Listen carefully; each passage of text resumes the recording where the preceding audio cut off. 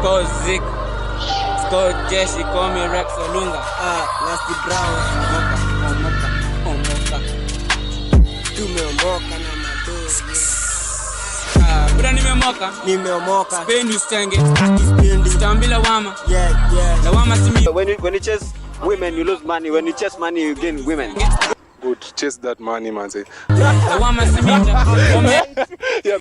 Big bad ogre. Score Zik, score Jeshi, call me Rex Olunga.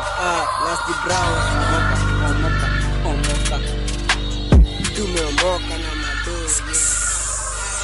Bura nimeomoka. Spendi ustenge.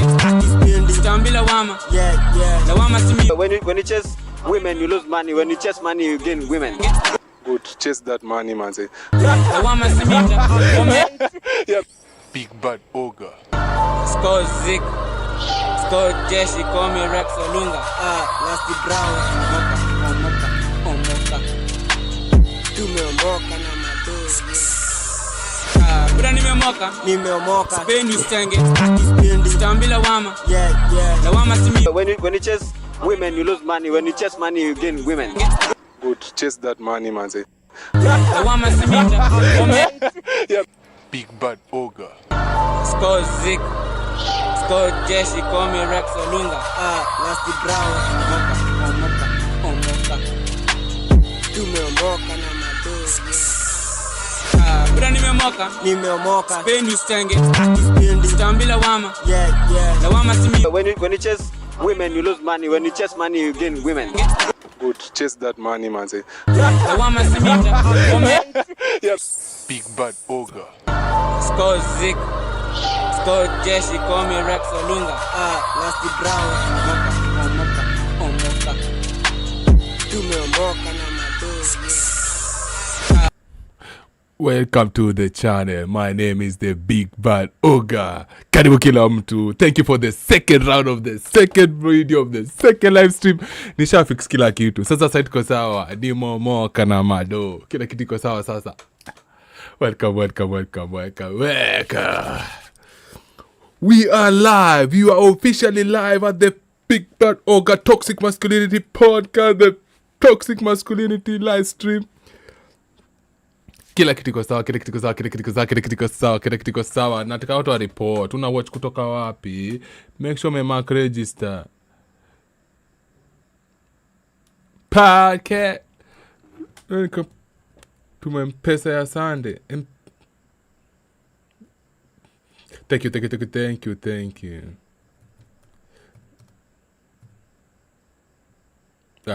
Lo, pole. Sasa. I had to show you guys wale mulikuwa hapa hivi earlier, we were playing the Iyanii video. We were playing the Iyanii podcast. We were trying to break down nini li happen. But before tuende kwa Iyanii, lazima tuanze na news. Nijue. Anyway, kuna kitu ilifanyika juu nikani jana, sijui kama ni juzi, lakini Ivona amechoka na Sakaja. Watu wamechoka na Sakaja Rieng. Watu watambui Sakaja kwa scene. Sasa lazima tuendezo mazana be tujue kenye. Mbona nani amekasirikia yeye? Amekasirikia hivyo. Ivona amekasirikia Sakaja.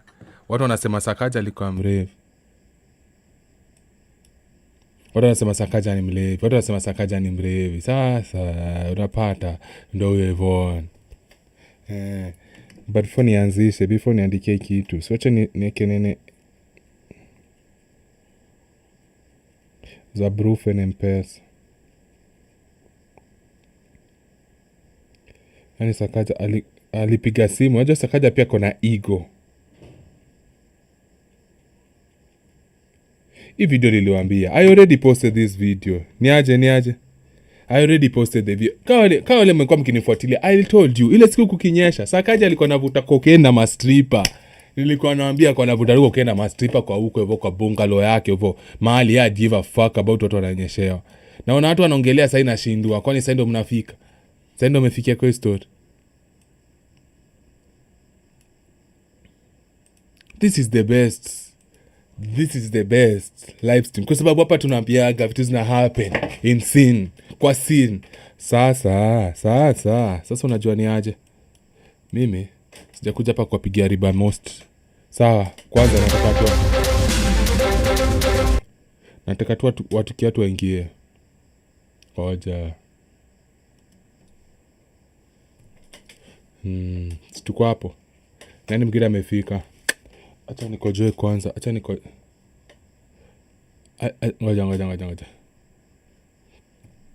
nikojoe kwanza.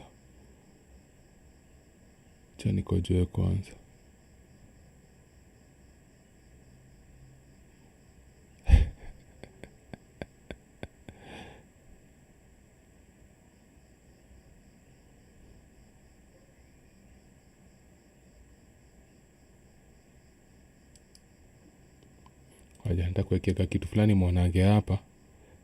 Yeah. Ama sifai kusema kukojoa kwa live stream. Sifai kusema naenda kujisaidia kwa live stream. Na ni get. Aya, changa iendelee na kam tu saa hii. Saa. 1 second. Sikuwa na wasiwasi. Bikara kuna nini? Now, more than 40 Kenyans perished this week as an early onset of the long rains turned tragic. The city of Nairobi, established early in the 19th century, proved once again that it's not just about structural failures, but also leadership deficiencies. So, who blocked the drains? And talking of structures, or should I say infrastructure, the National Infrastructure Fund is now set in law. What exactly does it mean for Kenyans, particularly taxpayers, and the intended beneficiaries as well? We have an analysis. And it was a week of contests between agendas and lies. One constant, there were 10 in number. Dead men don't tell tales, but on his first anniversary of the Ruto Odinga 10-point agenda, it is a question of who said what and what was the destination of the 10-point agenda. In our final words, Bonyo has a bone to pick with citizens who ought to share the blame for the recent flooding. On Jamila's memo, it is public participation in the comments section just below a leader's post. Sam tries to make sense of the rather liquid... Sijui kama unanisikia. Kama unanisikia sweke tu 1 kwa chat. Kama unanisikia sweke tu 1 kwa chat. Kama unanisikia sweke tu 1 kwa chat. I need to make sure iko sawa. Naona live stream irudi sahi. Live stream inaenda nywedhe. If you hear me say 1 kwa chat.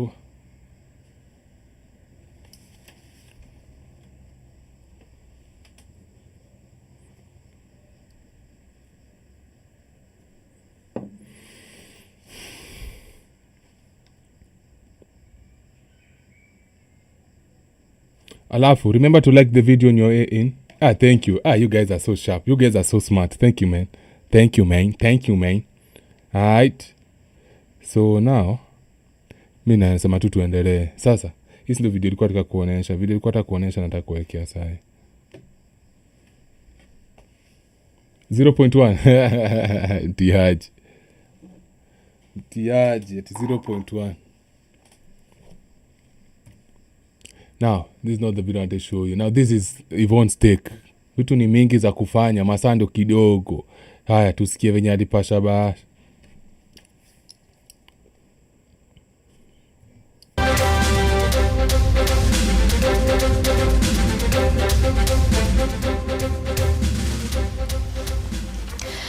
Nearly 50 Kenyans are dead. That is the number now confirmed after the torrential rains that swept across the country on the night of Friday, March the 6th. Nearly 50 people, bro. So that's like 48, 47, like 49.5. Bado ako ina koma. Bado atajamua kana nataka kuendelea pande nyingine ya giza ama mwangaza. Unajua bado kesi yake kwa meza. Ando watu bado wanategemea, lakini imekuwa story kubwa sana. There's a picture I saw. Mama amehang kwa mabranches, alipatikana Uhuru Park. Amevaa dress ya red. Sijui kama unaona hiyo picha. Literally maji limsweep. Hata ukiangalia, yani ni mtu alikuwa amehang hivi. Huyu ni yeye. Literally alikuwa amehang hivi. Sijui hata kama mnaweza ona vizuri hivi. Unachiki design. Hii ni mikono ziko huku, miguu iko hivi katikati ya branch. Yani ni mtu alifinyiliwa hapo hivyo katikati. Akipigwa tu na maji, hezi breathe, maji. hadi akazima manze. And the person you're supposed to depend on, nilikuja nikawaambia yeye zake ni manini, zake ni mapia, zake ni maood. Nairobi was built on a swamp. Yeah, nigga, we know that. Everyone knows that. You getting into government, ulikuwa unajua hivyo already. In Nairobi alone, more than 20 people lost their lives as floodwaters surged Karibu sana Mark. through neighborhoods from Mukuru to South B, sweeping away cars, flooding homes, and trapping motorists overnight. Thousands more have been displaced, and families are still searching for missing loved ones days later. Yet, what followed that night has been as telling as the floods themselves. Not the rain, the response. Yeah. Because you remember that live stream. You remember the live stream where I showed you watu wameshikana mkono hivyo kutoka kwa ma3. Bro, I do not know who came up with that suggestion, but whoever came up with that suggestion was really smart. Because kama angeshikana mkono hivi, chances are mmoja angeenda. Ama ile timoja mimi nataka kushuka nivuke barabara peke yangu, angeenda kufe. Hadedi. Na hivyo pengine maybe, that's the video we saw. So chances are kuna video zingine zenye tujaona zenye pengine watu walifanya hiyo kitu, mimi nasema watu walifanya. Na ni noma sana. By the time the country began absorbing the scale of the tragedy, many Kenyans were still sharing videos of submerged roads, stranded families, and bodies being recovered from floodwaters. The Kenya Meteorological Department had warned of heavy rains days earlier, forecasting intense downpours between March the 3rd and March the 9th across several regions, including Nairobi.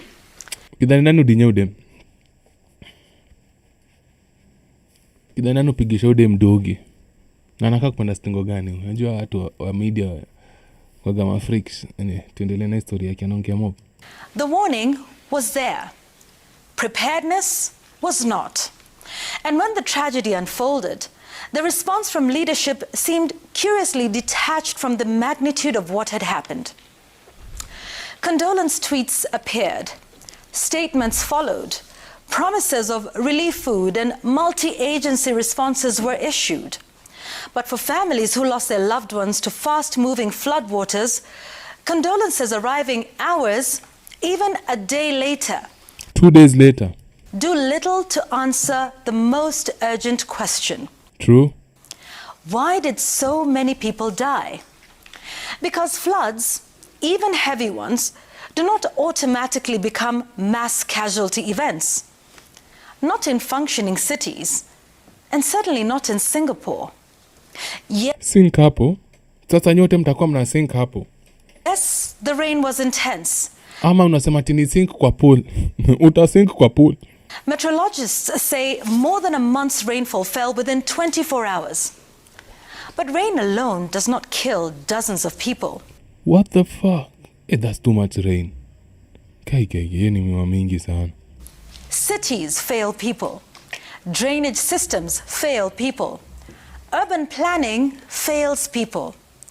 Approvals for construction in fragile or poorly planned areas fail people. I called it out. I said, Sakaja alikuja hapa kiji-explain sana. Nilisema, nikasema nani anapeananga ruhusa, kwa sababu there are certain things haziwezi fanywa Nairobi bila ruhusa kutoka huko juu kwa mkubwa. So wezi kuja tu sema nika kila ilifanyika, ikufanyika tu hivi ati all of a sudden mjipata hapo. No. Someone had to be responsible. Kuna mtu anapeanaga go ahead bro.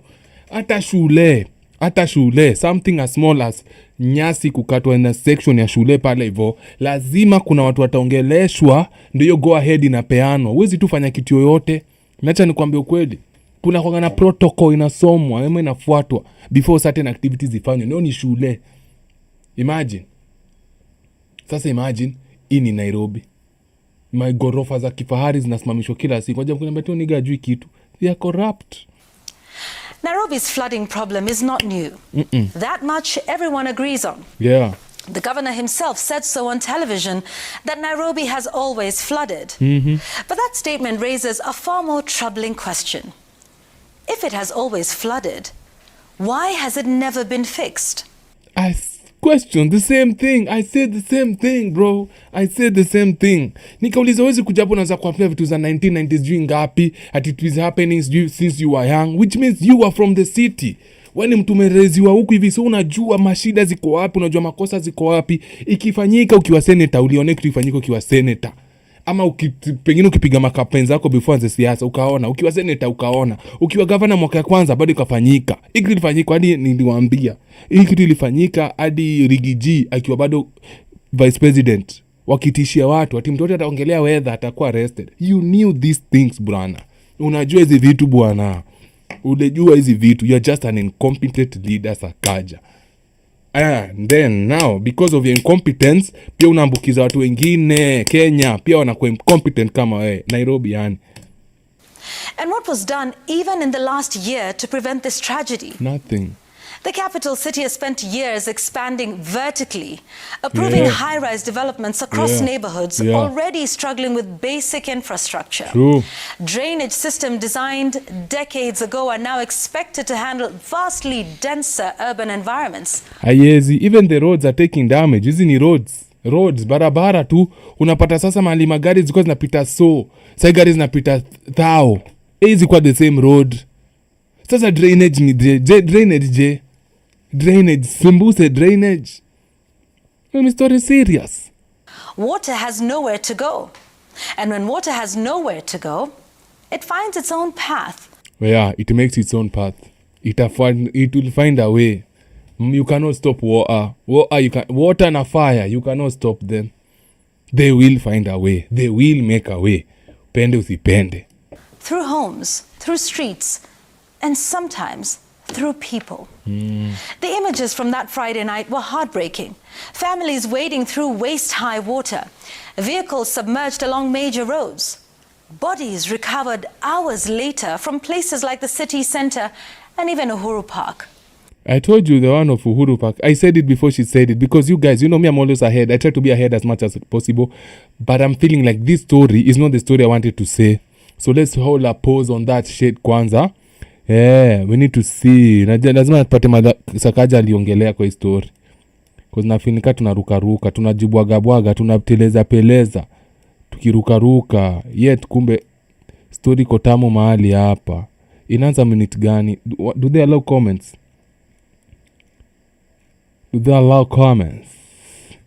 Hakuna mtu ameka timeline.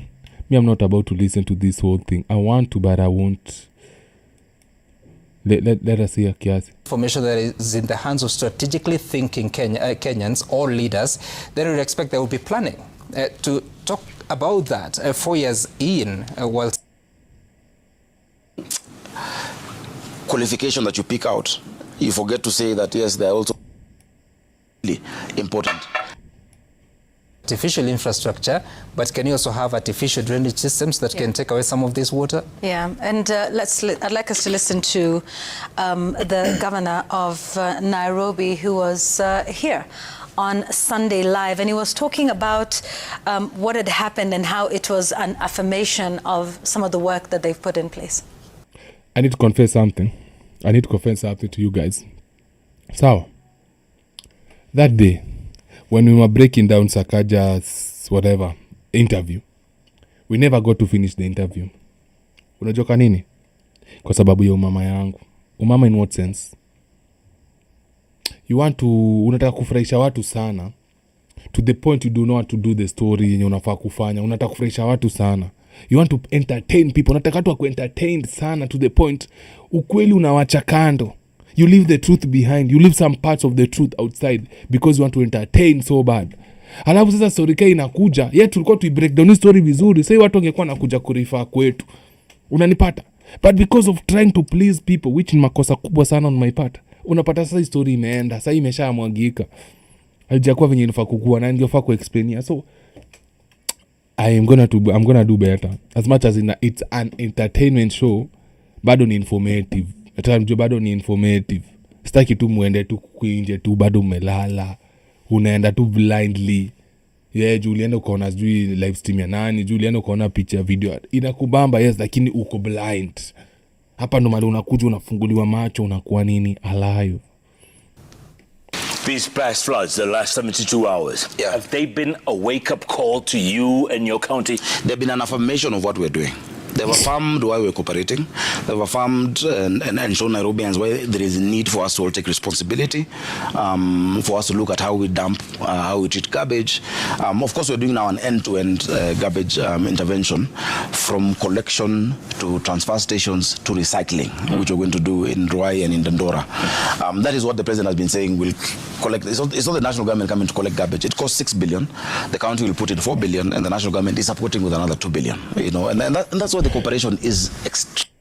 Kumbuka nikwambia tu hii ni ulimwitia nani? Hii ni ulimwitia Ruto. Like namsikia tu naona Ruto. Like literally we could all close our eyes and listen to that. I'm telling you, this is Ruto's playbook. Extremely important. And in a few... Ruto anakuanga na the numbers. He has the numbers. Like nika kuna kuanga na niga na kuanga na numbers kwa ulimi. Ni prezo wetu. Delivery. Once you will see, this city is going to be the cleanest city. Things are going to be flowing because the resources are going to be put in there. Yes. It's not Kigali, man. Kigali is a small city. It must work. But then the question also of the competence of, the staff at the county who would deal with such disasters has also come into question, by the way. And not just during this particular incident that happened a week ago, but also in the past there have been some questions about those in particular committees and holding certain dockets. And they are incompetent. Wako very incompetent. And the reason I'm thinking they are incompetent is because they are not qualified to be at the job. Someone somewhere might have hired someone they know for a position they thought that person could do. Unanipata? Hiyo tena kwanga tu money laundering, but inakwanga tu favorism. Inakwanga pale kwa hizo position. Watu wako qualified kwa hiyo kazi ni kidogo sana. Na wanakwanga hizo positions za chini. So unapata those so called watu wanafaa kuwa professionals wa kwenye positions za juu. Watu wanakula tu pesa mingi tu for no reason. Watu wa chini wanabeba hizo kampuni vizuri. Lakini utaisikia hawa watu, you'll never see them here.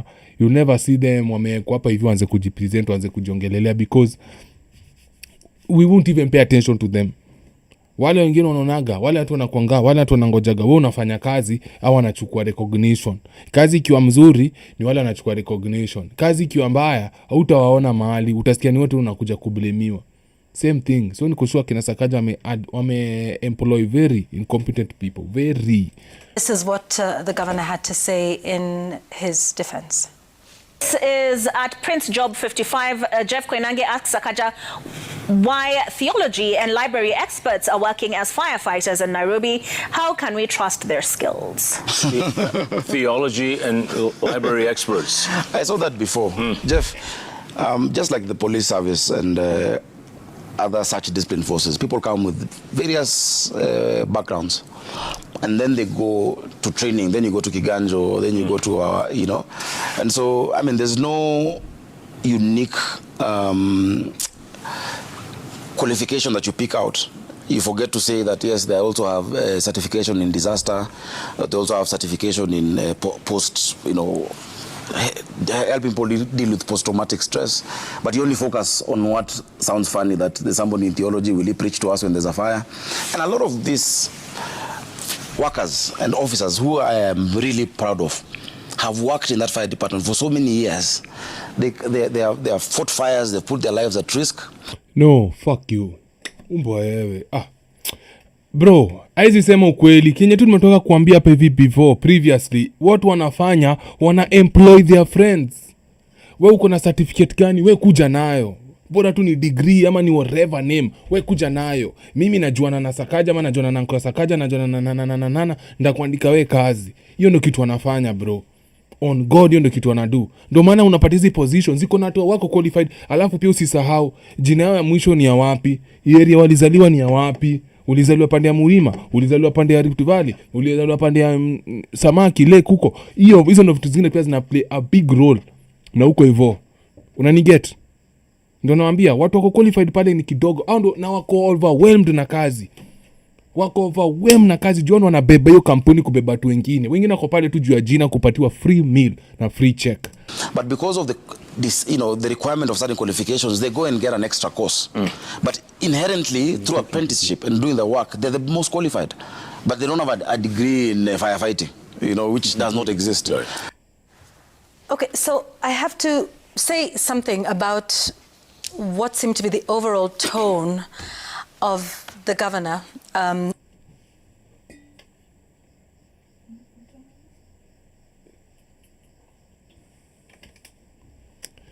during this interview. It was the first time he was appearing in public. It was the first time he was speaking to the He was openly frustrated, like alikuwa frustrated, like he was just angry. country and the residents of Nairobi. And I have to say something about his demeanor, his tone, sometimes coming off as rather flippant. You know, even with serious questions that are being asked about the competence of some of the people there, and the immediate response starts with a little giggle. It is his posture, it is the way he's sitting, it's the way he's shaking his foot that's crossed over the other. This at a time when we now knew the death toll was close to 50. This at a time when more than 20 Udempia ni mchochezi. I want to fuck her.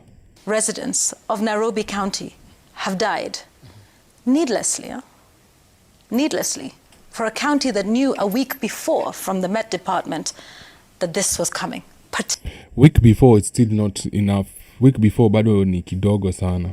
Okay, week before, that's too little. Too little. You feel me? Particularly on the Friday.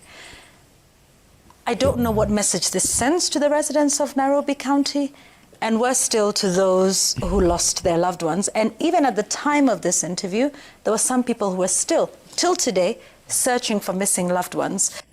Friday the 13th, bro. Happy Friday the 13th. Please make sure hujafanya kitu mbaya, kwa sababu leo the spirit of death, the spirit of evil inakuwa looming. Hii siku itokagi bila mtu. Hii siku lazima iendage na mtu na watu. So usicheze blind. Pengine umealikwa leo ndio kulane na CD. Kan lazima. Sikulane roho, utazidi, utarudi. Utaenda kama umeendaga kama uliendaga bro. Unanisikia? Ukienda kufikiria kuvuka barabara bro, hapana, tumia Weybridge. Unanipata? Roho yako ikikwambia hapa hivi naenda kunyongwa ni wawe, wacha. Spread the 13th itakagi ujinga. Utazidi.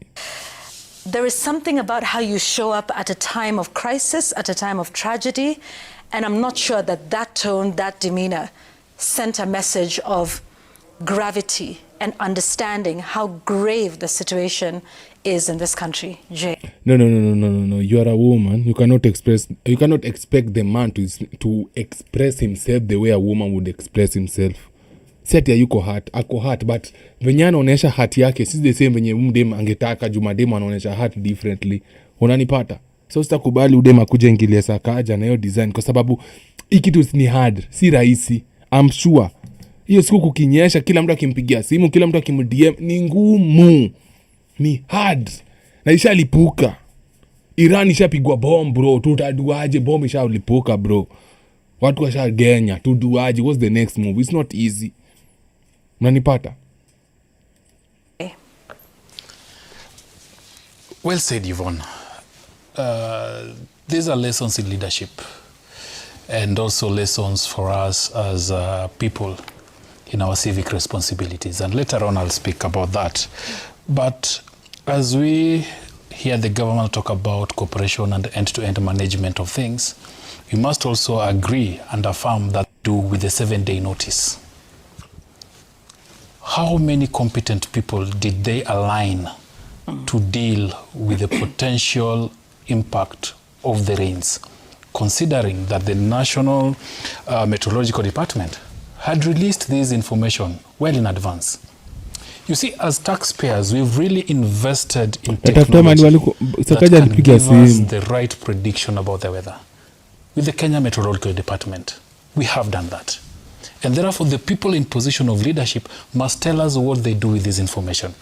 Every other journalist that received that report from the Meteorological Department sees clearly. Now forward. Many of them were deployed for one to drain, unblock some of the drainage before we get to the 25 billion, which is another matter altogether. But how many in the course of that week said, okay, this is coming, so let's unblock the drains? How many were deployed on that night? For people to be stuck there, would it have been difficult to say, by the way, where is that machine that makes 1 million chapatis a day? Could it have been the one that on that night when people are stuck in traffic with their children, cold and hungry and thirsty, where was that machine? I already told you. Hiyo ilikuwa PR. Yvonne, I already said that ilikuwa PR. Hata unajua. Lakini unataka hata kwa emotional.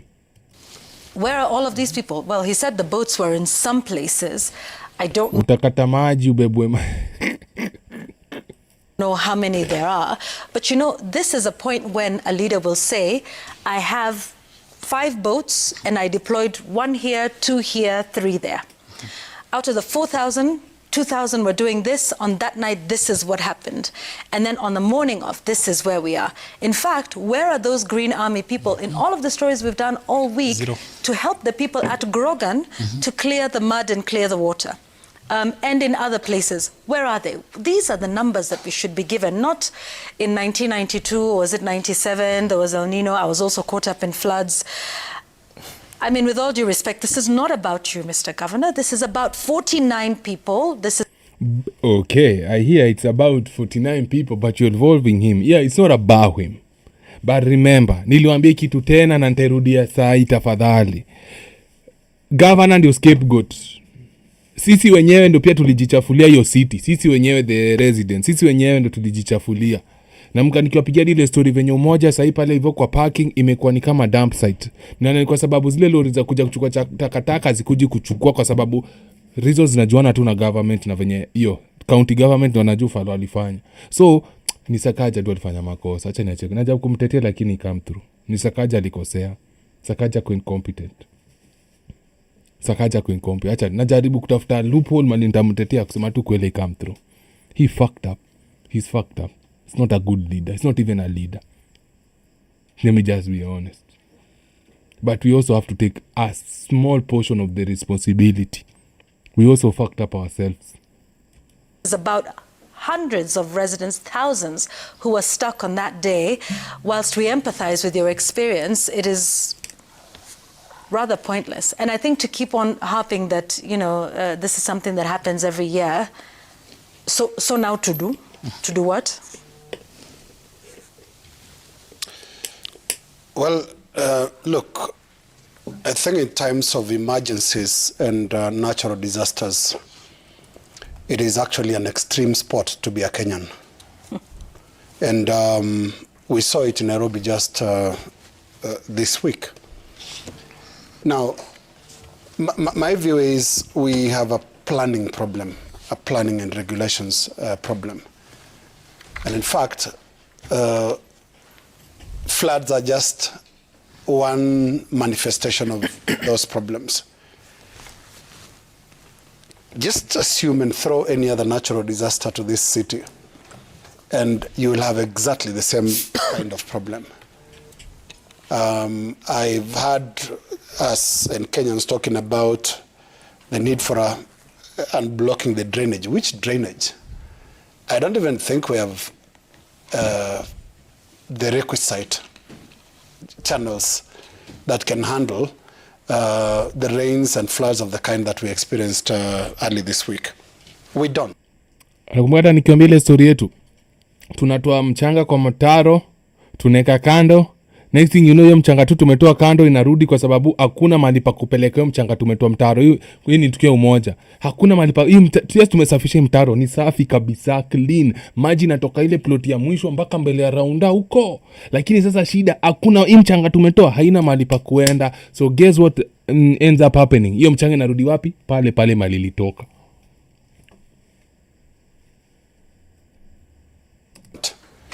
Because you just need to actually look at how we manage our spaces.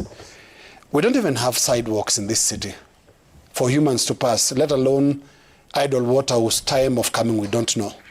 So for people that actually walk this city every day, pedestrians, they don't even have sidewalks. Kwa sababu Sakaja alipeana go ahead, hawkers na sijui nani waanze kuuza kwa sidewalks because he is an incompetent leader. Anataka kufurahisha watu na vitu zomba faku sana.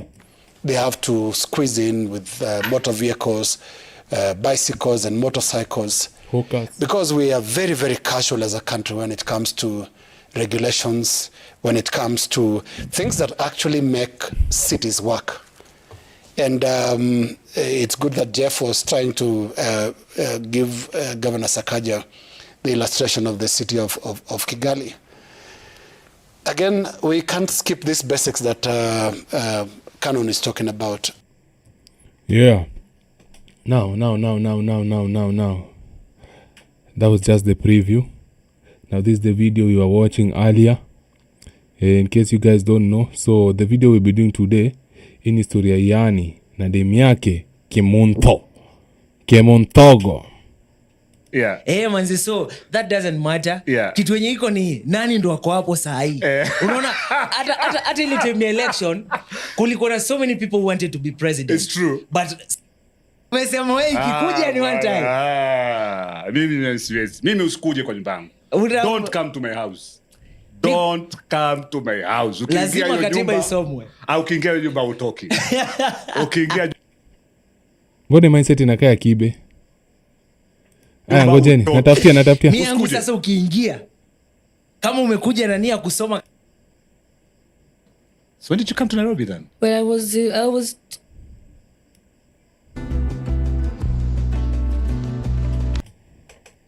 Haya. Get ready to rambo. Get ready to kanambo. Get ready to uende chini kwa chini mpaka juu kwa juu. Sawa? So, hapa ndo mali story ilianza. Chacha na forward kwa sababu hapa ana plug hoteli fulani hapo hivyo ya kifahari. Na mimi sikuwa idhaa ku. Shit. Safi kutoka Kisii Land. Mtoto wa kutoka Kisii Land anaitwa Kemunto.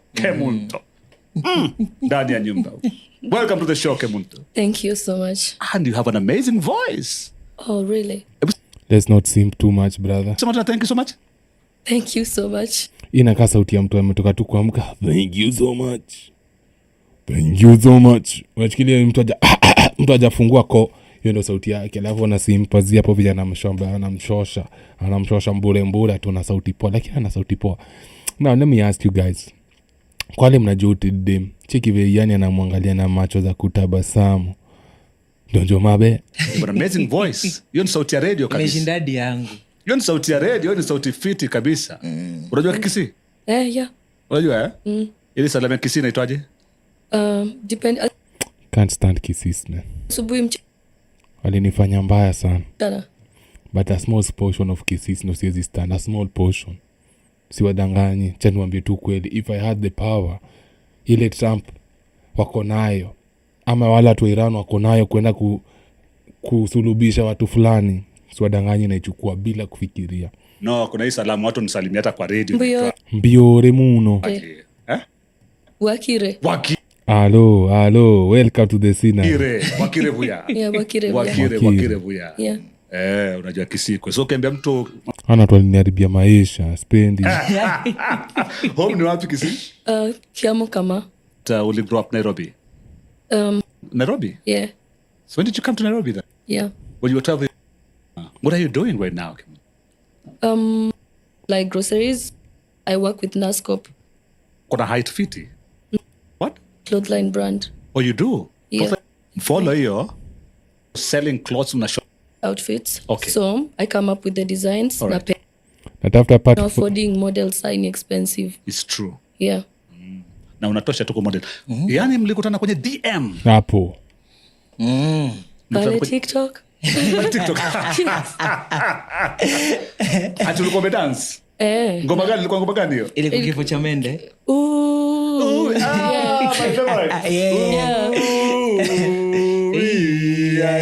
Kufa dereva makanga.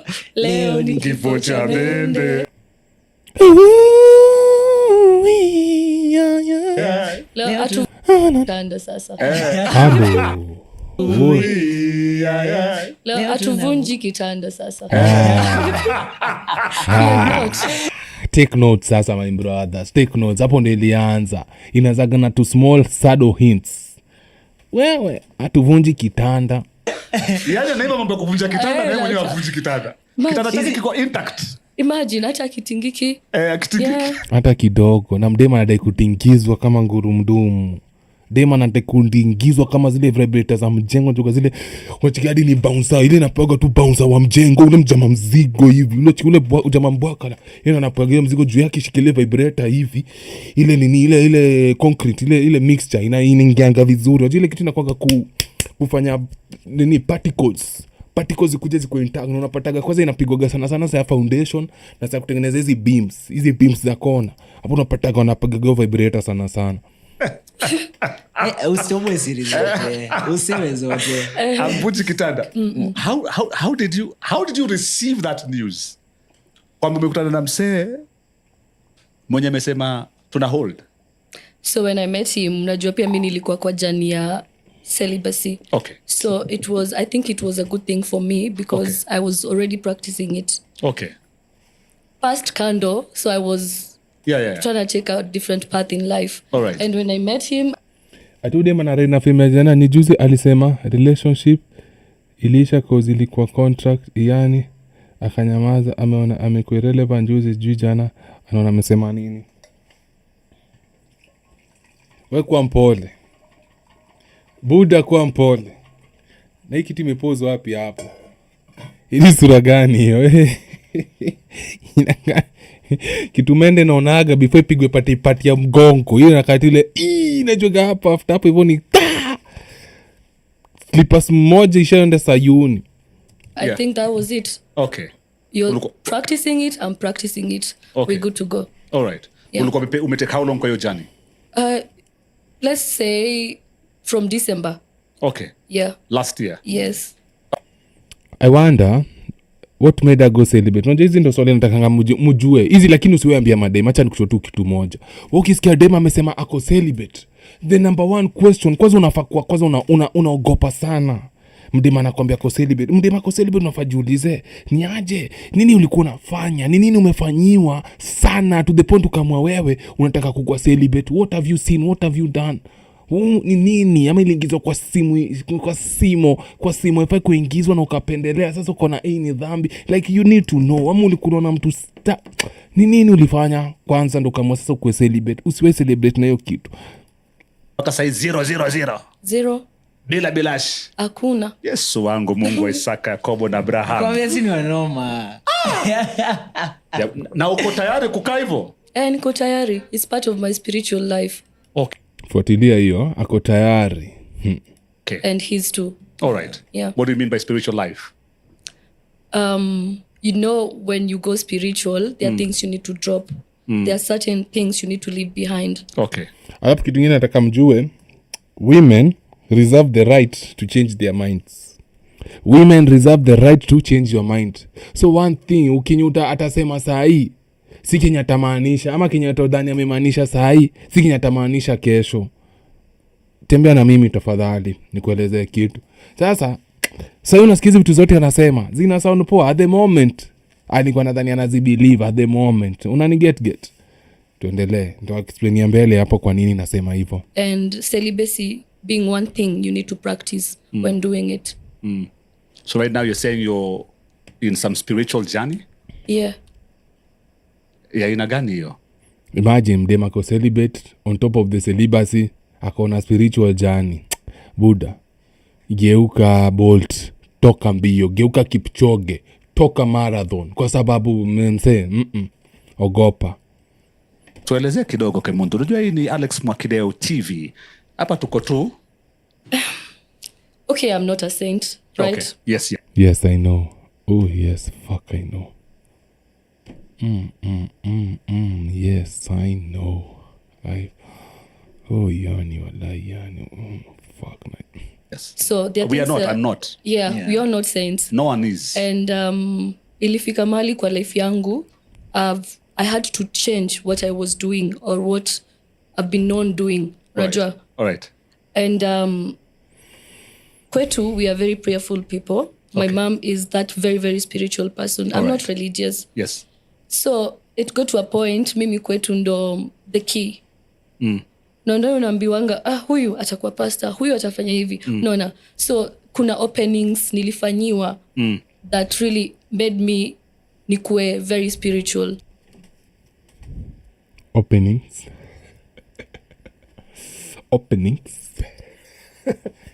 Openings alifanyiwa kafanya kwa very spiritual. Kwanza alifunguliwa alafu akageuzwa macho kiandateka. Akapigishwa nduru akiwika jina la Yesu. Oh yes, Jesus. Jesus. Jesus. Zunduru alipigishwa bro. Akagundua opening ina come through. Opening alipanuliwa. Kuna mtu alisnatch your soul. Kuna mtu akona hiyo soul yake sahi mahali. Mali anafikiria Gavin. Anaangalia yani anashinda yani mani utaki kunirudishia soul yangu. Kuna mtu nishaenda nayo nataka unirudishie. Nataka uwe wangu. Hata nimesauza lyrics yangu ngoma nitatafuta. All right. To start a spiritual life. And so far so good. Okay. Opening. Yeah. What is that? Yeah. Doesn't mean that now kuna siezi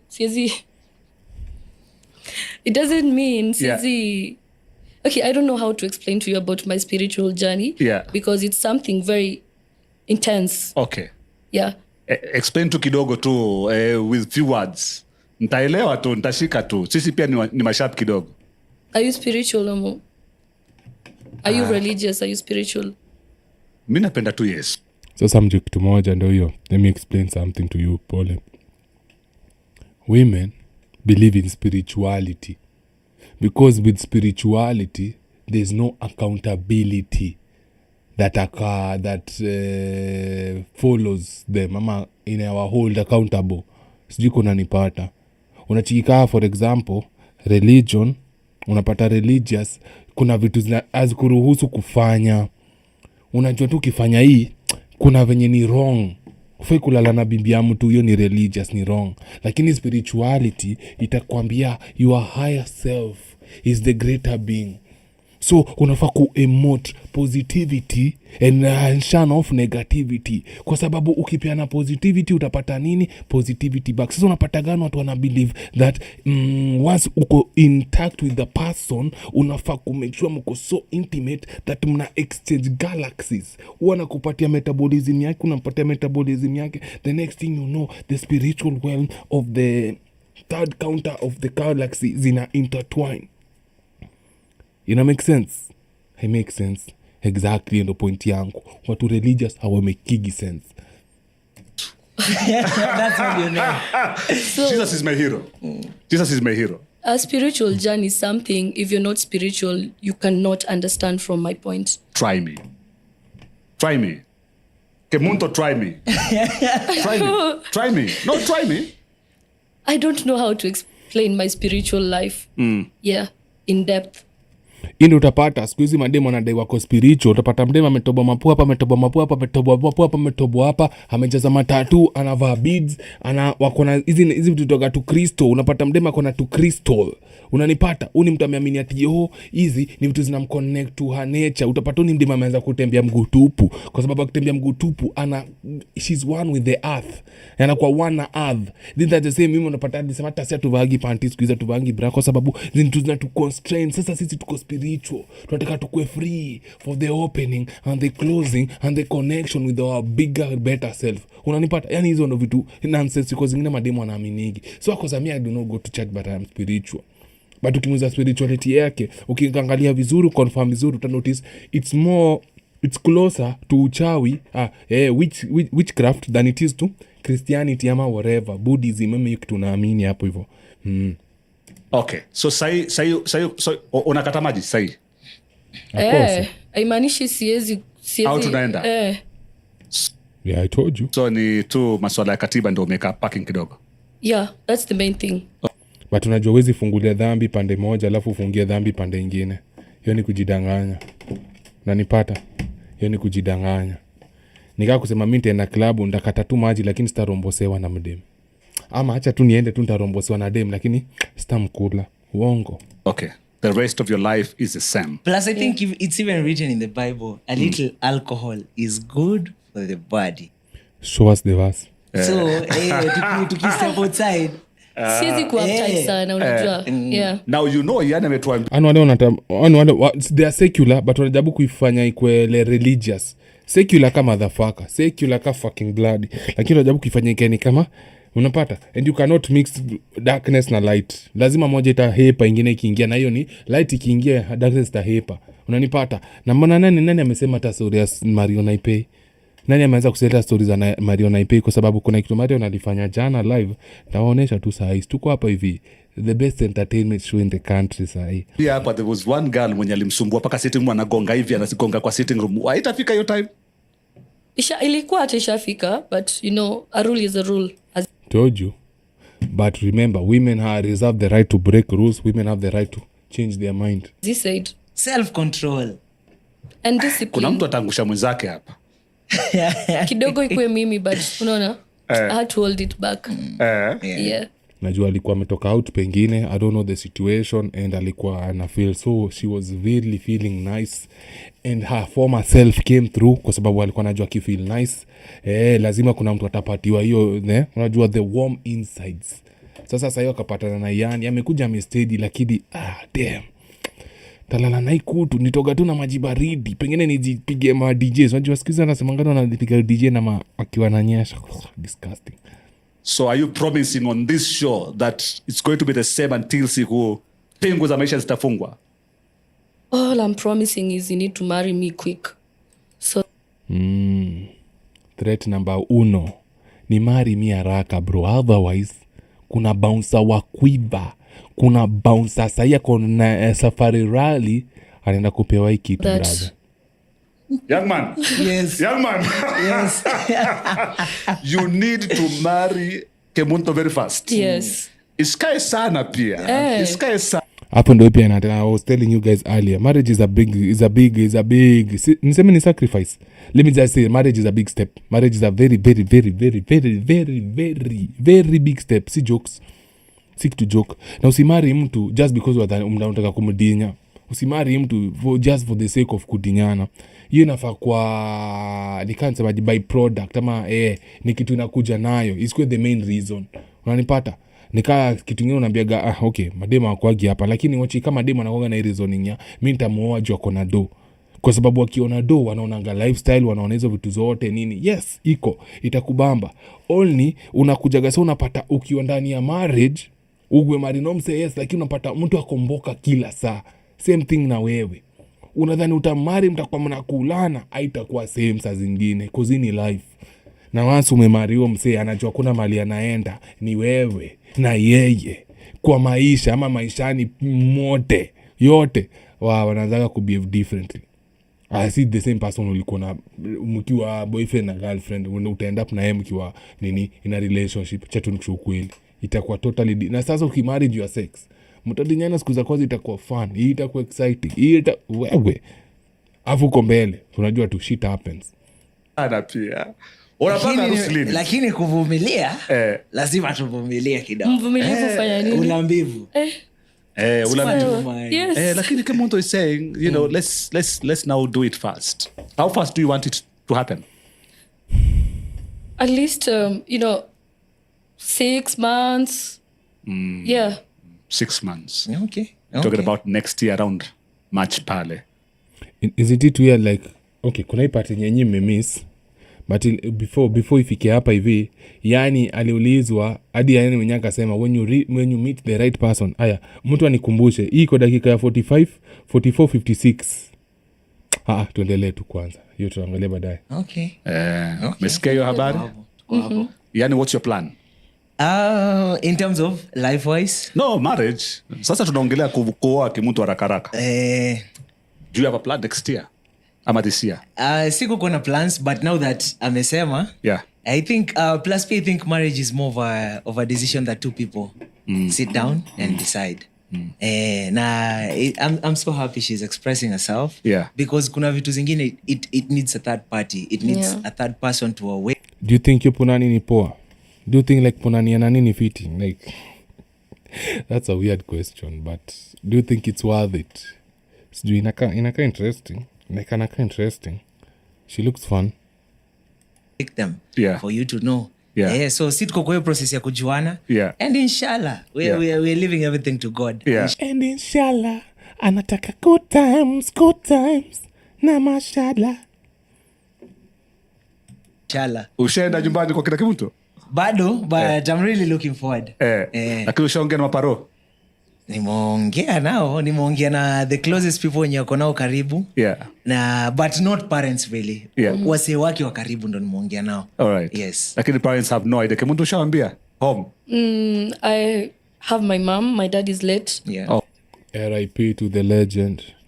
Ulifanya kazi poa sana. You gave birth to a very beautiful and smart daughter, so big up brother, yo. Rest in peace. Okay, so she's aware. Okay. Yeah, she knows I'm seeing. Kuna msichana wangu she's seeing someone somewhere. But haja meet in person.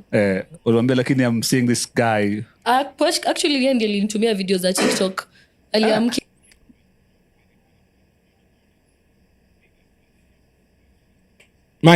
Mark.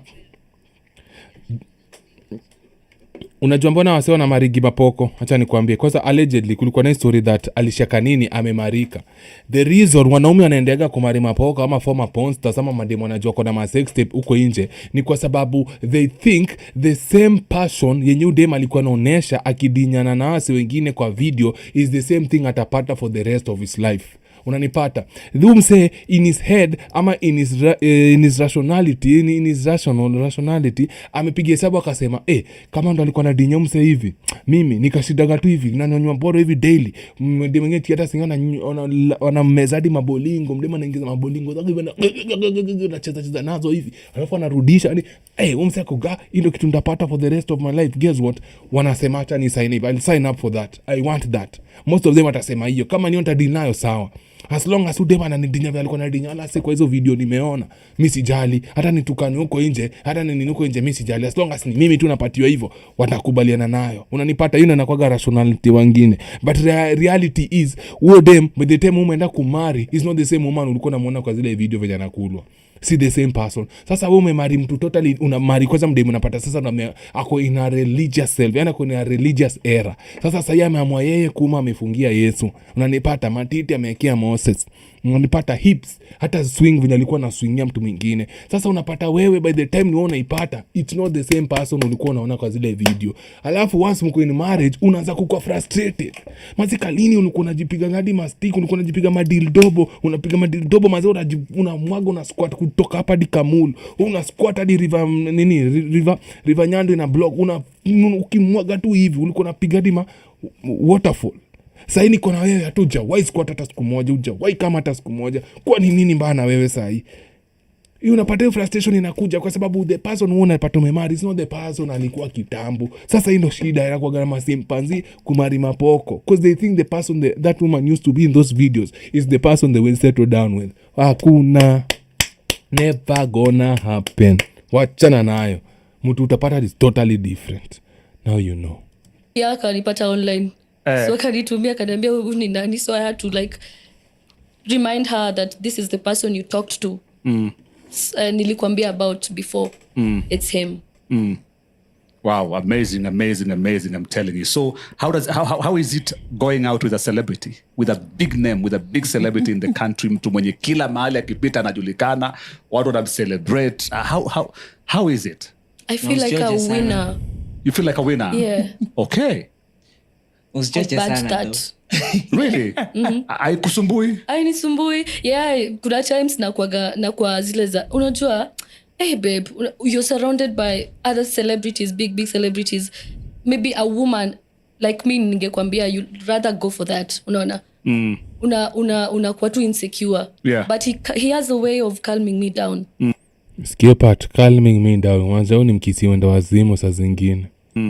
Like tulia baby. Assurance. Sure. So do you go Morara David ni aje mzing? Nice to see you Faivi. Nice to see you. Ulikuwa dini yangu hivyo leo Instagram. Thank you for the DM. Big up. With her everywhere. About most of the places.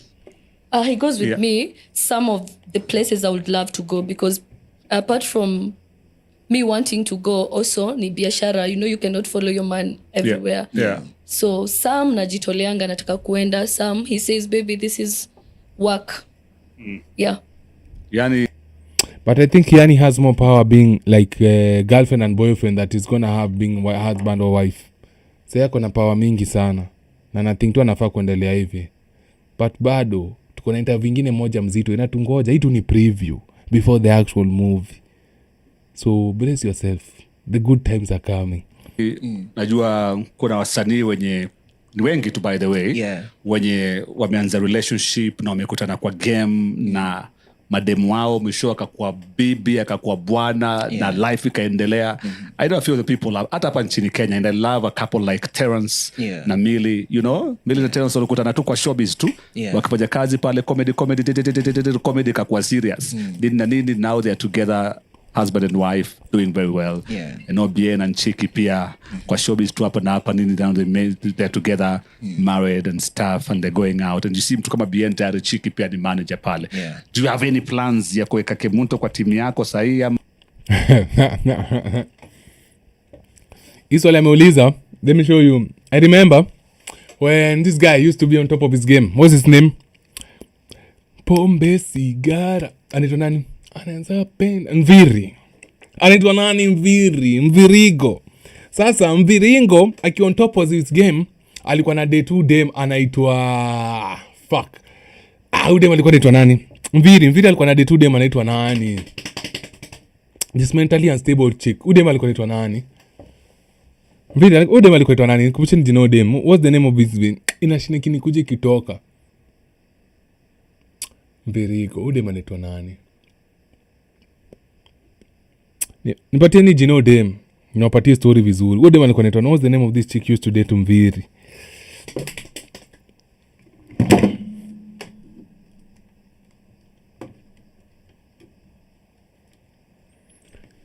Alifalishwa kitenge, anakuja kutu wewe ni wewe. Imagine jina ananikujia kitoka. Mviri X. Anana nina nikete.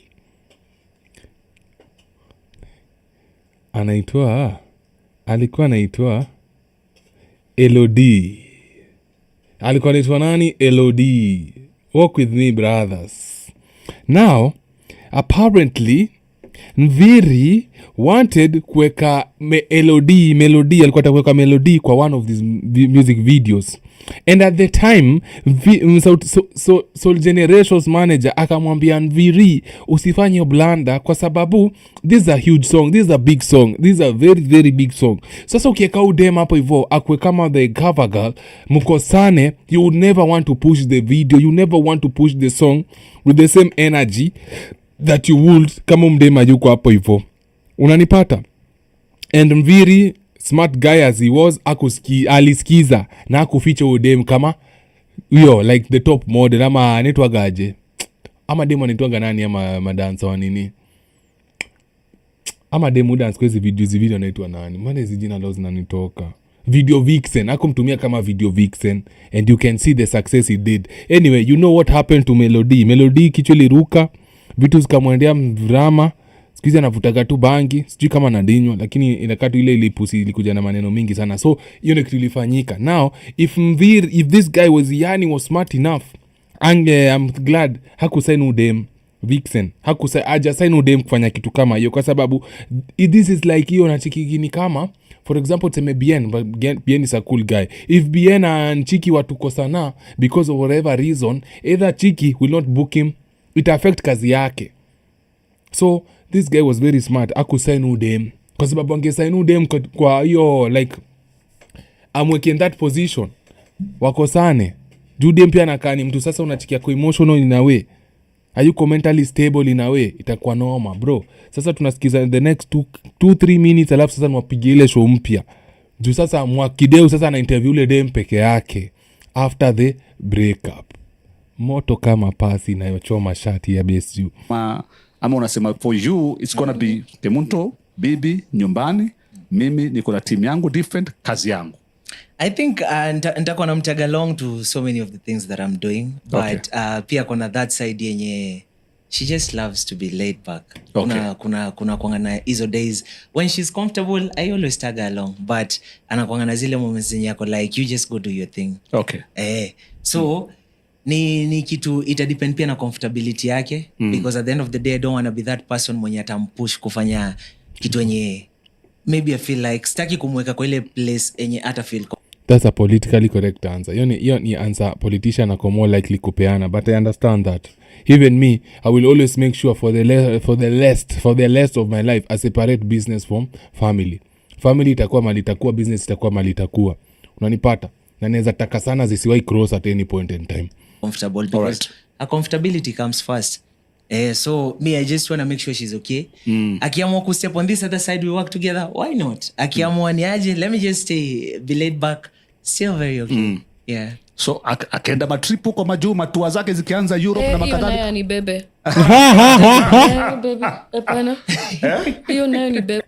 Kila mtu taka kutravel. Hiyo lazima ubebwe hiyo. Manake inaweza kuwa hatari. Kinaweza ni ramba. Inaweza kuramba. I trust my man, by the way. I trust him fully. The confident na kuangalia nikisema I trust that man is beyond. Kwa sababu unajua kucelebrate ama ni is a virgin according to what he says. So unajua huyu hata dinyana jua hataki kudinyana. Aje nyonywa mboro, aje shikwa magwado akacheza nazo hivi akamwaga by mistake. So the life. All right. I do trust. Yani, do you trust Kemunto that much? A lot. Si ana hadi anajua, you know, trust right? me. A lot. Yeah. So you'd easily like go on a tour in Europe mwache Kenya? Because acha nikwambie kitu na inafanyanga upige kazi vizuri na una kitu inafanyanga watu wakuwe worried ni mambo ya kusoma katiba. Yes. Lakini mimi sisomi. How did I know that before I know that? But ama mini genius na mniambiaje. Bro, ama mini GG na mniambiaje. Anyway, but that's pretty obvious. So hata nikienda tu anajua venye nilienda ndo venye ndarudi. So ama uniamini. No, that's true. Na yeye unajua pia yenye umemwacha. Venye nimemwacha nitarudi nitapata hivyo. Me have so much faith in her. Okay. Do you plan to join the team? Ama you just want to do your own thing, you want to live in endelea na showbiz yake? I love music, and the fact that I found a man who's doing music, I would love to be part of his team. But for now, no. For now, no. Yeah, let me try be a wifey for a while. Okay. Lakini once wifey. We love wifeys. We appreciate wifeys. God bless wifeys. You tie the knot, maybe. Then we can be the cheeky and BN. Unataka kupata watoto wangapi Kemunto? By the way, yeah, that's a good question. Na unaweza nizalia mimi since hii nika uko single, mimi nataka watoi, wewe unataka watoi. Mborangu si bigi sana, but we might find a way around it. Dawe ni mrefu, mimi ni mrefu. I don't see what not to separate. Like I'm your type, you are my type. Let's do this. Kemunto. Do tu ndo sina actually. Do. Kama kuna kitu sina ni do, lakini roho ya kukupenda na yes. Loyalty debatable. Ina depend na yeye baby unataka tuonga. Mi 8 kupanda. Do you know something weird? Umza anaweza pata watoto 8. Weirdly. Umza anaweza pata watoto 8 because ile position yeye yuko as a man and his status anaweza pata watoto 8. But if anataka watoto 8 na mde mmoja, uongo. 8 kupanda. No, I'm kidding. 4 is enough. 4 is enough. I think 2 is enough. 4 is good. Sawa. Tutasort your story. Okay. So compromise inakuwaga 3 kawaida. Compromise. Wacha tubalansi hapo katikati. Compromise inakuwaga kama 3 pale. Mimi niko pale kwa 3. Hiyo ndio inakuwaga compromise hapo, unafikia hapo katikati na unamaliza na unaenda zako. So yani right now uko na brand new song inakuja soon. Yeah. Sawa, Simona hapo ndio show ilifika hapo hivyo. Pole pole tu, donjo mabe ikutao CBD kwa guest house, sijui hizo zile zingine na ni best house unakuja the fuck.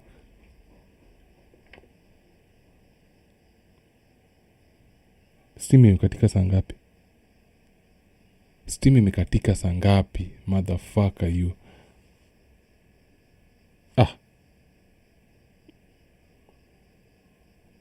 We, hiki kitu bado nadu. Mimi katika. Unajua mimi hata sioni poa hapa. Ebu one kwa chat kama kitu nadu. Shit, the fuck?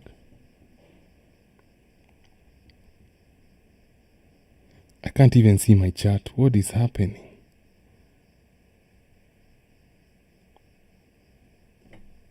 For real, I can't see my chat. Imerudi. Tuko live bado? Oh, iko viti. Oh, pole. Unajua napanikigi. Sawa, asante. Asante G. Blessings on you, blessings, my guys. Now this is the second show that they did with her. So, where? Now. First of all, let's make sure we get something in check. Wacha kwanza to make sure nimeconfirm hii video. Alafu niwapeleke moja kwa moja hadi the other side. Pole kwa utaratibu. Are we clear boys? Umesema umepiga pina na Dufla bado. Manze tuko na new feature na Dufla. Manze it's a really amazing song. Na look forward for that song to drop yani manze. Na imekuwa such a blessing working with Dufla because Dufla amekuwa my friend for the past like 7 years. Tumejuana for the 7 years. Na tumekuwa tu tukipanganiaje, by the way we're going to work on something but it has never happened. So what actually happened with Donjo Maber? By the you know for a minute I haven't heard of Dufla. Hata zika Dufla sijui hata Dufla alienda wapi, but I'm glad amecome back na fujo na amekuja kama amechukua airwaves zote. Yani amekuwa tu na success poa. Na ndio kutumia napendaga. Unanipata? Yeye kutumia napendanga. Kuna watu walikuwa chini once, sasa wamekuja wakarise wakafika maneno hapa kufika. That's amazing. Cause me kwambiana acha let me just be honest with you guys, I never want to see people go down. Ndio maana sasa I'm the biggest cheerleader of Ben Awama Lines. I just want to see him succeed. I want to see him win. I want him to see him back on top. And I hope no one ever gets to leave the top. Because about what I mean elekea huko. Unanipata? That is cause they figure huko already. Dufla alikuwa anatajio slang sana. Ukimwambia anything anakuambia hiyo itadonjwa mabera. So nikakuwa like then there's this time tukaenda studio, then my manager was like tulikuwa tunatafuta idea like tunaweza andika nini. My manager was like kuna kitu Dufla mishi kusema na feel to make a good song. Donjo Maber. Nikamwambia like hata mimi what is your plan now for the rest of the year 2025? Yeah, actually I have my album. Ninakwanga to the mood that I'm currently in. Kuna times that try. Demana ni nice walai. Ama ni baridi na nisumbua like unajua le nigga alikula next after umse, but itakuwa same. Kwa sababu unajua pia saa zingine unachiki madem they thrive on their sexuality. Unanipata? Let me explain to you. Like madem their biggest agency is their sexuality. So most of the time every time the one thing madem wanajuanga wataleta guarantee kwa each and every relationship ni their sexuality. You wanajuanga. This they know. Na wanakuwa depend sana on hiyo kitu. Sasa unapata dem, she's been relying on her sexuality this whole time. She's been using her sexuality this whole time. Alafu anakuchana na mjamaa. Alafu mjamaa de kumsmash. Sasa kwa akili yake ataanza kujiuliza, kwani kuna shida na mimi? Kuna makosa yoyote na mimi? Nini mbaya na mimi? Mbona umse anikuli? Na yes mimi ni badi, watu DM. Kumuko ni dem ni influencer. DM watu wamejaa. Akienda hizo event watu wamejaa. Akienda wapi watu wamejaa. Like people want her. Lakini ikifika kwa the one person yenye anataka amtaki. Kwa sababu anamwona kataka. Yenye Alvindo alitupa back in the day. Unanipata? Taka. Na hiyo inakuja na mess up na psyche ya mdenge. Inakuja na mess up na psyche yake vibaya sana. So in my head I'm thinking the next person alipata dem niko sure alipewa na roho yake moja, but to a certain extent udem alikuwa anajiuliza ama kuna shida na mimi. It's gonna take her time before adapt, before kuja zile za she's back to her real self. Itakuwa rahisi unanao. Sasa tungekuwa hii show yake mpya. Bro, vitu zinasemwa hapa ni wanasemaji tu wanajua. Sasa tuende tusikie wasemaji wakisema wanachosema ndio kusemeke vizuri. Katika stage akakuwa introduced rasmi kama girlfriend pale kwa stage, na sote tukasema hii ndo couple, the newest couple in town, tuka celebrate. Ilikuwa mzuri sana by the way. Then after that of course wakakuja kwenye interview hapa. It was a lovely interview hapa, you know, na nikawauliza mtawana lini? Yeah. So are you promising on this show that it's going to be the same until siku pingu za maisha zitafungwa? All I'm promising is you need to marry me quick so that young man. Yes. Young man. Yes. Nene, check interview. She was laughing. She was giggly like she was having funning. Chatuni interview ingine atakuwa aje. You need to marry Kemunto very fast. Yes. Isikae sana pia. Unapanga harusi lini? Lakini kuvumilia lazima tuvumilie kidogo. Mvumilivu kufanya nini? Ulambivu. Ulambivu. Yes. Lakini Kemunto is saying, you know, let's now do it fast. How fast do you want it to happen? At least 6 months. Yeah. 6 months. Okay. Talking about next year around March pale. Okay. Mesikia hiyo habari? Yani, what's your plan? In terms of life wise? No, marriage. Sasa tunaongelea kuoa Kemunto haraka. Do you have a plan next year? Ama this year? Siku kuna plans, but now that amesema, I think plus I think marriage is more of a decision that two people sit down and decide. I'm so happy she's expressing herself. Because kuna vitu zingine it needs a third party. It needs a third person to awake them for you to know. So si tuko kwa hiyo process ya kujuana. Bado now ni was she knows I'm single. The boyfriend then akamwambia kwamba jamani, fanya hala. Ladies and gentlemen, boys and girls, please help me introduce ndani ya nyumba Miss Kemunto. Kemunto Mugithi. I want you guys to pay attention to her demeanor now. Oh, hello, baby. How you doing, darling? Niko poa, I'm fine. How are you? I'm good. Unakafiti. Thank you. As you. Wewe Mwakideu, mimi nataka kumride wa kwanza. Hebu tulia, singilie mde mnataka mfafako. Sure. Santi. Happy to be back. Welcome back. Santi. I love your style. Thank you. The last time you were here, you're wearing a black, like, is it a garment? How do you call that? Satin. Yes. Something, I've forgotten. Umetengeneza mwenyewe? Yeah. I remember that when you told me that. Clothesline business, yeah. You love black. My favorite color. And you look like your heart. Fuck off. Good in black. Yeah, and my heart is white. And the pussy is pink.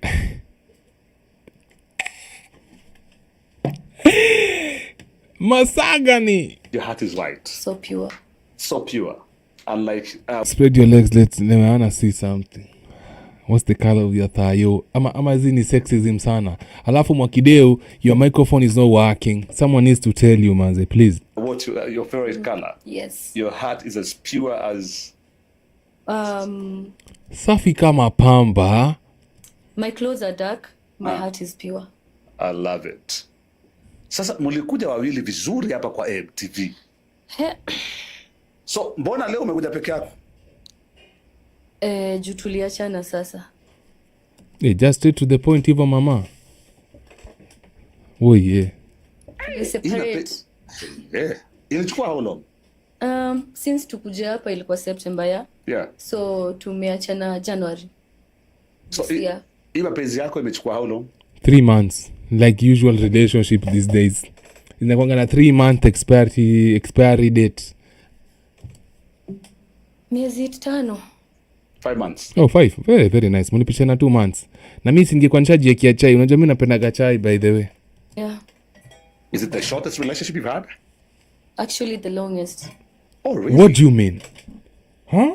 A beauty like you, this is the longest relationship you've had? 5 months. Kwani what happened to the others? Au kagi? Yes. Kwa mapenzi? This is the longest. The longest. 5 months is the longest you've had. Yes, because I'm not known for relationships. For real? Wa relationships, yeah. So you are into hookups. Could it be? Niliwambiaga na nilisemaga but inaweza kuwa niko wrong, but in case siko wrong kwa sababu ni hard niko wrong, na waambiaga mdema amekuwa na multiple partners, multiple sexual partners, mdema kuna high notch count. It is very hard for them to be in successful long term relationship. Acha hata na marriage, hata wasema uani ni ngumu sana kwa into long term committed relationship. Inakuwaga hard, wanakuwaga damage mentally. Sasa sijui kama dema alikuwa wa hookup culture. Oh yeah, aki usiku alikuwa wa hookup. Wajua siku hizi madema wa super ndo wanadinywa sana. I remember a time sisi madema super kwa tu unaangalia tu ukijua utawaigusa. Siku hizi wako klabu, wako sijui wapi, lonely fans, wanaswagwa kuswagwa, wanapeana kupea. Mimi nashindwa nikawa lidanganywa. I think kuna mtu alikuja kwa danganya aka lose self esteem. Yeah, I'm going with that. Kuna mtu alikuja kwa danganya akanyang'anya self esteem kwa sababu mademo super walikuwa wanaolewaga most of the time. Wale walikuwa tu accessible to a certain group of people. Not that they are not accessible to this type of people right now, but walikuwa na exclusive access. Siku hizi mali ya umma bro. So 5 months nimeenda sana. That's when nilisema 6 months nikuwe nimeolewa. So she knows she's damaged. So akajua hapa alimpatia timeline ya 6 months. Unapea superstar timeline kichwako mbaya. Yeah, that's what's up. 5 months umeenda sana. Yeah, nimeenda sana, but I was willing to go further. Yeah, I remember I you told me was so that. ready to go further. Yeah. But haikuweza kufika hapo. You are willing to go further. Yeah. Mbona haikuweza mom? What happened? It got to a point where I think I chose myself.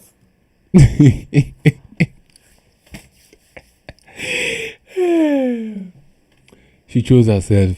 Big bad. Wendo unakwaga mwalimu. Sasa mdema akisema choose myself for real inamaanisha nini brother? So to translate translation, okay?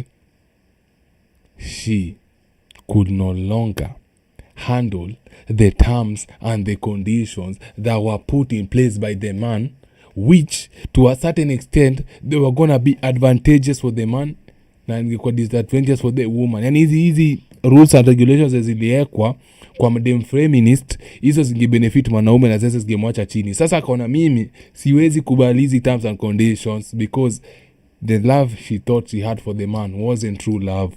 Sasa akadonini akajitoa. That's the translation.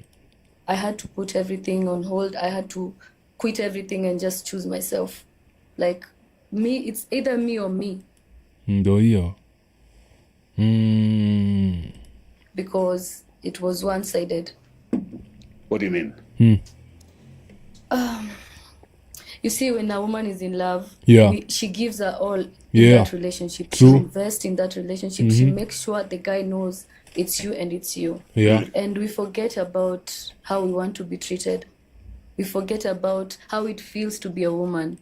Oh, your focus is just on the man. Because we are busy doing that to a person who's not reciprocating. Yeah, pole kamami. Woi. Sa utadu. You give your all, you give everything and receive nothing. Or maybe less. Miss Kemunto jamani, what do you mean a person who's not reciprocating? Surely. Interviewer, ama interviewer anakuwaga evil. Anajifanya anajali, kumbe he just wants the scoop. He just wants the story. Can never be me. Sweetie, I was here with you with Iyanii. Yeah. All of us were here. Yes. Huyu jamaa, who gives you between 150 and 200,000? Imagine. This is the story I wanted to tell you in the previous video, but alikuwa nataka tu niwaambie kwa hii video. Imagine mtu anakupatia 150 to 200k per month. Monthly upkeep. Girlfriend. Imagine. Iyanii nakumbuka nikiona hii story Nairobi gossip. Nyasaye. Nakumbuka nikiona story Nairobi gossip nikasikia tu nikanaweza jitoa nywele kwa kipara yangu bro. Nikasema Mungu. Yani unapatia dem 150 to 200k monthly upkeep just for being your girlfriend. Nato mtinyi. Hey.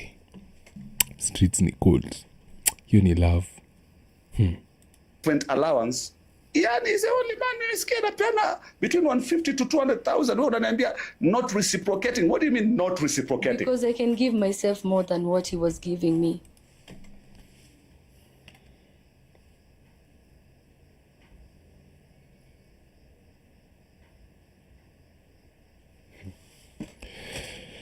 We watu wanadoa hapa nje. Mungu. Ipo siku imekuwa siku nimenajituma mbona? Niweke kwa hiyo mtandao, niweke kwa hiyo laini. Ya watu wanapata pesa, niweke kwa hiyo favor me.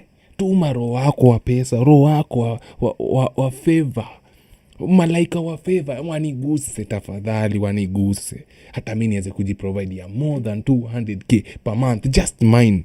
Hii hata si ati salua mali yangu tu. Mungu, niombe haji kwa Kanyari ama niende na Mario na Ipiani pakile mafuta anointing oil. But because I'm in love, I loved this person, I was willing to take all that. I wanted more than I just love you, baby. She wanted more than just I love you. You get? To feel seen, loved, She wanted to be seen, feel seen, loved, appreciated. Well. And it wasn't there. Nisielewi bana. Hata mimi sielewi. Najaribu kujua kwani mademu nataka nini? Nataka nini? Tunataka kupendwa the right way. If tuko kwa relationship, I don't want to feel like my feminine side is no longer there. How so? Maybe it was never there. Unajua kwanza, first of all, wani mkisi. Makisi wanakuwa na kamaneno, wanakuwa tuna kaswara fulani kwa kichwa, wanakuwa tuna shida tu fulani tu kwa kichwa. So, wezi niambia your feminine side wasn't there. Yet msichana kujenga. Siku hizi wanatakanga walipe wakuwe feminine. I have to keep on asking. I send you memes, meaning I'm sending a signal, a sign I need something done, and you just laugh about it.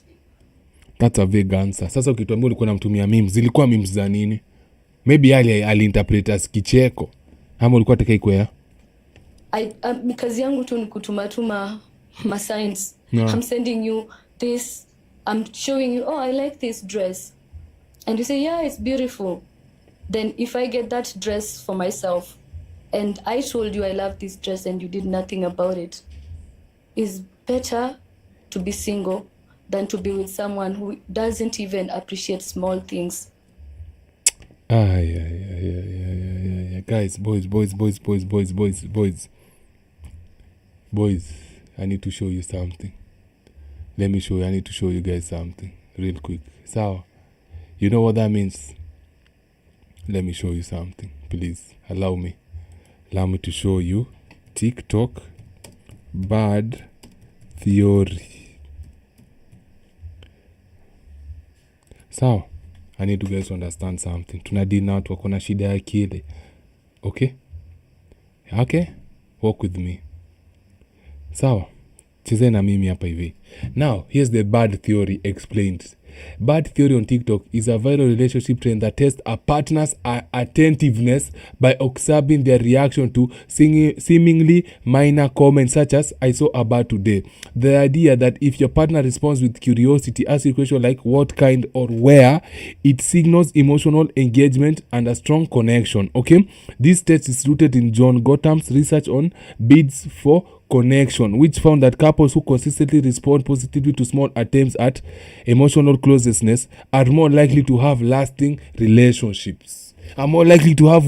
Lasting relationships. Sawa. So, iko wapi? Showing Iyanii ati ndio hii picha ya dress alikuwa nataka more than hiyo dress inakapoa. Unanipata? Uni mtu anataka ambiwe, by the way, your dress ilitengenezwa wapi? What do you think was the thought behind the dress? Guy, I would really love to see you in that dress. Unanipata? Okay. Now, question. Your dress unaiona ukivalia wapi? Unaona ukivalia date? Unaona ukivalia out? Unaona ukivalia wedding yetu, reception? Like, unapata? They want this to small stupid thing. Na hizi ni za akili za TikTok. Akili ile niliwaambia, kumbuka TikTok ni shetani niliwaambia. Sasa kitumia Iyanii hizi vitu, kama kituma hizo memes, anataka reaction yenye yeye anataka. Si ule msee anafaa kuwa nayo. Ule msee asipo, unajua, asipo na ile reaction yenye yeye ana expect watu wa TikTok watamwambia anafaa kuwa nayo, inamaanisha apendwi, inamaanisha ku appreciated. You understand me, guys? So, utakuja hizi vitu na madem. Let me show you. Fuck it. Acha tu naoneshe kitu kingine hapa hivi. I saw a leaf today. Leaf. Ngoja. Kwa leaf inaandikwa aje? Leaf. Here's a leaf. Here is a leaf. TikTok trend. Hiyo trend itajiandika vile nataka kujiandika. Sina hiyo time. I found a leaf trend explained. Siniambie nifungue TikTok just afungua.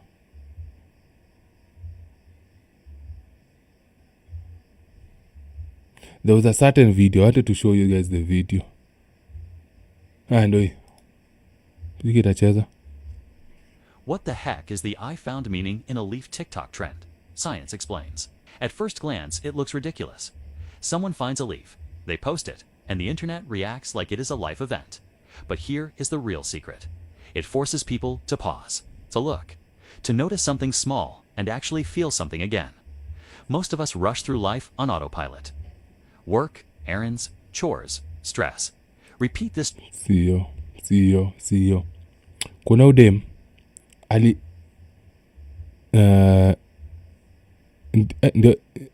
ndio hapa. I think ndio hapa. Here it is. I'm a leaf. It's beautiful, just like you. Oh, was that? Alright. Yeah, I'm not gonna lie. You see? Anaenda kwambia I found a leaf. Unacheki? Huu ni mtu ameenda kwa TikTok akaona hizi trend za umbafaku, alafu akakuja akajaribu na chali yake kwa sababu the person mwenye aliposti trend TikTok alimwambia chali yake anafaa kusema hivi na hivi. Asiposema hivi na hivi inamaanisha kupendi, inamaanisha kujali. Unaniona? Sasa huyu alikuwa na expect a certain reaction from Iyanii akimwambia his address. Kumbuka, huyu mtu anapewa 250k per month. Wamedate miezi September, October, November, December. Hizo ni miezi 4. Mtu anipigie hesabu. Hiyo ni karibu 800k. 800k ama tutoe 800k tutoe 200k. Almost 600k. Unanipata? For being just beautiful. So unajaribu kuniambia wewe mtu unapewa 600,000 already kuna pesa mingi kushinda hiyo. Huwezi jibuy hiyo dress. Not that you have to buy your dress kwa sababu mademu waamini wakiwa na relationship kazi yao si kutumia pesa. Hao wanafaa kutumia pesa ya mwanaume. Sasa support yako unataka kureact inakuwa kitu mbaya. Unanipata? Sasa hiyo ndio kitu nikoshoni kuna sumbua dem kichwa hapo hiyo time. Or even make you feel appreciated. Lakini Kemunto, so umepewa 200,000. Yeah. I love this dress. Maybe I expect to utanunua tu jamani. Shit, nilijuaje kitu inaenda kukuja. If that's what you're getting. Okay, about the 100 and what? 150, between 150 and 200,000. Usiseme ako analipa, mayo. What? 150 and 200,000? Huh? Well, that came once. It came once. Yes. Mwezi gani hiyo ndo tujue, tupige hesabu, tujue alikuwa na mashows gani hiyo mwezi. Between the 5 months. Yes. Oh. So the Sina maanisha per month alikuwa nakupea 30,000. Sinjua aliona 150k divided by 5 inakuja 30. That's a smart nigga. Kwa sababu ni mtu anaelewa about investment. Yes, ikatai kukupea do, but I gotta see the future. Na kupea hizi 150 sahi katika tuna date. Tukiwa wana so expect the same thing. Na itakuwa fair. Itakuwa fair, itaweza mami. Ngumu. performance ilipungua ama ili? The way I wanted to be appreciated and feel, especially for someone who's not used to relationships or known to be in relationships. Oh yeah. By the okay, so unajua udem namuonea sana, but here's the thing, right? Her father left, akaenda Sayuni. Unanipata? Sasa niko sure kuku hivyo wana prepare Easter, Good Friday na come very soon. Hiyo pande nyingine pia Moha unajua amefunga, so watu wana wako pande nyingine wanatuona in 4K, wanatuona, wanatudiscuss, wanatuprotect. So I'm sure, and you've heard her say she's never been in a long-term relationship. Sasa ni mtu anataka the fatherly love, the love the father should have shown her when she was growing up. Anataka hiyo love mtu amuoneshe, like the appreciation the father would have shown her, akimwambia by the good job my daughter, you did very well my daughter. Hiyo ndio kitu anakuwa nadai, but Iyanii to a certain extent anakuwa namuonesha, inakuwa hard. I didn't feel appreciated. It's not about money. Yeah. There are things I needed more than I love you, more than take this money. Yeah. I can do all those things by myself, right? Yeah, by the she's very independent, to be honest. She's self-sustaining. So ni mtu anaweza jitegemea vizuri. So hizi nini uko unahitaji mami? Tuambie tujue. He found me comfortably in my life. I didn't need anything. I didn't ask for anything. I wasn't The only thing you wanted was love, ama? the girl that nitumie pesa ya salon, Yeah. nitumie pesa ya nails, but Yeah. you see my nails are not done and you don't say anything about it. You see? Anataka niga pay attention kwake 24/7. Uni msanii. Akijegi ama dema jangu venye kudate watu na kwaga industry na kwaga hard. It's not an easy industry. Kwa sababu we are always on the run. Au notice vitu unafaa kuna notice. Yaani akili yako inapigaga tu kama mimi naweza kwambia inapigaga tu content 24/7. Kila saa. Either nimeupload, nimereply message mbili, nimesoma message mbili, nimeanza kufikiria the next idea. Hauna time ya kuangalia tu kumekaa tu unaanza kuno. We don't know how to switch it off. Na ni kale wataka Iyanii ya switch off. Ngumu mami. I want more than I love you. And it's not in material way. Ati nibaye gari. Yeah. Okay, baby. Ulitaka Umemwita baby bro. Pia unataka udem na pia mimi namtaka na Iyanii pia bado anamtaka na kuna watu wengine wako uliso wanamtaka. Panga lenka the rest of us. Bafako. matezo. Nilitaka mwanaume anitoe aniambie tunaenda dinner leo. We are not always gonna be indoors. Yeah. Nikikwambia I've seen this beautiful hotel, let's go there. Create time. Give me like Yeah. Oh yeah. Okay, hotel iko lakini inado ngapi? Ni pesa ngapi? show me we can do more apart from being in the house. Let's go out, let's go have fun. Yeah. I want us to do things that involves couples. We are not doing. I remember there's one thing that really made me angry. We were supposed to do a shoot. And when I'm in a relationship, I make sure you feel enye umetosheka na hiyo relationship. Yeah. Like you're you're safe with me. Yeah. I go and make these clothes and we are supposed to do a shoot. They are costing me, even if nizangu na shona. They are costing me. And then the next thing I ask you, so where are your own clothes? Ati alibadilisha fundi. So Iyanii.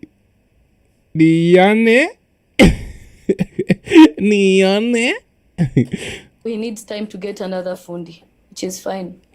Months down the line, I still have the clothes that I used my own money to fix. And I ask you and you just tell me that you decided to change your mind.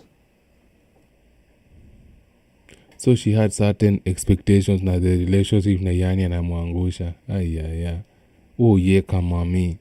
Sasa fundi wa Iyanii ndo tunalaumu. Wewe Iyanii, mbona ulibadilisha fundi? Ona sasa fundi amekuharibia ndoa. About the shoot.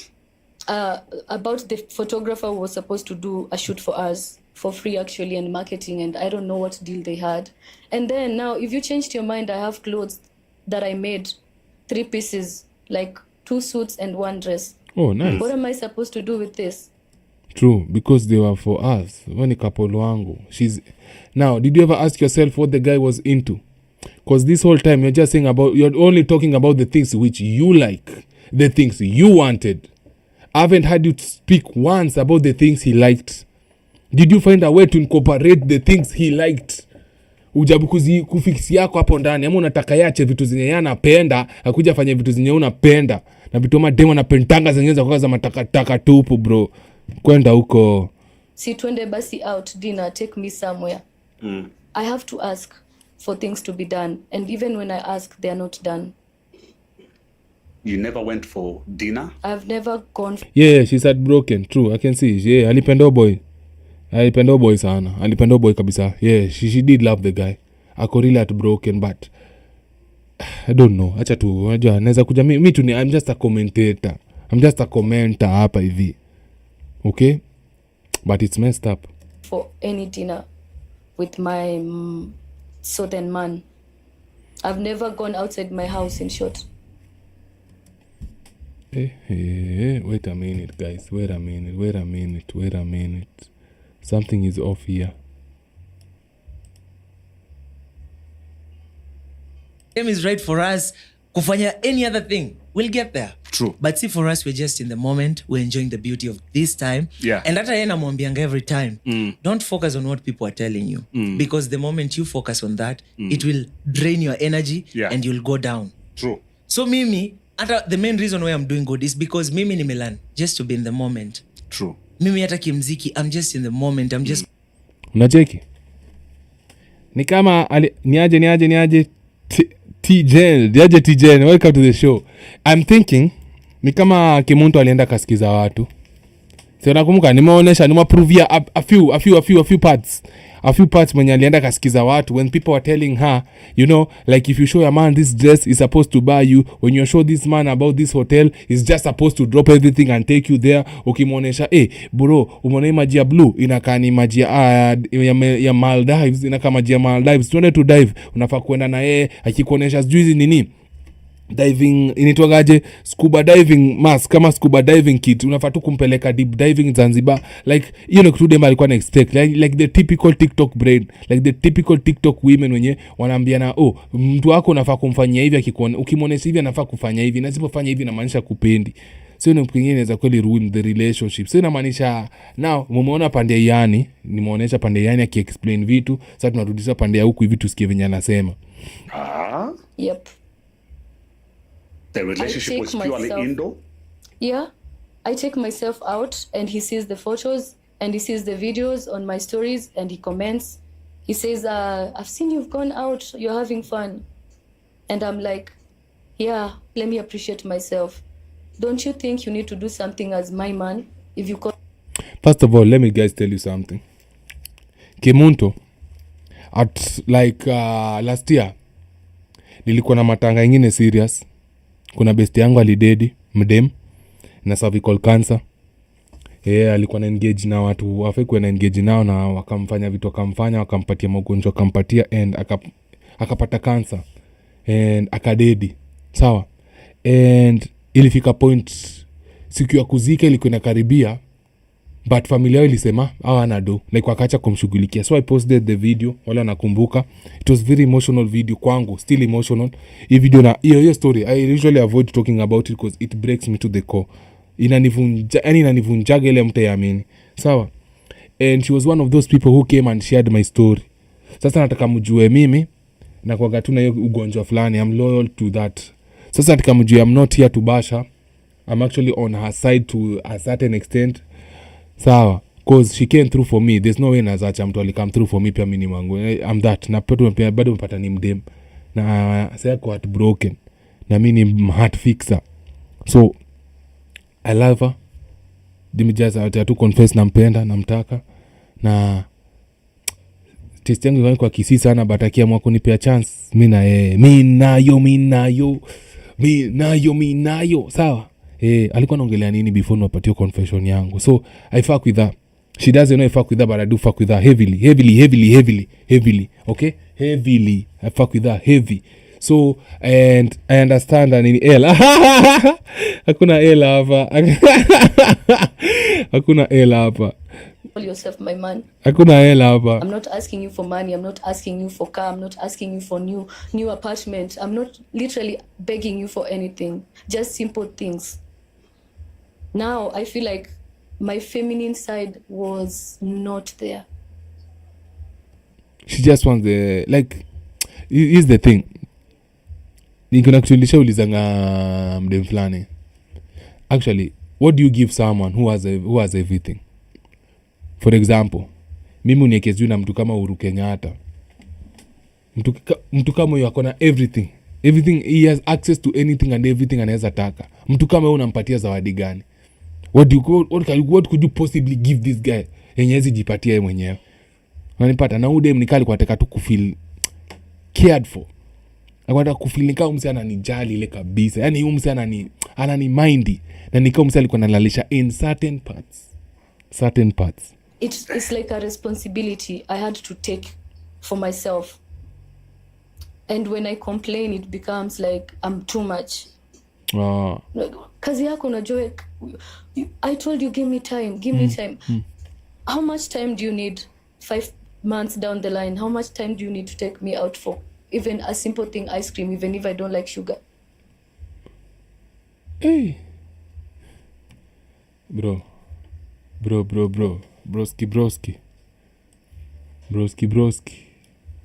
Kuna shida hapa. So I hope ukusema zile hi zako. Hapana, sinanga umenifunza hii mambo. Sasa siku hizi no hi nini. Manze, so nilizama kwenye DM hiyo time alikuwa amefanya one of my songs nikamuappreciate. Tuka get to have a chat. Alikuwa amedance to one of my songs, tuka get to have a chat. But conversation ikakuja ika deep. Then there was this time a friend of ours alikuwa na party, then ika happen Kemunto pia alikuja kwa hiyo party. I didn't know. So tukapatana pale, tuka vibe. Then go party, the friends said I was having one of my concerts at bar next door.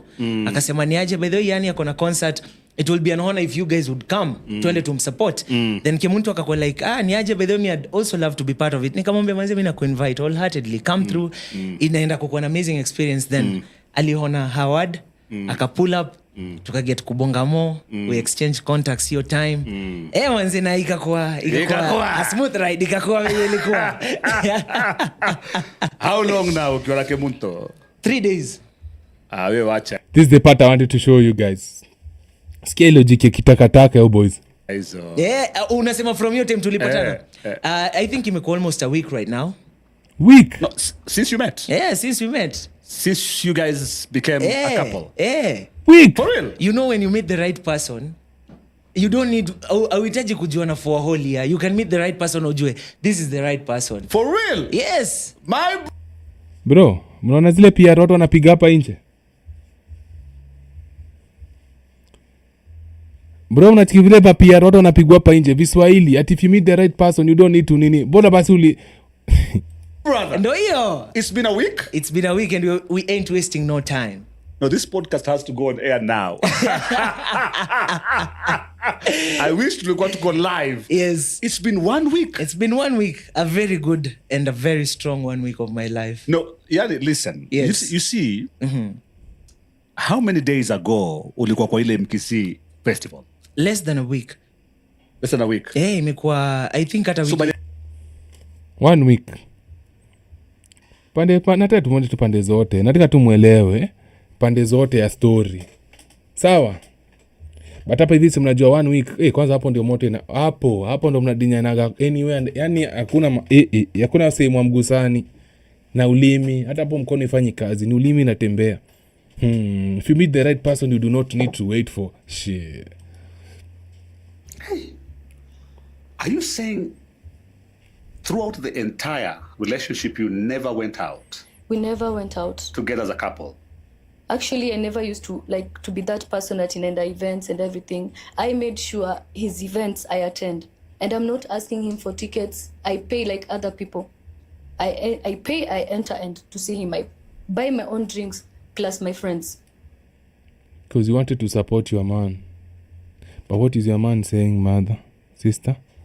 It's important we need to understand the man. I wish ningekuwa na njia neza ruka kwa hii folder, neza ruka kwa hii bila kupiga process yote. The time you were introducing Kemunto pale kwa stage, ilikuwa imeka how long? Tulikuwa tumepatana like time tulipatana, I think it was 2 weeks, but ile time officially we were like niaje, let's take this thing to the next level. Yeah. It was that time. Imekuwa almost a week right now. Almost a week. Yes. So how did you tell that huyu ndiye? Nini ilikufanya ukasema huyu hata naweza sasa kutokelezea nikasema now I have a girlfriend? I think personality na pia the kind of respect she gives me. I've not seen it in so many women that nishaiwaona, and plus she's just laid back. Na pia na feel too there's so much she has. Nimse anaona mbele. She has so much in store that I believe the world is here to see. Yeah, Kemunto like personally me from venye mimi namjua. Yeah. She's an amazing woman. Amazing woman. All right. Fuck off. Not one point he ever asked me, do you need a ticket to come watch me? I was trying to be supportive. I forgot about myself. But aren't you the one who chose to buy the tickets? I mean, like, it comes with the house. Like, nimeona na maplayer wengi. I even see it with the NBA players. Let's say, for example, this NBA player anaenda game, let's say a certain city. One thing I've seen, like, they are usually free tickets for family, friends, and everyone. And the families usually know watakaa courtside. They do not need to pay. They do not need to ask for anything. The only time they just say, I am with this, and this. And for automatically they are VIP, like VIP. So You cannot tell me that you did not know that you being his woman, it comes with the territory. So you just wanted to pay, ndo kuja tuambie one day one time that ulikuwa nalipa yeye anakulenga. I think ndio ulikuwa unataka kulipa, ndo kuja blackmail, kwa sababu ungetaka kuingia free, unaingia free kwa kila mtu anakujua huyo ni mtu wako. Kemunto baby, come on baby. Wow. I've seen the comment section. Yeah. Because I was watching you live, and some of the people who are following you, kuna watu walikuwa nasema ama ni kwa sababu Iyanii is a virgin, and he said he. Notice the eyes are now covered. There's a reason she's covering her eyes. There's a reason I'm covering my eyes. There's a reason Andukibe covers his eyes. There's a reason why the cloud covers the sun. There's always a reason. You find it. He wasn't going to do this thing until he gets married. Could that have been like the issue?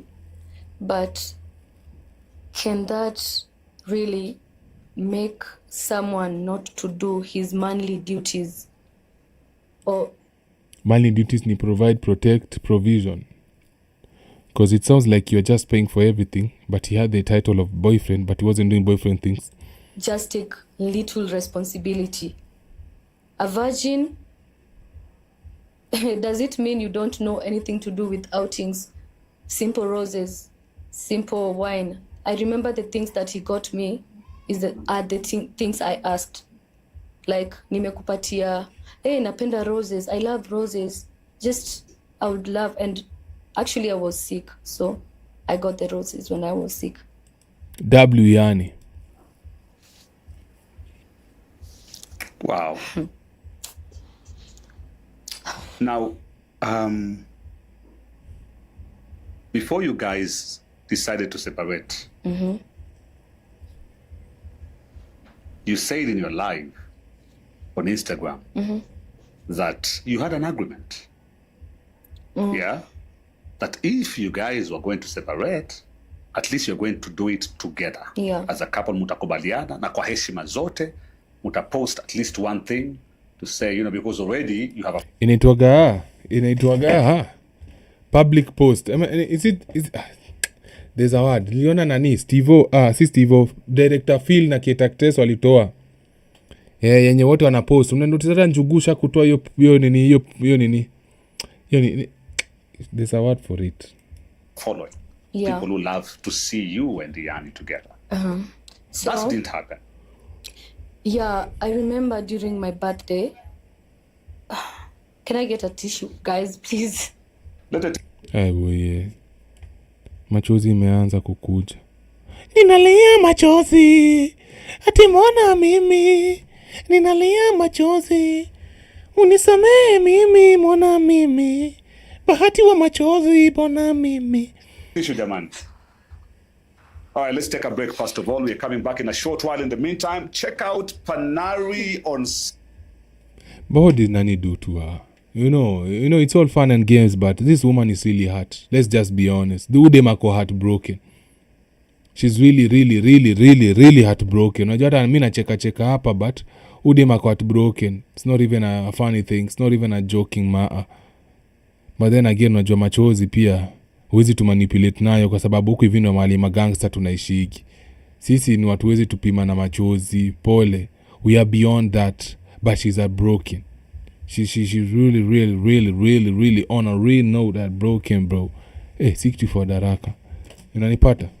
Unanitana pa? Unaninauo? Acha tuhepa hiyo mdem kiasi akili acha turudi huko. Kuna kitu tunataka kujua. There's something Iyanii said that I'm looking for. Mtu kwa hii dunia. Naam. Kila mtu akona past. Na hakuna mtu mwenye maisha yake imekuwa straight as a ruler. Tukisema yani kama iko ajitokeze kwenye podcast na sema. Hakuna bro. So for me I just love Kemunto for who she is and for who she is right now. Okay. Yani saa hii. Hapa mali tuko. I love her for who she is right now. All right. Yeah. Wow, amazing. National AIDS and Control program. All right. Yeah. Are you a model? What do you mean by spiritual life? Tuambia hapa, there was one girl mwenye alimsumbua paka sitting room anagonga hivi, anazigonga kwa sitting room. Haitafika hiyo time? Ilikuwa hata ishafika, but you know, a rule is a rule, as he said. Self control and discipline. Kuna mtu atangusha mwenzake hapa. Kidogo ikuwe mimi, but unaona, I had to hold it back.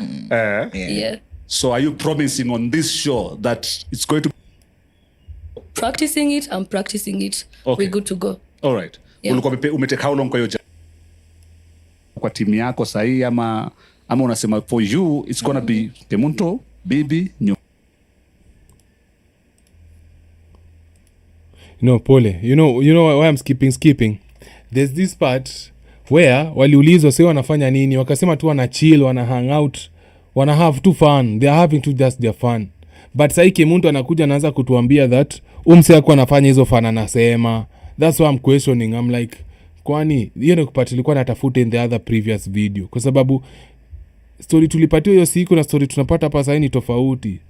Pole sana kama mimi. Come, there'll be a shoulder you can cry on. There'll be a shoulder you can lean on. Yeah, let's all go. Right. So what happened? Because you had an agreement. Yeah. He agreement, actually, I'm the one who drafted it. The moment I started seeing things are not going to work between us, because I was complaining in a good way that I want you to do this with me. I'm ready to contribute if it's too much from your end. But we are in a relationship. That means tuko ni kitu moja. It's about me and kitu kimoja. You. Yeah. So I remember during my birthday, and this was supposed to be my very, very, very like zamani kan special day, right? Every person's birthday should be special. For some odd reason, women always they make their birthdays a very big day.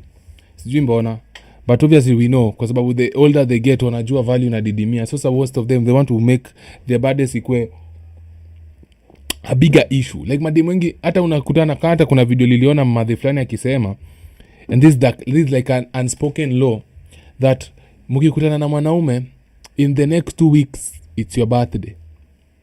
Hiyo ni kwa sababu wanataka spoil wafanye hizo vitu zote.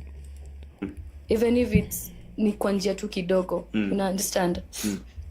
So I remember we had an argument 3 days prior to my birthday. Why? And the argument was literally about me wanting him to do better.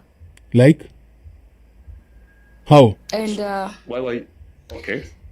I was saying that because I felt like every time I tell him something, he ignores it. How so? And it keeps me complaining. I keep complaining, and it got to a point I went silent. And then he... Mfuna juu complaining ni mkisi. Tikatu mjua. Hisi ati ni complaining ati tu ati oh babe unajua. Ini at the top of a voice. Sura si yenye mnaona hapa ni ile wild side. Hasira ya mkisi. Inatoka yote. Yani ameona ngumu. He noticed my silence, and then we had a sit down and we talked. That's when I drafted the agreement. So I remember during my birthday, the most special day in my life, and I need my man to come through for me, right? Yeah. It's so bad and disappointing that I even had to force him to come to my birthday where my friends had put a thing for me to celebrate with few friends. I remember forcing him to come through for me, like just come. Even my friends had to call him, at least appear. I think we need an interview with the friends. Since the story imekuwa public, I think the friends wanafaa kuletwa tupatie story venye ilifanyika on their end. Ama unaonaje? Na marafiki wakiulizwa wanasema aje? And this really hurt me. And after my birthday, he had a reason probably that... Yeah. Because of the argument we had previously. Oh. And he so obviously ingekuwa intervention, ingekuwa birthday party, ingekuwa intervention, ungeweza kwambia mabeste wako na tunajua the sisterhood wangesimama na wewe waanze kumpasha, ingekuwa tu just very awkward for him. Nakumbuka ni superstar. Nani madem, they are nobodies. No one knows them, no one acknowledges them. Hawana YouTube channel, no one plays their song, no one knows them. Sasa mtu ajulikani na mtu anaanza kunipigia mimi kelele ati juu wewe ni best ya dem yangu. Kama nani? Acha nibaki kwa nyumba. He said a lot of things like, you don't know what I'm going through. Yeah. You don't know. You've not even asked me how I'm doing. Yeah. You've not said this is that. And I'm like, that one moment I decide to talk about something that is disturbing me. You bring yourself. It's about you now. It's no longer about me. I have never had a sit down with him to discuss about my family. I go through my daily to daily shit and I don't involve my family. I told him, no my baby, yani ulikuwa unataka tu mtu akue timu yako na kuwa kwa timu yako. Hiyo ndio kitu na get kwa hii conversation. It's about me and you. Yeah, us against the world, baby. Your family don't even know me. Yeah. They just see me like watu wengine kwa TV. Yeah. Online, social media, ndo wananionea hapo. So every time you're having an argument, a slightest argument, it's now ndio anajua kusema ujui venye nakaa, ujui kenye napitia. I have a sick person, I'm going through that. Same time I'm grieving, but he doesn't even know. Noma. So basically watu wawili wanapitia mashida na hawataki kukam katikati wasikizane. Ule anapitia yake, wanapitia yake, right? Because I decided to focus on my relationship as me, not with the burden that I have. Okay. How come I understand that? It was about me. And it got to a point after my birthday, I decided to go silent completely. I weighed negatives and positives. And I was so surprised. The only thing I ever received is I love you. From him? When you wanted more, I think I love you, it has a weight there. Did he show up eventually on your birthday? He showed up late night. I think it was around 2 a.m. in the morning. Alikuwa ametoka show ama? We were having that party at Liquor House. The owner had given me that space for just celebration. All right. So he showed up very late. And then he didn't stay up to even 2 hours. And then we had to leave. Yeah. We left to my home. Okay. And after there, that was it. I went silent. I didn't talk. And then I sat down. Nikajita kamkutano. Muhimu.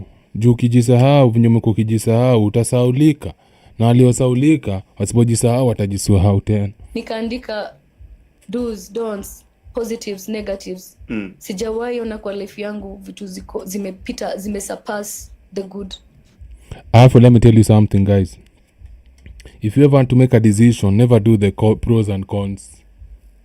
So, because your brain is biased, it will always choose what it wants to choose.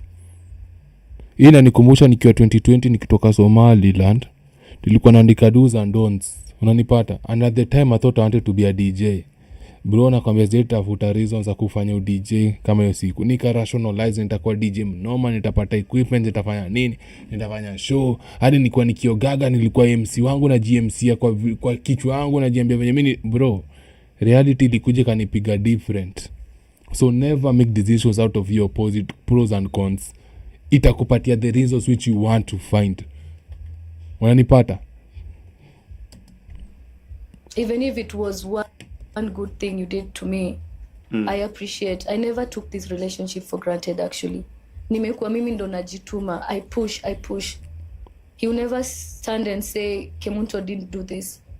In fact, I feel like I invested. Not feel. It was an investment. Wow.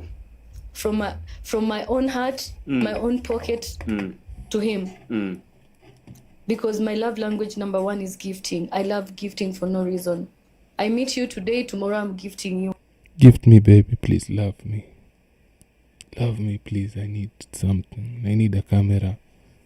Shit. Fuck. Not because I have much, because that is how I show love. All right. And I've done, like I said, I gave too much and received nothing. Less or nothing. But if you're giving from your heart, as you claim you're giving from your heart, then it doesn't need to reciprocate because it's coming from the heart. But the fact that you're giving, expecting him to give back, that's reciprocal. Like, it's not unconditional, it's conditional to a certain extent. But I get that. Can't you see that I'm making the effort to gift you? Pia wewe, make the effort to at least do me something. Venye mimi nakufanyia kitu. Sawa mama, I see that. What do you mean, less or nothing, Kemunto? Alex, you're a married man with kids, and I've seen you going out. You go to Masai Mara, road trips, outings, dinners, and everything. If I am doing... Because he's not paying for the stuff. He's advertising for them. Sasa napatiwa free. Whoever says no to free stuff. Those things by myself and for me. Why do I have a man who can't do that with me? Not for me, with me. It's me and him. But this... Like, this woman love this man to the point angelipa vacation to hang out na yeye. But juu mbona Iyanii akwataka ku hang out na yeye. Shit, I wish wangekuwa pamoja. I wish wangekuwa pamoja tupigie the other side. Huyu akirusha, huyu anarusha. It make sense sana. Don't you think? This is one-sided because I have to keep on asking, babe, can we do this? Babe, can we do this? Can we do something? I listen to him. I feel I'm not seen. I don't know if I'm loud enough, or I don't know how I'm supposed to say this.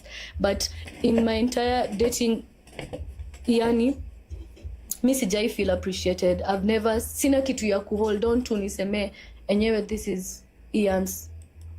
Na si alikupatia maua ukikuwa mgonjwa. Ama that came after asking. Oh yeah. I wonder what Iyanii will say right now. He left a mark of, yeah, he loved me. Or we loved each other. But apart from hiyo mapenzi, nini nyingine naweza sema? The way people say hatuwezi kula love. Yeah. Mi nimekula hiyo love. Na mpaka nikatoa yangu, nikamuongezea yeye. Just to make him feel like I'm not what people see in social media. When he... I feel you. Yeah, I feel you. I see that. Nika for example pate Kibi anacheza na mtoto wake. Utashtuka. Ai. Kafokoswe. Like utashtuka ukoza. Hey. Kumbe whatever anafanya hapo hivyo is him there. Not what we think we see social media. Napata kitu dem anamaanisha. Mbona na understand dem? This is weird. Met me, I even told him, me, I'm not a relationship person. So do you want this to be a content? Or do you want us to be friends with benefits? Told you. Boom. Told you, boys. I told you. Amekuwa kisambaza sana. Na wasu kusambazanga sana inakuja na kudamage. Unanipata. Pia remember, I don't know how old her dad left her when budaki akiwa live. So obviously uni mtu amekuwa have to deal with certain things. Unanipata. Certain attention akioneshwa zinaka genuine love kwake. So ni mtu amekuwa cover up for the lack of the dad's love by pengine kupeana, which I'm not sure but nashuku hivyo. Sasa unakuja unapata inakuwa hard, imekuwa hard for her. So for once alikuwa anataka mtu atamtaka ya ukweli. Si wale wengine wanajifanya wanamtaka kumbe anataka tu kumtumia. Na Iyanii akustep up kwa hiyo stuff. Na ndio inamuuma sana. Or how would you want this to go to be in an open relationship? He said he doesn't he would love us to take time, twende pole pole, let things flow and everything.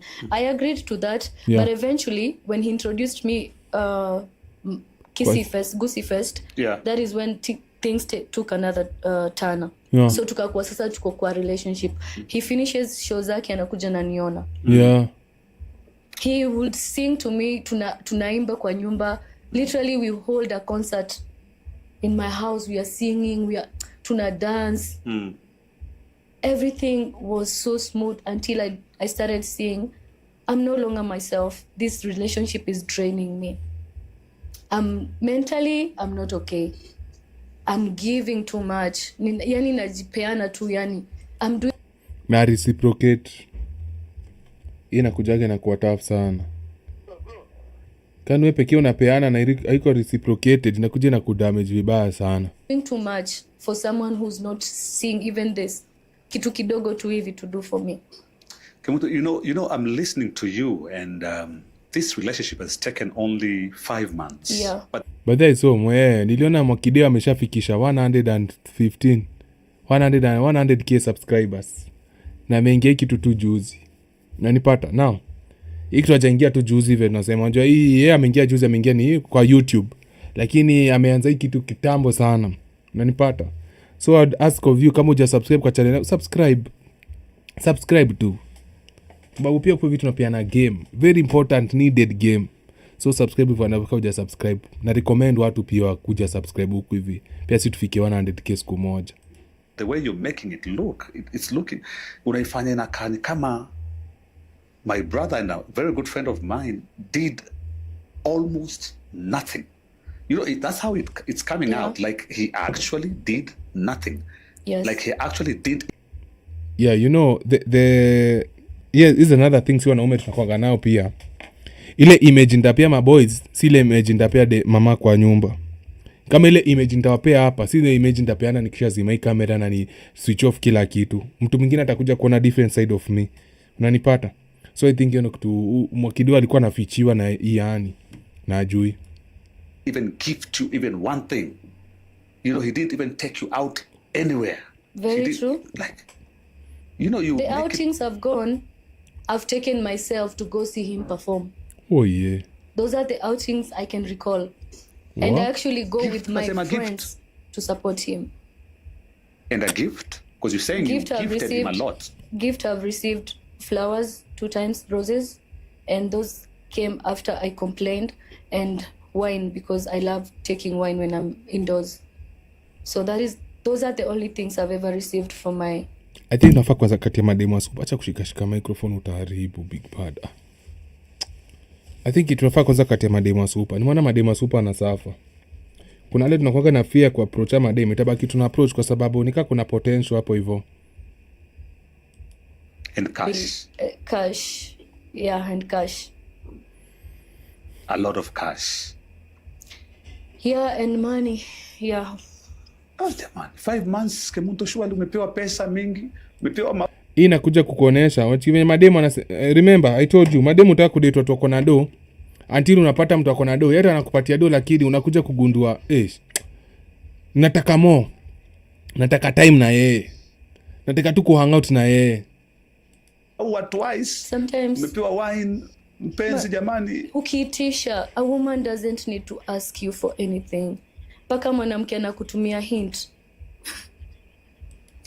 Yeah. Nataka hapo kuna kitu Kemunto amesema maboy wengi itawatoka. Women love a man who just gets it. So the fact that this woman had to hint you inamaanisha you don't get it. Women love a man who just gets it. Yani mtu anashikanisha before. Unanipata? Wanapentaga wanaume kama hao. Na ndio nawasaidia nyinyi mko wase. Unataka lazima ueleweze sado hints.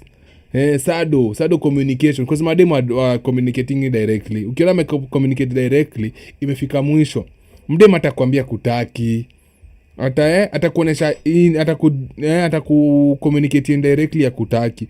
Ukiona mdemu amekwambia directly ya kutaki, huyo ni mtu amekuja kukuonesha hizo signs au shikanishi haujui, uoni, na nikao demu alikuwa ya kushikanisha hiyo part. Unanipata? Yes, unaweza kuwa msanii mkubwa, unaweza kuwa na followers na mangoma hit song, but madem tu kuelewa pia ni ngumu.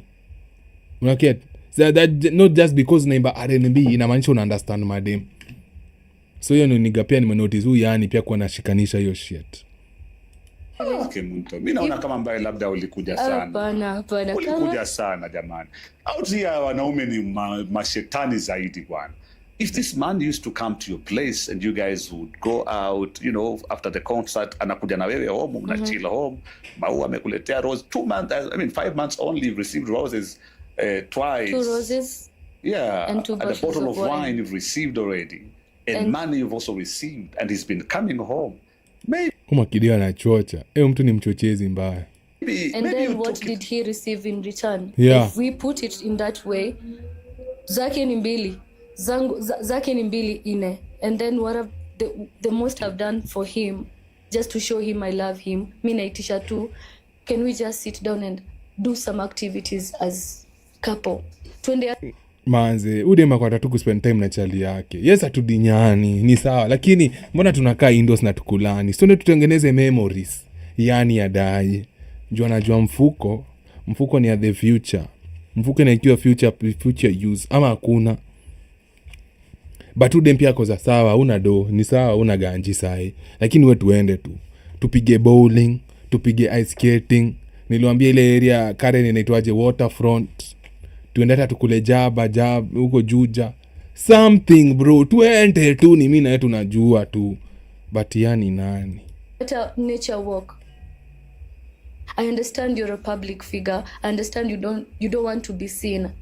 I understand this, that. But every time I complain, kitu tu hata kidogo, you turn it to be a different story. Nimekuelewa Marlon umesema ukipush narrative ya madem ndio algorithm ya YouTube inakupush. Yeah, true. Na pia nikushua watu wali support Mwakideo ni watu wa unajua wale watu wa cities, yani wale watu wazee wale watu wa Facebook group, Facebook gang. Nasikumanga tu kama usana YouTube algorithm. Na pia majua madem ndio majority of social media users. Sasa watakupush sana. Sasa unapata tu kama sisi tutafika tu, ipo siku. And I'm not asking for much, Alex. I'm not. So the only thing you wanted, the only thing you left is because he wasn't going out with you. Is that the only reason why? That is not the only reason. What's the other reason? We separated. What's the other reason? That's reason number one. Say that's kuna mtu amesema ati mademu anataka wa spoil sana. Si mademu most anataka kwa spoil. Ka huyo yana amekuwa kijispoil milele. Ana shida kujispoil to the point analipa ticket akuje show yako kukuona, ndio anataka hiyo pesa, pengine anadhani hiyo pesa inarudi kwa mfuko yako. Yeye ni mtu anataka kukusupport, but anakotuza ni kama sasa mimi niende nikatie Shalin Ruto. Nini naweza pea ode mwenyezi jitapatia? Nini anaweza pata yenye hajawahi pata? Hizo vitu za kando hizo ndo anasema. Hizo ndo vitu anasema. Unapata hizo za time yangu, attention yangu, affection yangu tu kukana mimi tu ameni hug tu. Tuna ride zile boat Uhuru Park. Hiyo ingekuwa better kwake because she can get anything and everything she wants. Hiyo time tunalikuwa niga kwa napatia udem according to wenye udem anasema. So number 1, number 2. Number 2. What's the difference between ku spend time kwa nyumba na nje?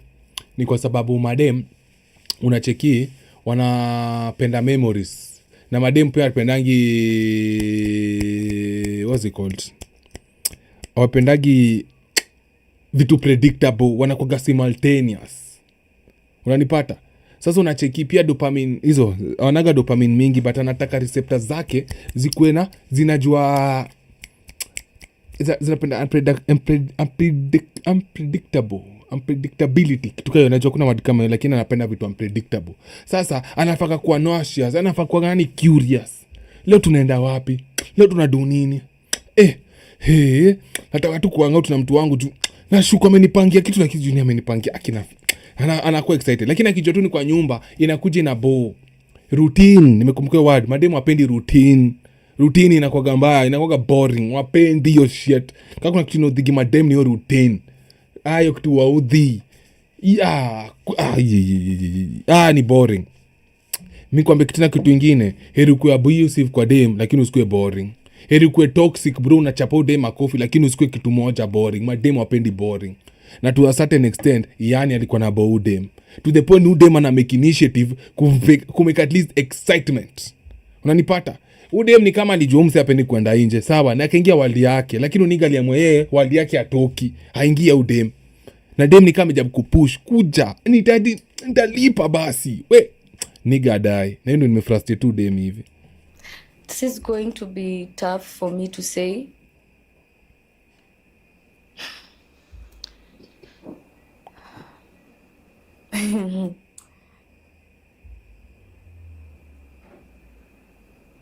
I remember I got sick because of him.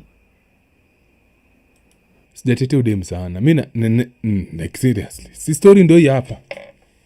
Mimi naongelea story inafuata. Sijatetea udem. Najabu mimi nakwambia mimi kitu moja na mimi natafutaga makosa kwa madem.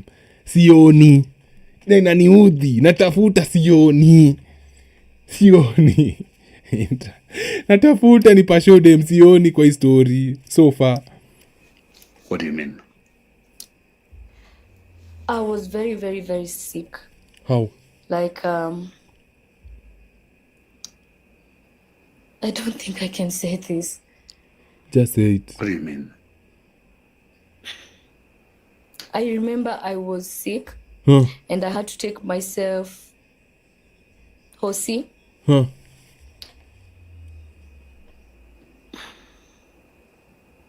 He never even asked me how it went. Damn. Damn. Life's so short. Fuck it. I don't wanna go to court. Fuck it. I got my lawyer and a lawyer there. Fuck it. I got my mind on the gun. It was for 1 week. And you already know I was sick. That is the day, same day that I was sick, that is the day I got the roses. And from there, he never checked up on me to know how I am doing. What do you mean? And what is he doing this whole time? Because unaifanya ni kama kujali, ni kama tu amekaa.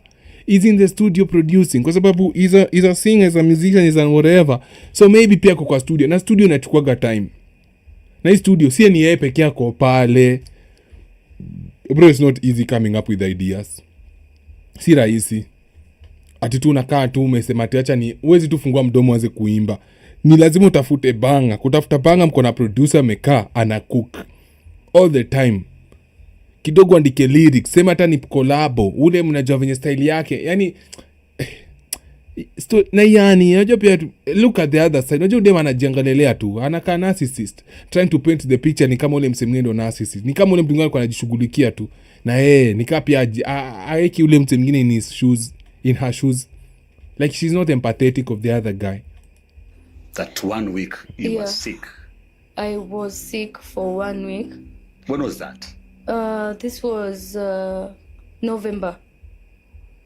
Towards the end October, ikianza sasa wiki ya first ya November. And you went to the hospital alone? Yeah, you took yourself to the hospital? Actually, I went with my friend, my sister-in-law, who informed the friend to Ian. Because at that time she couldn't reach Ian. So he knew. So alikuwa studio. And then he came to see me. Nishatolewa Hosi, sasa niko home. He actually found medicines kwa meza. He knew my situation. And after he left, that was it. Sikuwahi ulizwa situation inaendeleaje, unafeel aje sahi. Sweetheart, what was happening? Na ulimwambia, unajua sasa kuna wanaume wanaambiwa, babe sasa nasikia poa, Mungu akanyarile hainuliwe. Na kwamba nimepona hainuliwe wewe. Happening. I was terribly sick. What was happening? Yeah, tuambie nini nikufanya madam? Because you said you were sick because of him. What happened? It was my stomach. Your stomach? Yes. Tumbo ilikuwa na shida gani mami? Shida zilikuwa mingi. Alsa sama alikupea mimba ukatoa madam. Hebu tell us. Shida zilikuwa mingi za tumbo. How is your stomach related to him? Because unasema I got sick because of him. How did I know nigga atauliza hivyo?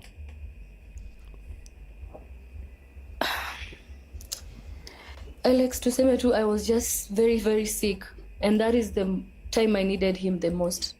Stress. Nika Alsas. Alikuwa na stress ya mjangu ikampea Alsas. I don't know. Lakini kuna kitu tuambii. Welcome back. Na niko locked in. That is because the time I needed him the most.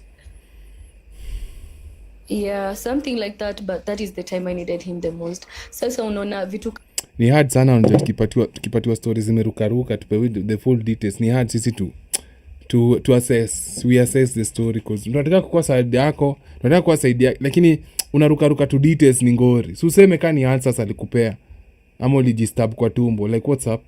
Ulimeza sumu nini mba? Kama hizo, if I keep on hata kana kuforce like you check up on me. I even wrote him a very very long message. This is unlike me. That is why I don't date. I love being me, like just me. If I have to even force you to check up on me while you know the situation, how you left things, it is too much. And that's why I'm choosing myself. I decided to choose myself. Was it depression? Did you have ulcers? How the fuck did I know this nigga's gonna ask this? Lakini buda mimi ni smart. Tusikizane tu. Like 1+1. Nimetu watu wanipendi, lakini akili yangu na msee ziko same. Hata nimeshinda msee akili, lakini hamunipendi, ndio maana mwezi nifikishana 100k likes in 3 months. But tunafikiria tu same. Tuambiane tu kweli. Haters ndio wengi hapa nje. It was more complex than those you're mentioning. What is what? Is it something you can say ama you can't say it? I can't Kwani ulikuwa na cancer ya siku 2? really say it because it will reveal so much. It will reveal so much. Yeah. So Fuck, najaribu nani wewe please. Hata hapa mimi na genius yangu nimeshindwa. Between the lines. Shit, nigga, mtu aniambie. Between the lines. Mtu aniambie between the lines, bro, please. Because I can't say the damn thing. Kwa sababu now I'm thinking she might have got, anaweza kuwa pengine alikuwa na mimba. Alafu akajua msee yuko kwa life yangu, anaenda kutoa ama alifanya kitu. Maybe she went as fucked another nigga kwa sababu yani alikuwa anamuonesha ajali, akashika ball, alafu akasema wewe jamii mwenyewe kwa dinya mtu mwingine kwa sababu wewe unanipatia stress. Kugundua ako na ball akaamua kwenda kutoa. Na unajua kina kutoa hiyo kitu inakujenga na kwa attack tumbo. Na hapo kwa attack tumbo, nigga akakuja akamuona koza shit. Kumbe ndo ulifanya hii, ndo akampatia maua, na after kumpatia maua nigga akaacha kumuuliza kwa sababu gani? Kwa sababu anajua kitu dem alidu. I think dem alienda akashika boli ya mtu mwingine na akatoa, na alikuwa na blame Iyanii for unajua ndo ulifanya mimi nikacheat. Sasa tuona. Akaenda akamletea maua zile za I love you. Takao umefaka up I love you. But itakuwa ngori tena mimi kukuona. Na because the guy was heartbroken, akaacha kumongelesha kutoka hapo. That's my analysis. Na nikaa siwezi kuwa niko wrong. Hiyo story nimesema ndio hiyo. Sasa mshashikanisha nini inafanyika? Si ilikuwa serious than ulcers kwa sababu ilikuwa pregnancy na dem alikuwa na mochoa, pengine alifanya abortion. I prefer to withhold that. It is something that up to date. Thank you. She's a murderer. Huyu dem nima. Ndio maana kuna huzuni hivi. Hiyo huzuni yake si Iyanii. Iye kama mimi. Uli madam toi. I still haven't forgotten or forgiven him in a way.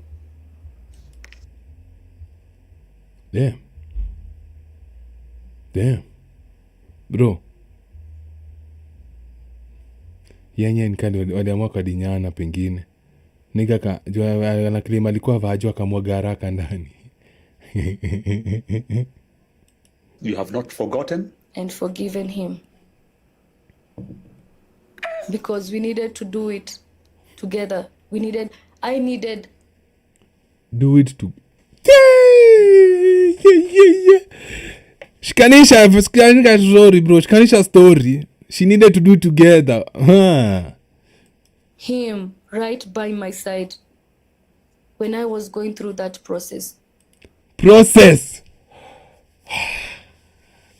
Let them speak long enough, they will tell on themselves.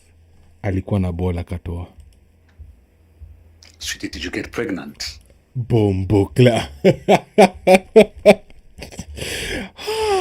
The fuck did I know this before I know this? How? Swear? How? I don't know. You don't know? It was not. The fuck you mean you don't know?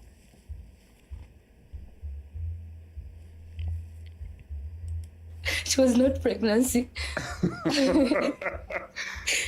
But nilimhitaji sana. I even wrote him a message nikamwambia, manze, this is the time I need you. But meza takuwa kunaweza kutaka kupewa dembon. Sikudanganya.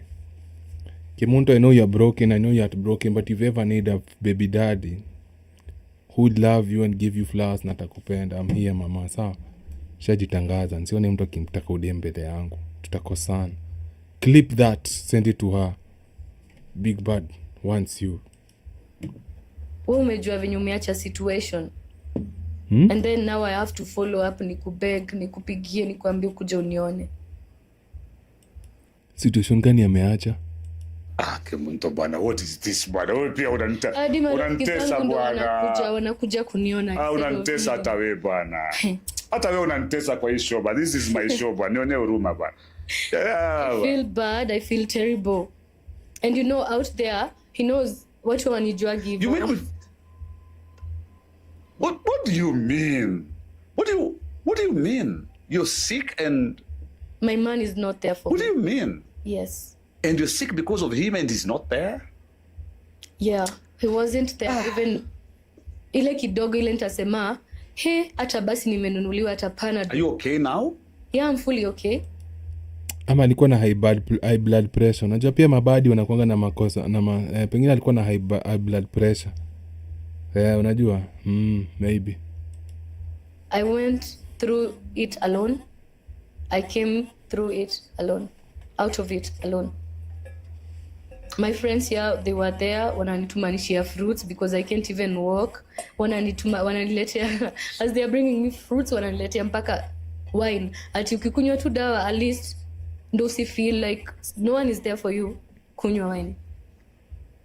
So is it a condition that has been appearing katika life yako? What was he talking about? Bro, this whole time when I'm explaining what she's talking about, ujashikanisha. I've already told you, I've already read you between the lines. Between the lines ishasoma. Kama unashikanisha utashikanisha. Keep up.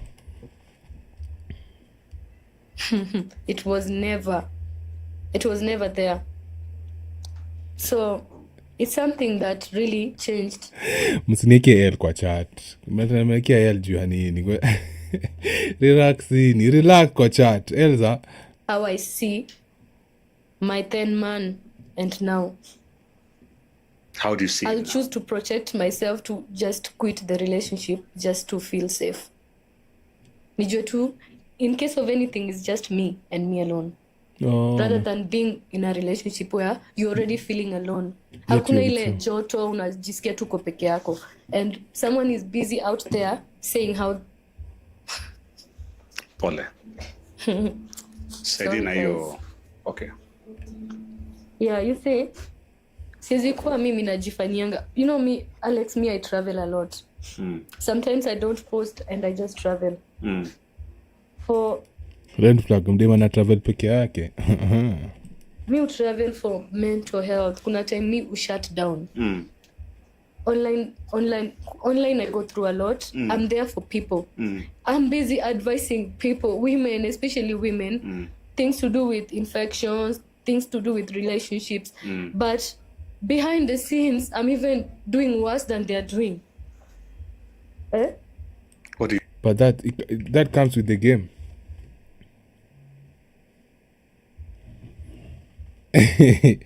Yeah, that comes with the game, but it comes with the territory. Unajua? Yeah. With certain nini comes certain responsibility. With power comes great responsibility. Peter Parker. You mean? I'm there telling them, choose yourself. But at some point in this relationship, I never chose myself until recently. It was all about him. So, do you regret getting into this relationship? I don't regret. It left me with lessons that I'll use in my next relationship. Sasa Kemunto musi nikujia na hizo machungu. I'm just an innocent guy roaming the streets of Nairobi trying to make it in life. Usinilete hizo stress za lakini utaniweza. Kitu najua ukwedha hii ni kutu. Hii tu ni nchwanga moja safi, lakini ndio by the time upate yote. Huyu by the time umpate. Even though amepeana homework kaka yote, amepeana assignment yote, lakini itakuwa ngumu kidogo kwa mtu elewi streets. Me nilikuwa demo streets. Like I used to What? to hustle in the streets. Oh. So what do you mean by that? Meeting Iyanii, I was already comfortable in life. I've put my family in at least a better place from the background you were in. Yeah. Akinipata, actually the night that I was with him, that is when my car was taken away. Oh. What do you mean? Umekuwa Cairo? I had a car. Okay. So yo gari, mwenye alikuwa amenipatia, of course it's a man. Oh. It came with conditions. So umeona vitu mademu wanafanya kusurvive hizi streets. Now I felt like now I'm in a relationship. I need to stop having those, unajua, like you're there, you're here, you're there. You need to focus on your relationship. Ula hajashikanisha, you are there, you are here. Wala hajashikanisha, wewe zidi kulala, bongo lala. Undo mtu alikuwa yani adili na yeye. Undo dem. No, remember I'm telling you kwa ile video nyingine alisema ko celibate. Now you understand why. Why? In your relationship. Yeah. So I put my all into this relationship. Yani, in short, I did so much of sacrificing in this relationship. My friends, even... You had to let go of that car. Yes, not just car. Even the people I had in my life. Alex, me, I'm not going to lie. Mimi nilikuwa na watu. Sai nataka hiyo tu so inaingia. And this is... Na watu unadhani walikuwa tu na free. Adhani ilikuwa tu free of charge ati anataka tu ni hivyo tu. Inakuja na kitu. Si free. Na hivi ndo mademu wengi wa social media wana survive. Hivi ndo mademu wengi wa social media wana survive. Unaniget? Na ndio inakuja na kuwa hard on her. Remember what I've told you. The more partners wamekuwa now, the more damaged they are. They do not think they are damaged. But they are damaged. Very, very, very, very damaged. Now you can see. Ndo hizi zimeanza kumanifest. These are people I'm not even seeing. Ni watu wako mbali. I quit all that. I even told him. I showed him messages. Yani mimi napenda kuongea with na kuprovia. This is what I had to live for you. Saya na regret. Lakini si atarudi hizo streets. So unajua hata once for the nini, always for the nini. So hatarudi tu. Na sasa najua hatarudi kwa mpigo. Hatarudi na shangwe na nderemo yenye hajawahi. Hii itakuwa noma. Hii itakuwa genje. Damn. Baki amerudisha gari ya mbaba. Na sasa baba najua kwa zaki najua nilijaribu kutoka streets. Lakini mimi ndo wasi yangu. Ndio maana angeweza kukaa in long term relationship. Ndio maana 5 months relationship kwake it's long because she's dealing with short term people. And you know short term they know. Pusi utapewa. Na utapewa vizuri yenye hujaipewa. Kunyonya atanyonya ile hajawahi kunyonya. Ile bibi yake hajaiona. But utampatia tu vitu extra. She knows bro. Akakuitizi vitu zote. Alikuwa taka Iyanii amretire. God damn, I need to check something kwanza. Hebu tulieni. Mafadhela. Sina maanisha hapa. So it's just from the streets. It's beyond. All right. I do trust. Iyanii, do you trust Kemunto that much? A lot. Si ana hadi anajua, you know, trust right? Me. A lot. Yeah. So you'd easily like go on a tour in Europe mwache Kenya? Because acha nikuambie kitu inafanyanga upige kazi vizuri na una kitu inafanyanga watu wakwe worried ni mambo ya kusoma katiba. Yes. Lakini mimi sisomi. So hata nikienda tu anajua venye nilienda ndo venye ndarudi. So yeah. Ama uniamini. No, that's true. Na yeye unajua pia yenye na yeye unadhani ati yeye ukimweje usomi katiba yeye pia ya buda. This nigga escaped. Alihepa kitu. Kuna kitu alihepa kubwa. We cannot see it but aliepuka kitu kubwa sana my G. Kubwa sana. Because amesema wajua hapa hivi si lazima we don't have to the loud part was said silently.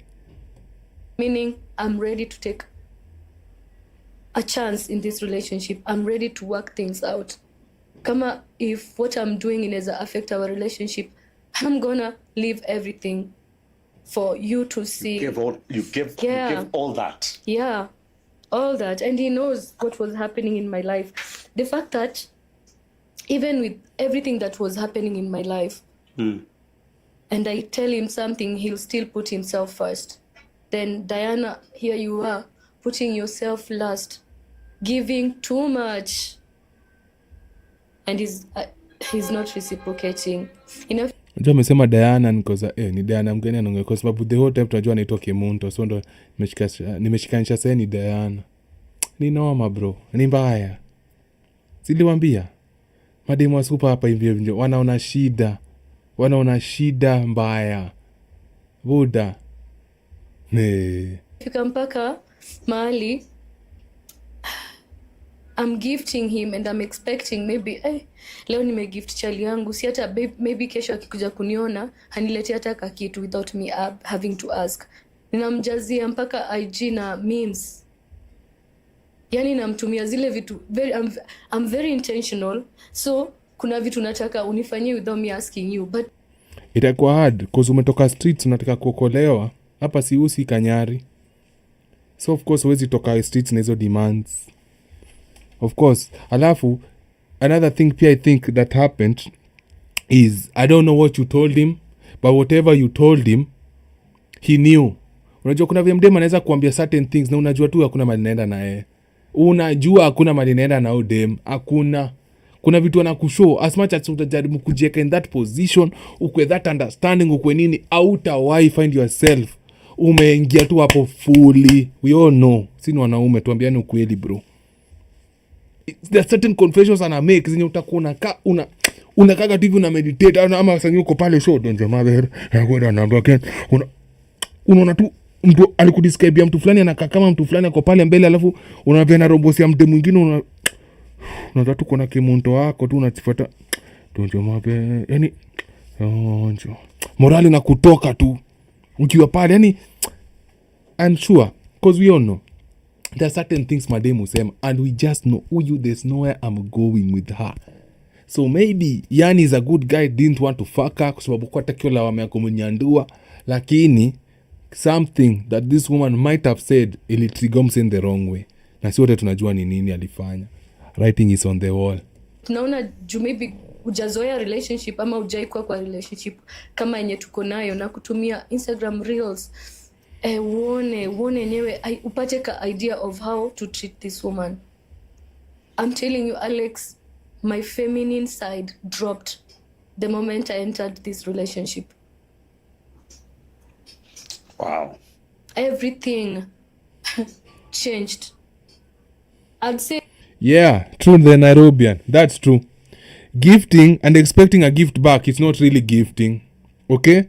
And if in case you haven't seen the video, there's a guy I saw the video said, if you tell me you love me, let's say for example my woman tells me I love you big bad, and I don't say nothing back and she expects me to say something back, then she doesn't love me. Kwa sababu if you expect me to say I love you back, inamaanisha nakuja na certain condition. Huwezi nipenda tu kunipenda, lazima unipende juu mimi nataka nikwambie nakupenda back. Hiyo si love you kweli. Kuni gift, lakini uko pale pia unangoja pia wewe ni gift. Inaonyesha hii gift hata si real, inakuja na reciprocation. Then again, we do not know the story. Maybe that was her trying to hint to the guy, nijenge kitu. Najua mimi ni poko, lakini nijenge kitu. Bro, najua nilikuwa nauza kwa wadosi, wamenipatia, wameniwekea position niko kwa life, but something. Wachako spread is all rumors. Hey, it might have changed for good if I was in a relationship with this man and he's doing things that I don't have to ask for. Sitaji vitu mingi. I felt like I was the head in this relationship. Oh, in what way? I'm guiding you on how to treat me. No, I get that. I get what you're saying.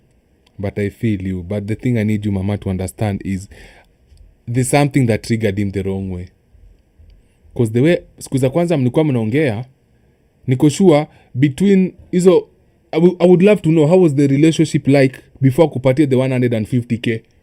There's something might have happened after the 150k come trigger the wrong way. Ndio kitu moja ningetaka kujua.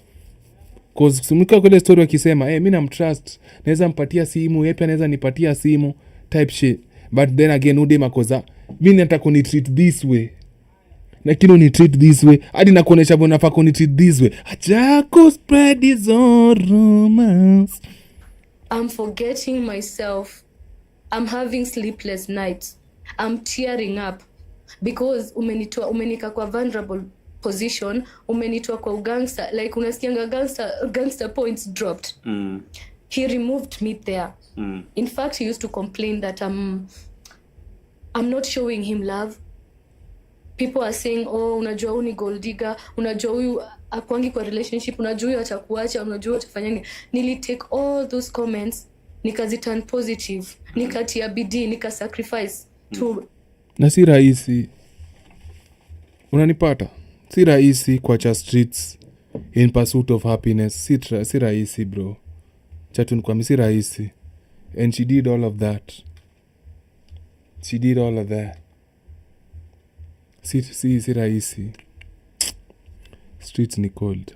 Make him see mimi si your dem. And he actually saw. Even the friends were in support like enyewe huyo sio huyo. 247 me I work from home. And times zenye nitatoka when I was with him ni yeye nilikuwa naenda kuona kwa shows. Yeah, madem kama by the way atokagi hivyo sana. Hii ni wakiwa na Iyanii, lakini before kuwa na Iyanii, obviously unajua alikuwa natoka akienda kucollect the collector. Damn. Na nikianza kude to them, please msinijudge. I don't guy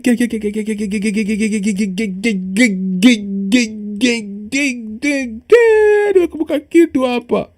Mana bombo kla. Soma katiba. How old are you? I'm 27 right now. Here, here's the thing. I wanted you guys to see this. Isipata usingizi bro. Wewe unaona venye Kemunto ni mrembo. Umeona? Siwezi sinzia ni bro. Ni tempting sana. Hata mimi nahangaikanga. Lakini I can't sleep. A rule is a rule. A rule is a rule. Unaishikiliaje hiyo rule today in 2025? Bro, ni kukuwa tu na standards na kusema niaje hiki tu nimeshikilia for the past 27 years. I can't break it right now. Lazima tufanye harusi, alafu now we can get sexual. But for now, Kemunto hata akipitia analala kwenye kitanda na mwachia safi we lala hapo, mimi nitalala kwenye kiti. Na nilikuwa nalala kwa nyumba yako ama nyumba yake. Cause side story tunapatiwa ni tofauti. There's something I wanted to show you guys. I need to find it. Bear with me. Walk with me tafadhali. Stay focused. Nimekuwa ama na Kemunto pekee. Sijakuwa in so many relationships. Nimekuwa in like 2 relationships. Kemunto is my third person. The third one? Yes. The 2 girls walitoka salama salmin na walifika mahali wakaona ni kama joto imepanda sana. Yani mimi nawaambia no. Not right now. Mimi kwa sasa nimejiekelea, huwezi kuja. Chura ni chura, facts. Yani but you know you are hard to resist nini. Nawaambia hapana. Mimi hiyo kitu sifanyi. Mpaka mwingine tulikosana. Mpaka nikaenda kwenye sitting room nikajifungia. Anakuja na bisha na ndugu yangu ni noma. Chill, I wanted to show you something. I need to find it here. Niseme Kemunto, yani lakini wacha nisiongelee mambo yake sana. Anakuja hapa. Ataongea mwenyewe. Chill, msiwe na haraka. But sasa mimi Kenya mimi usema about life, you can never choose who to fall in love with. Na kitu happen. Every saint has a past, and every sinner has a future. That's all that matters. Nilikuwa nataka msikie. He knows something. Ama he knew something hapa hivi. This is the thing I wanted to show you guys. He knew something hapa hivi. Because you just cannot ropokwa yourself for nothing saying this. He knew something was up. Now every sinner has a future. Sikia. Who happen? Every same about life, you can never choose who to fall in love with. Now kitu happen. Every saint has a past. Now every sinner has a future. That's all that matters. Every saint has a past and every sinner has a future. Sasa tukisema tuna dig deep hata mimi kwa maisha yangu. There are so many things I've done. Zenye leo Kemunto akiambiwa. Anaweza kuwa like niaje, I don't want you in my life. It's true. But because mimi personally nimechoose I don't want to look at that. Na pia amesema niaje, mimi sitaki ku dig into your past because kenye natafuta nitapata. Tumesema niaje, let's just focus kenye ina matter ni sahi hapa mali tuko. It's true. Where we are at the moment and where we are heading. That's all that matters because kila mtu kwa hii dunia. Kila mtu past. Na hakuna mtu mwenye maisha yake imekuwa straight as a ruler. Tukisema yani kama iko ajitokeze kwenye podcast na sema. Hakuna bro. So for me I just love Kemunto for who she is. Sawa. You gotta say what you gotta say to keep the woman. But again, hizi vitu nasema ni allegedly, but the writing is on the wall. Mr. Kwambia kitu unafaa kuona. Shows zenye hata I get there, I can't even be asked, what will you drink? Really? And I wasn't expecting mimi like I don't need my man to do these things, but ikifika place yenye I'm now questioning, I'm now asking, like, I'm begging you, man, I'm begging you, do this one thing for me. It's not like I don't have money to pay for that. Even my 2 cents will still do something, but inakani kama ninapatiana 100 and I'm getting 1%. What is I love you every time without Diana, you keep talking about ukitoka kwenu, I mean kwako, yeah, from your house, the next place you're talking about is his shop. What is I love you without a bag of Chanel? Yes. What is I love without Gucci shoes? What is I love without a Versace bag? What is I love without a Louis Vuitton scarf? What is I love without going and skating pale hivyo Ludhuli Drive? I never. What is like skating bila kunipulizia moshi ya tear gas? Got to know. Taki mapenzi ya mdomo, nataka mapenzi ya vitu tangible. Oh, exactly where he stays. Yes. What do you mean? It did damage to me. What That is another reason as to why Diana, come I'm on. quitting. What do you I know his friend's place, but I don't know his place.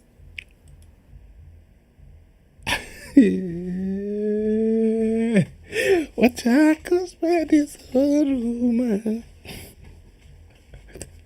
Unasema nimekamka ninado, mana nimewashwa maninabo.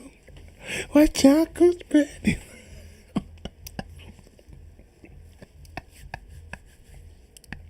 You gotta hear that. You gotta hear that. But how did that question peter me? The question was, you keep saying how you leave the show, go to your place. How come you've never said you went to his place? Ama Iyanii ana nyumba. What do you mean? It did damage to me. Amkwai kwenda kwake. Talking about it is his show. Yes. Amkwai kwenda kwake. I never got to know exactly where he stays. Eh. Yes. What do you mean? It did damage to me. Yodema amekapitia. Alafu, let's say this is all for story, but have you noticed her voice imekuwa tu tone moja? Like it's not easy to tell if she's lying ama saying the truth. Yani hizi miezi zote yako haijua mali msanii anaishi. Donja maber, nakuja kwenye ber, nakweka gamogoka na nakula na kuber. Donja maber, madema kona kwer, na enaga kwa shama na nalima na makwe. Napenda kuishi kwangu peke yangu na sioneshi hata mtu. Napenda. That is another reason as to why Diana, come I'm on. quitting. What do you mean? Unasema ati goodbye, and inshallah. Sisi ni walevi. Tunapenda kuficha. As to why Diana, come I'm on. quitting. What do you Here's another reason I think this guy never went to his place. Sawa. He's not as established as this woman. Udema ku-establish. Udema kona keja fiti, location fiti, akona vitu fiti za keja. So to a certain extent, niga pengine alikuwa nasikia aibu kumpeleka kwake cause anaogopa kimpeleka kwake tuona venye anaishi, and maybe mapenzi inaweza shuka kidogo. Na maybe angempeleka kwake inge connect all the dots because bro, kumbe unaishi kwa nyumba ya nyasi. No, ujeripeleka above the shoulder, above the waist. Spec that nyibo. Inaweza kuwa no reason. I know his friend's place, but I don't know his place. And when I raise such issues, it takes a different, taking a wrong turn.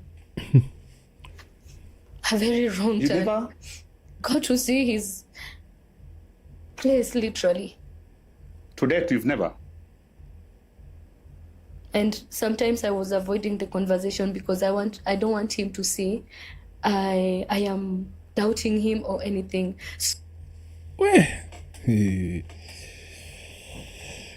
Hapa ndo unasikiaga ikakuja moja wazimu. So najinyima najisqueeze nikufurahishe. I forgot about myself. Naanza kukuelewa. The words I've heard the words loud and clear, but I've not seen the actions. The actions, yeah. Actions speak louder. Hapo mseni scammer. I heard you, but I've not seen your actions. I've heard you repeat how much you love me.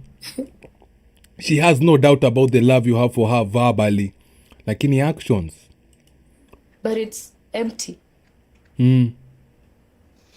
Like hakuna actions. Azile actions kidogo kidogo. Unapata? Like remember, she just wanted the small things. She didn't want the big things.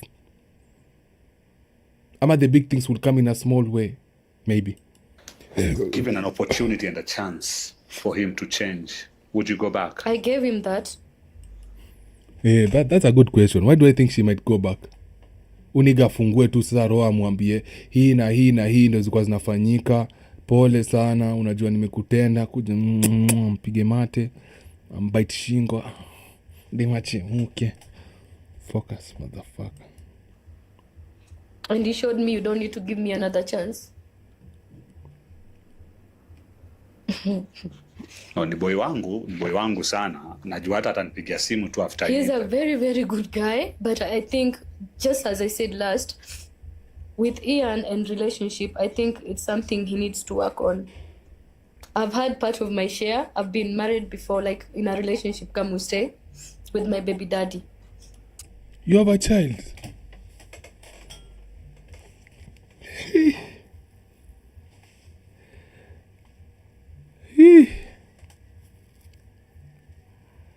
It keeps getting better, bro. It keeps getting better. Every time you think you know something, unaonesha ujui kitu. Shit. Can't tell she has a baby. So, I think she was supposed to stay hiyo point ya baby daddy because okay, mimi simjui personally na sijasikia akileta stories za mtoi na sijaona akipost mtoi W mother. Acha kushika microphone mbwa hii, utaribu kitu na already mic inashika poa. Izeni, unajua hiki kitu jana imeni stress, taki tena nianze kuni stress sai. say I'm experienced in a way. Yeah. So there are things I expected to happen in my new relationship, especially being that I've not dated for 7 years since my last relationship. Wow. So there are things I expected to happen in my new relationship, especially being that I've not dated for 7 years since my last relationship. She hasn't dated for 7 years since her last relationship. So inamaanisha all this time imekuwa tu short inaitwaga short courses, hajachukua long course. Amekuwa tu short courses, unafanya mara computer hapa, unafanya nail and polishing hapa, unafanya pancake baking hapa hivi kidogo, unafanya nini inaitwaje, Squidward farming hapa hivi, yani short courses. Ndio maana hapa I think imefika hii point. All right. No. You know me. You know. Ian, in relationship, I think it's something he needs to work on. Yeah. I've had part of my share. I've been married before, like in a relationship, come we stay, with my baby daddy. So, I can say I'm experienced in a way. Remember what I told you. Experience beats men. Experience damages women. Not saying that she's damaged, but I don't know what happened to the baby daddy, by the way. Story for another day, tunafaa tufuatilia, lakini unajua pia tutafuatilia, but maybe siku moja tu najua itanipata nimfuatilie, cause sasa unajua mimi am invested. Kama napendanga masingo mother sana. Kwanza kaa ni huyu hapa hivi specifically, mimi nitapenda mtu wake tu venye nampenda sitabagua. Unajua nakuja kama package, mimi am ready to take her. Na unaweza imagine single mother ana sacrifice vitu za kufanyia mtu wake afanyie chali yake. Na chali yake amtaki venye anataka atakwe. Hiyo ni ngori bro, ni mbaya. So there are things I expected to happen in my new relationship, especially being that I've not dated for 7 years since my last relationship. I dated for 7 years since her last relationship. Now, I'm thinking, when do you think she had her last relationship?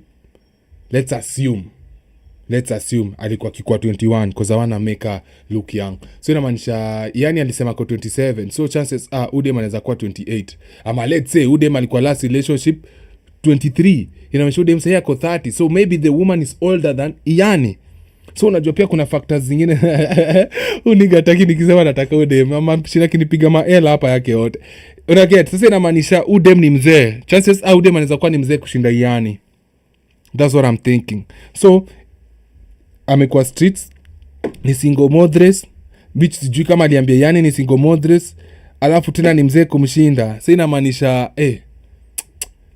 boy aliona mimi siwezi anza hii game 1-0, siwezi kumari game ikianza 1-0, na obvious tunajua mwenye kisima hata panga line anaichota any day anytime. Fuck them. All right. So you're saying there is no turning back? I gave him that, and on top of giving him that, I'm still getting nothing. Hata kubali, you know, alafu when someone mwenye amekuwa na experiences anajua she's given another nigga another chance before. Sasa obvious says rudi nyuma sahi. Iyanii amejikaranga hapa. Na niko Iyanii pengine amtaki, hata sasa give a damn kama atarudi ama atarudi. I need you to tell me how much you want to work this out. Oh, okay, bado anaeka like mlango iko open kutaka kuingia. Mlango iko open kutaka kuingia. This is why. Unajua mbona hata naonyesha story? She posted a picture of her and Iyanii and people are like, "Oh, so mnaweza kuwa mmerudiana." So maybe bado dem anataka boys. I'm giving you chance. Yeah, sina sava future. True. Yo, shit. Yeah. That's what Iyanii meant. Says him judge na future. Yo, yeah, it makes sense. It's all coming together. Mi naambiaga I have the smartest fan boys. Fast, yani, kiakili mnakwaga mbele. I love that. Shit, respect. Pigwa EW. Kaka kuna mtu atakupe. Chan kupe W yako kwanza. Take your WG. Chances, but you're not still working it out. We are going back to zero. We talk about it today, we agree. Tomorrow we are going back to zero. Commitment issues. But wasn't he committed to you in a way? Like, it wasn't like he was cheating. Ama you wanted committed to come with a Chanel bag. You wanted committed to come with a outing in an expensive hotel. You mentioned something about an agreement that you actually wrote down. Drafted. You wrote it down. Yeah. What was it? I told him this. If we ever get to a point where we want to separate, already you made me public, so our relationship is already public. It's out there. People are expecting to updates. When I expect updates to know how's they going. Yeah. Why is Ian not posting Kemunto? Why is Kemunto not posting or has unfollowed Iyanii? Yeah. I am the one who came up with that rule. Kamwambia tukawai fikishana mahali, we need to stop, we need to end things. I'm begging you, never go out there put a statement until inaitwa statement. Yeah, I was looking for that word, dual statement. Commentator alifanya hiyo statement mwenye aliachana na ule demu yake. Nani pia Jackie Matubia akamekio statement. Director Phil alimekio statement. Unanipata? Willy Pose pia alimekile statement after ameambiwa like it's a public statement. Sasa inaitwa joint statement. Malike especially ama couples wa Kenya who believe they owe the public something. Mimi nikiwa na mtu wangu tukiachana tumeachana. I do not owe you guys an explanation. Atuko pamoja atuko. Joint statements and impost juu sitaki kumpost. Sawa? So I don't not need to explain to you mbona si impost sai kama nani. But ama female nini unajua hiyo inakujenga inakuwa part of their brand, inakuwa part of their identity. Mimi I will never make my woman a part of my identity. Kwa wale mnaingia sasa, thank you for the likes, thank you for the follows. Mpesa yangu ndio nasiona mkilipua Mpesa. What's up with that? Chini tufanye nini to agree Kenya tutaekea watu. Okay. So what happened after that? After January, my birthday was on 1st January. All right. So date 2-3 I was with him. And after that is when now I concluded everything, like enyewe hii meisha. I didn't do any statement. I went silent. I never talked. The times I went silent, the communication, the chats literally switched from hey babe, how are you? Umeshindaje? To hey sasa.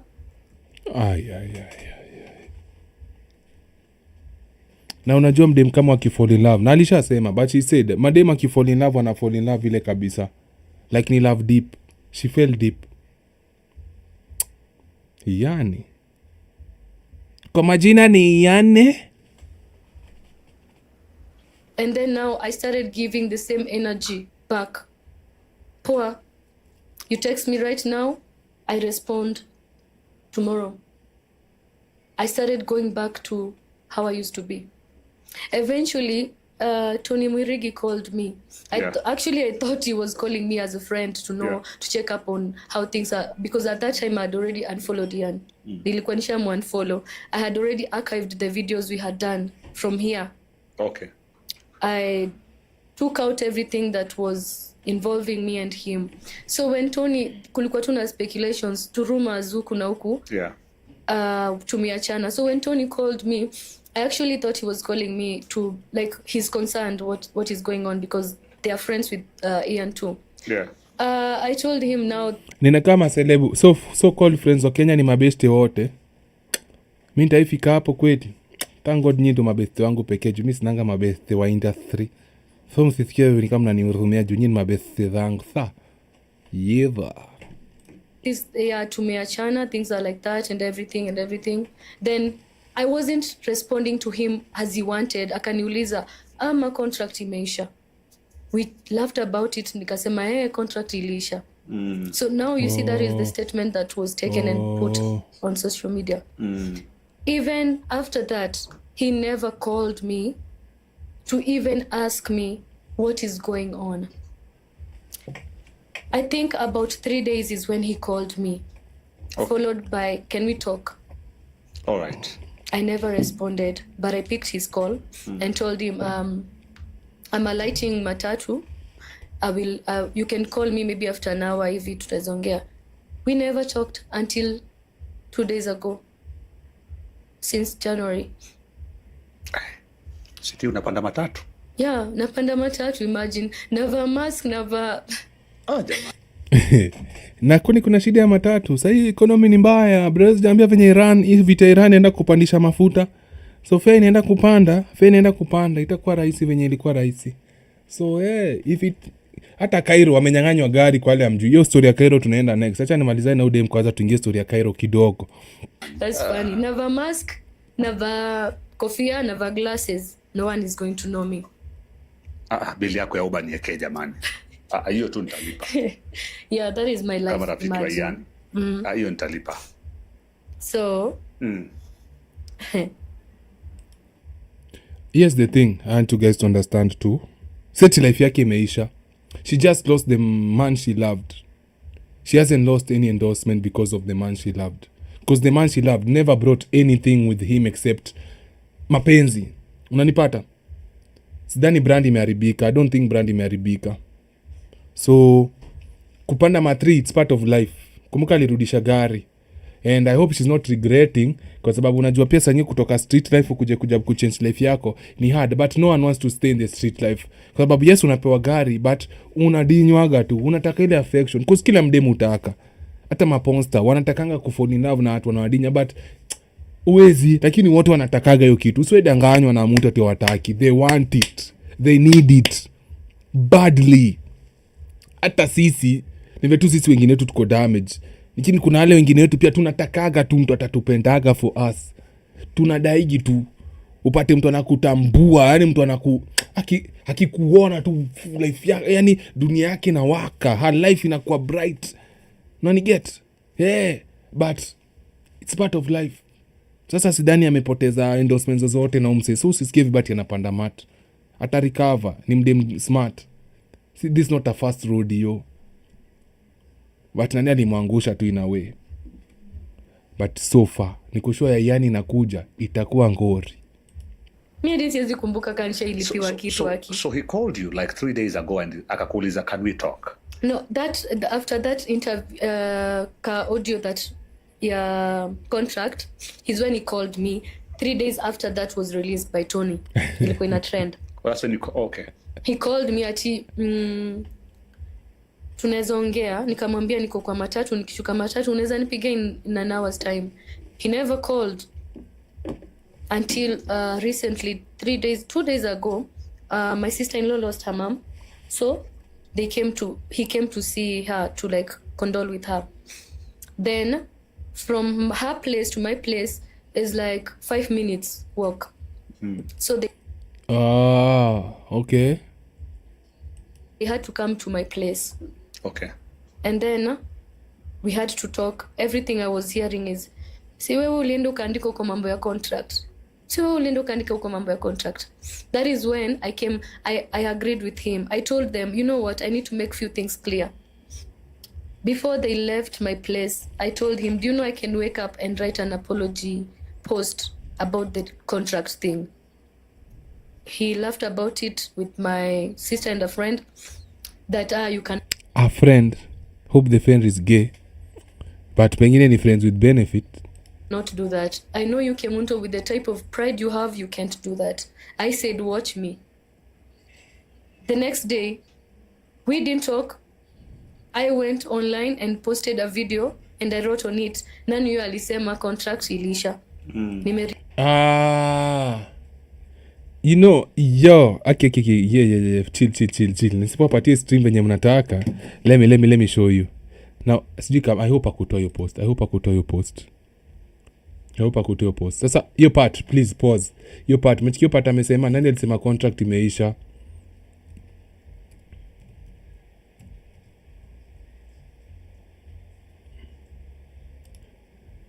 Now, this the nini that she posted. See, Lodarak. Sijui kama sha delete. I think I may delete.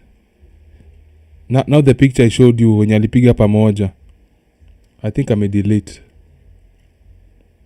Chill. Online anakaa fine. Sindio? Sina ndo mtoto wake. Yeah, I think she deleted the picture. Yeah, she deleted the picture. Like,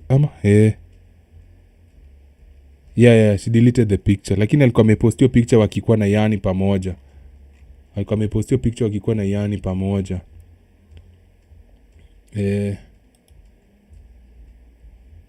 Ama Nairobi Gossip bado iko na chukianga hii channel, acha tunaambia kweli, hakuna kitu tunachukianga kama hii page. Nani udhingi yangu yote. God damn, nani udhingi kabisa. Nani udhingi yangu yote. Let me see if I can still find the picture. Afu kuna nyesha, so inamaanisha nini? Nini inaweza enda pole kiasi. Bear with me, bear with moi. Bear with Fadela.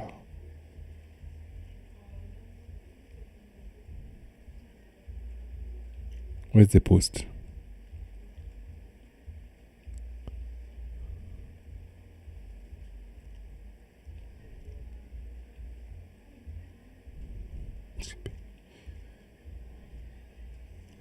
Yeah. She removed the post.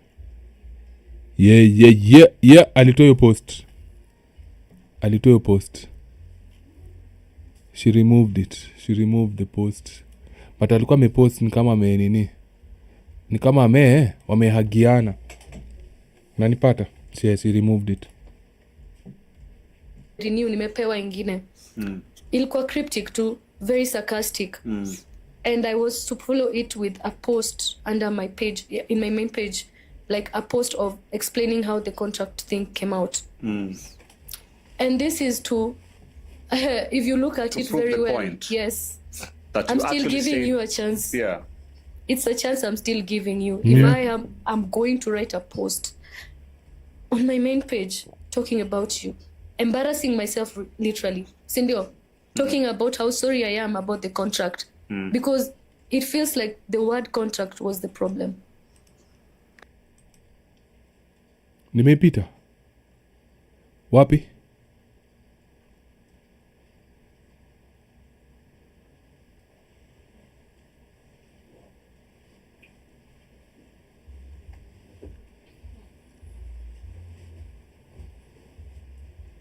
Wapi hapo nimepita? Mtu anaonyesha bali nimepita.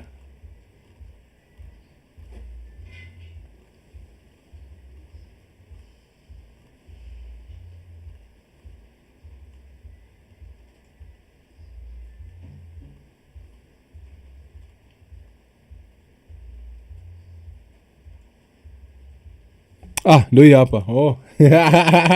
Poleni. My bad. Sasa hiyo story after amepeana, ngoja. Sasa before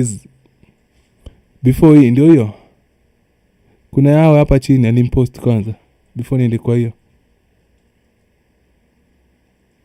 My bad. Unajua mimi nakuaga naendaga mbio. Mimi nakuaga 100 meter sprinter. Haya, sasa Udema alisema ilikuwa post ama by the way nani alisema contract imeisha, nilipewa ingine ya mwisho. Ndio sasa wawili wakipendana. Alafu Iyanii nani hapo ikakuwa for the avoidance of doubt I have not renewed my contract and I am not renewing any contract. I am also not aware of nor involved in the post that was circulating yesterday. Rumors don't spread. Alafu Kemunto kamandika mambo yangu ni ngumu guys, mkinifuatilia mtakuwa disappointed. Haya, now that tumefika hadi hapo mnaelewa. Sasa amejua mali imetoka, turudi hapa tuendelee. Okay. But I may ignore the rest of my concerns. We are sasa ameona kama for example hapo hivyo she was hinting that sinajua tumeachana lakini bado zinakupenda. She was hinting that. Na mtu wetu sinajua so far one thing we have identified na Iyanii achukwagi hizo tips ashikanishi. Hizo atisijui subtle hint ati Buddha treasure hunt shikanishi hizo ma hint. Ameamua tu ataki hizo stories za hint. Na hiyo ndio sasa imeturudisha hadi hapa hivi mali tunaona. You get me up to there? Focused on contract. He went ahead to write a statement of I'm not renewing I'm not renewing any contract. I've not renewed any contract. I called him and I told him I will even repost that post of yours so that people from my end who have not seen it in your end, they will see it in my end. That is how genuine I am, and that is how much I want to prove you. The conversation about contract, it's not how it was put out there. Umeona? But hiyo yote unajua ni letter tuna ule mnafiki Tony Mwirigi. Because these guys are usually snakes. They put the story ahead of the person. To them they care more about the story than they care about the person. So anytime itafika ni kufanya story, wataweka story mbele si the mtu. To the point that you think they are talking just with you. Kumbe hii conversation si yenyu, ni ya post anaenda kupost huko baadaye. And you reposted it? I reposted it. I even called it. They were actually laughing about it. And now people think... Yes. Kuna mtu ameamua waelezee hapa. For those who are floating, when amejoin sahi live, for those mna float sahi, she was dating Iyanii wakaachana. Alex invited her to his podcast waongee mambo yake, alafu Iyanii will be invited in the coming week so that aseme side yake. Unanipata? Inakamwa Kideo is the new therapist in town kwa sababu the same thing ilifanyika na pastor alikuwa anaitwa nani ule mwenye anakuwa na mboro kubwa mwenye pale ni alikuwa na gay allegations. Anaitwa nani? Mwisore, anaitwa nani boys? Mnanijua, alikuwa na date system wa Kideo. Sasa unajua ule akaitwa akapiga story yake tena akainvite sister yake pia akapiga story yake. So ni kama huko ndio sasa mali watu wanapendana wanaendaga. Unanipata? Hiyo ndio kitu nimeona. Maybe udem ni mwenda wazimu. I wanted also the people from my end who don't even follow him or know him. Yeah, Kenya Jason Lee facts. And he knows him through me. Waone pia. Mimi alifanya ikae kama aibu, but me I was very proud, like I'm reposting it here. I even called him and explained to him, nikamwambia actually I was about to drop the post. We drafted that with my friend Valerie, Diana's sister. We drafted Burale that and Burale ndio jina yake. I was now supposed to post it and explain the contract thing. I wasn't given a chance to even do that.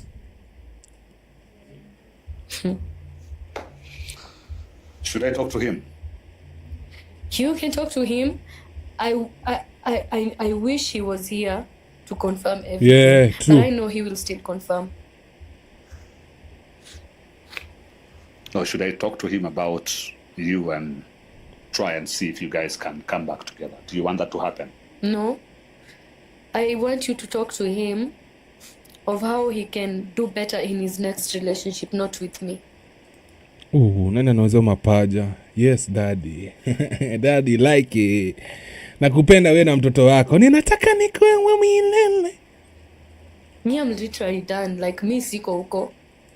Huko, utaki tu kukubali.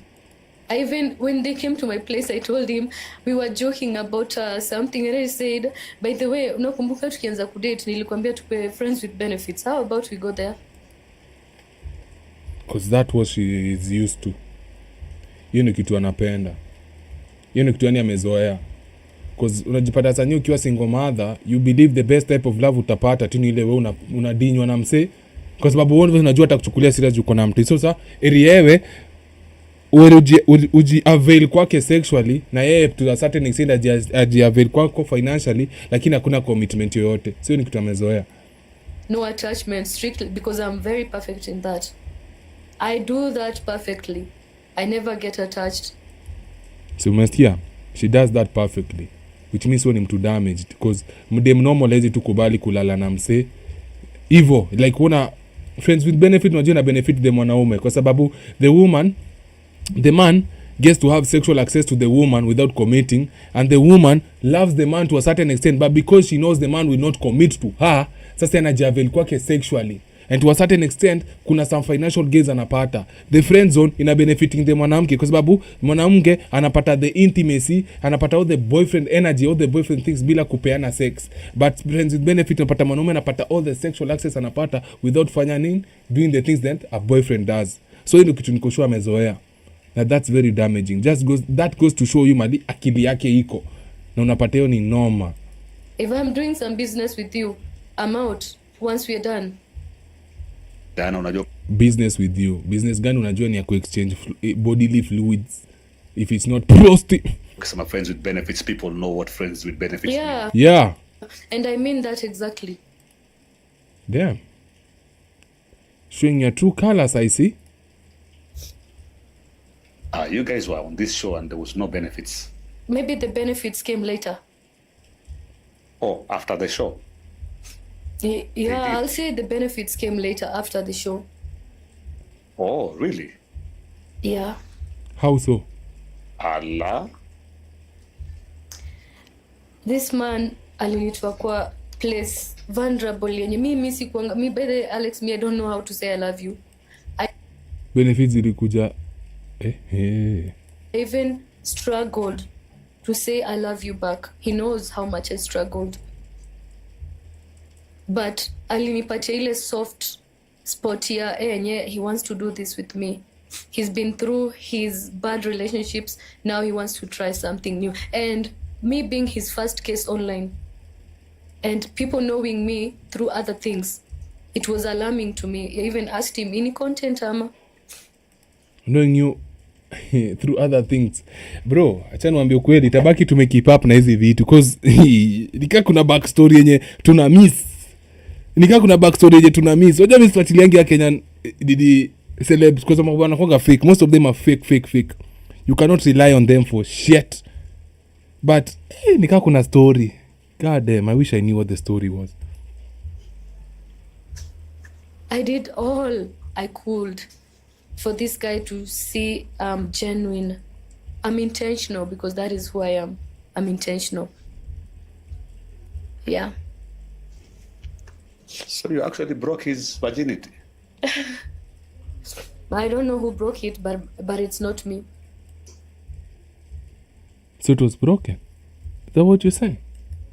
I don't know. You know, men can say they're virgins and we can't prove that. If I tell you I'm a virgin, obviously you will know I'm not a virgin. Men, mnaweza jificha. For a woman, I can't tell you, unless I tell you I'm celibate. But I can't yep. tell you I'm a virgin. Yeah. You still know I'm not a virgin. All right. But because I don't have the evidence to back up my... Yeah. I don't know. But I appreciate him because he made me view things differently again. The same way he made me view things differently is the same way now I'm seeing things differently. Amedameju dem vibaya na kenye tu Rix amesema the next person atakudetu dem will have to deal with the trauma. Yes, the sex will be good. Oh God, the sex will be good. Oh, the sex will be so good. It will be the best sex to a nigga, but the mental torture itakuja nayo, the emotional baggage ata have to deal nayo, itakuwa noma yenye hajaiona. I feel bad for the next nigga, man. All right, so what's the future for you, darling? I just want to focus on me always. Damn. Choosing myself. If any man or anything to do with relationships comes after, I want it to give me a soft feminine me again without being forced. Now the other man will have to try and prove himself. Unajiprovia mtu alikuwa friends with benefit na mtu mwingine wenye that didn't have to prove himself for her. Na akapata sexual access, lakini unataka tuende ujiprove hapo. Na bado pia wewe utajabu kukeep up na hiyo garbage. But mimi nampenda for who she is. Mimi nita prove she. And I will prove myself to her. Mimi nimeshajiambia. Being asked, I want this man to love me genuinely and not just love me. Show me you love me. Because I know before you show me, I'm showing you I love you. I'm doing the most before you even start doing the most. Because that is who I am, and it can never change. Even those people I used to have friends with benefits with, I still came through for them. I was gifting a man who's supposed to even gift me more. So then, that was not friends with benefit. He just never claimed you. That's not friends with benefit. He never claimed you, but he had sexual access to you. To a certain extent, you were, I'm pretty sure, you were with no one else. The time you ulikuwa na yeye, it was just you and him. So to a certain extent, that's a relationship according to you. Because ungekuwa tu available kwa watu wengine, ingekuwa na make sense. Unaniget kinamaanisha? And it's just friends with benefits. I see you today, we skip 3 months, we don't see each other. The next time we see each other, nimekuja na gifts. Wow. Bitch, please. Don't use the word see each other. You all know you're not just seeing each other. Please. Not here, not now, not with me, not with us. Si. Nimeenda nimekubaya. I love perfumes. I'm obsessed with scents. Yeah. So nimeenda nimekubaya perfume. That money inafaa kuweka kwa business yangu ya grocery, but nime sacrifice to make you happy, to make you see I see you. But I'm never seen. Wow. But how many friends with benefits have you had?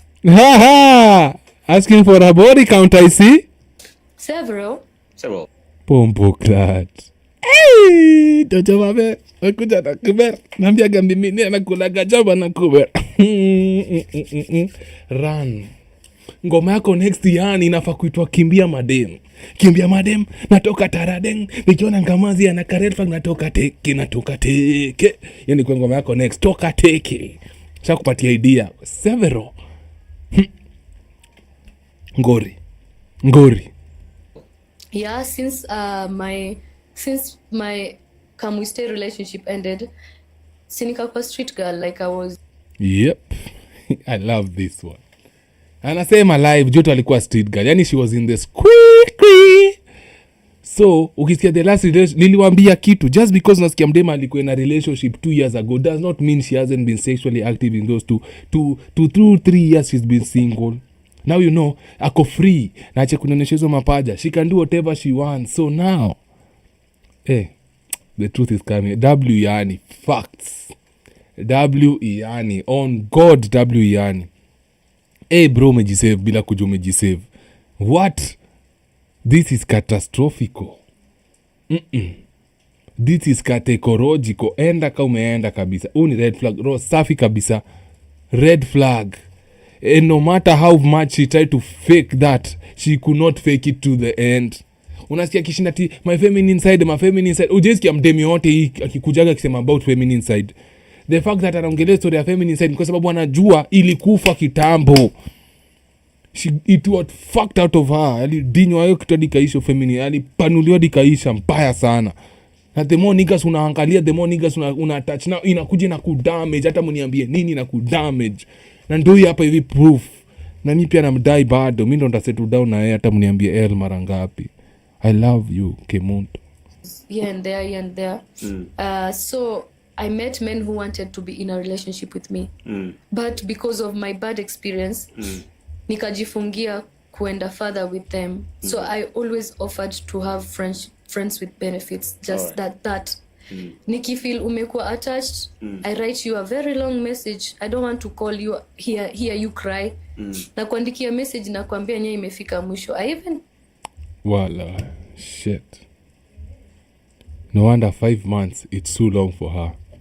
So I'm pretty sure timeline yake kupeana ume kwa dating ilikuwa 3 months maximum.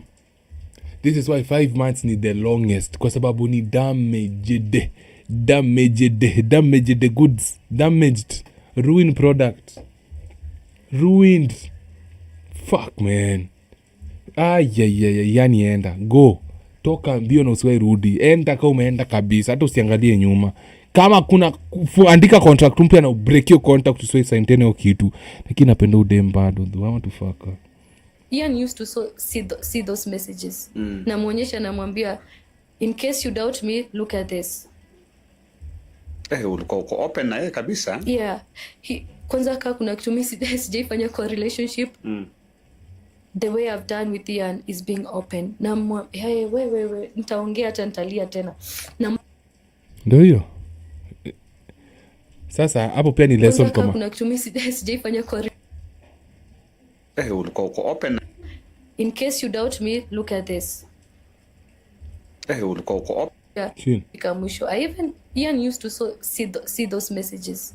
Namuonyesha, namwambia, in case you doubt me, look at this. Inakuwaga hivyo bro. Now ina make sense. Hapo unajua manaume, you can fake it for long. You can only fake it for long enough, my G. You can only fake it for long enough. Where we are at the moment and where we are heading, that's all that matters, because kila mtu kwa hii dunia, kila mtu akona past, na hakuna mtu mwenye maisha yake imekuwa straight as a ruler.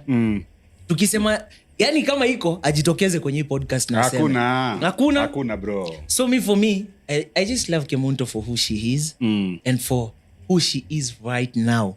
Liar. Wewe ni liar. Malaya. Wewe ni liar. Malaya. Mama. Hiyo ngoma niko sure ngine nywa mjui ilikuwa ya Wahoo. Wende utafute ngoma inaitwa Liar. That man is a liar. But again, you gotta understand the game. You gotta say what she needs to hear at the moment. Unanipata, lazima uambie kitu nataka kusikia hiyo time. So the smart ones understand the game. Ulikuwa uko open na yeye kabisa? Yeah. Kwanza kaa kuna kitu mimi sijaifanya kwa relationship. The way I've done with Ian is being open. Hey, we. You think she's alpha widow in the making? I think she would have been. Yeah, here's how I think she's been alpha widowed, right? She wanted the emotion.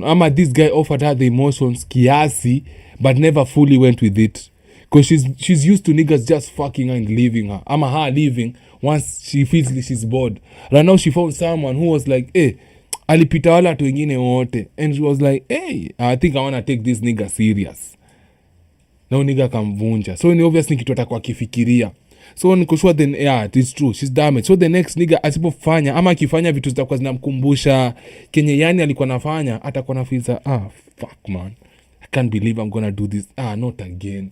Hapana. I thought tumemaliza hii kitu. Yeah, I see that. Taongea hata nitalia tena. Nampea paka siri zangu za ndani, una understand? Ile yenye mwanaume hata anafaa akuangalie hivi, akwambie hivi, we siwezani. Kama ni wewe ulikuwa unafanya hivyo siwezani. But now I'm in this new relationship. Nimejitolea. Hapo. Get the game. Pick the game. In case just mtu akisema comment section. So the game is this, right? Acha niwaambie kidogo.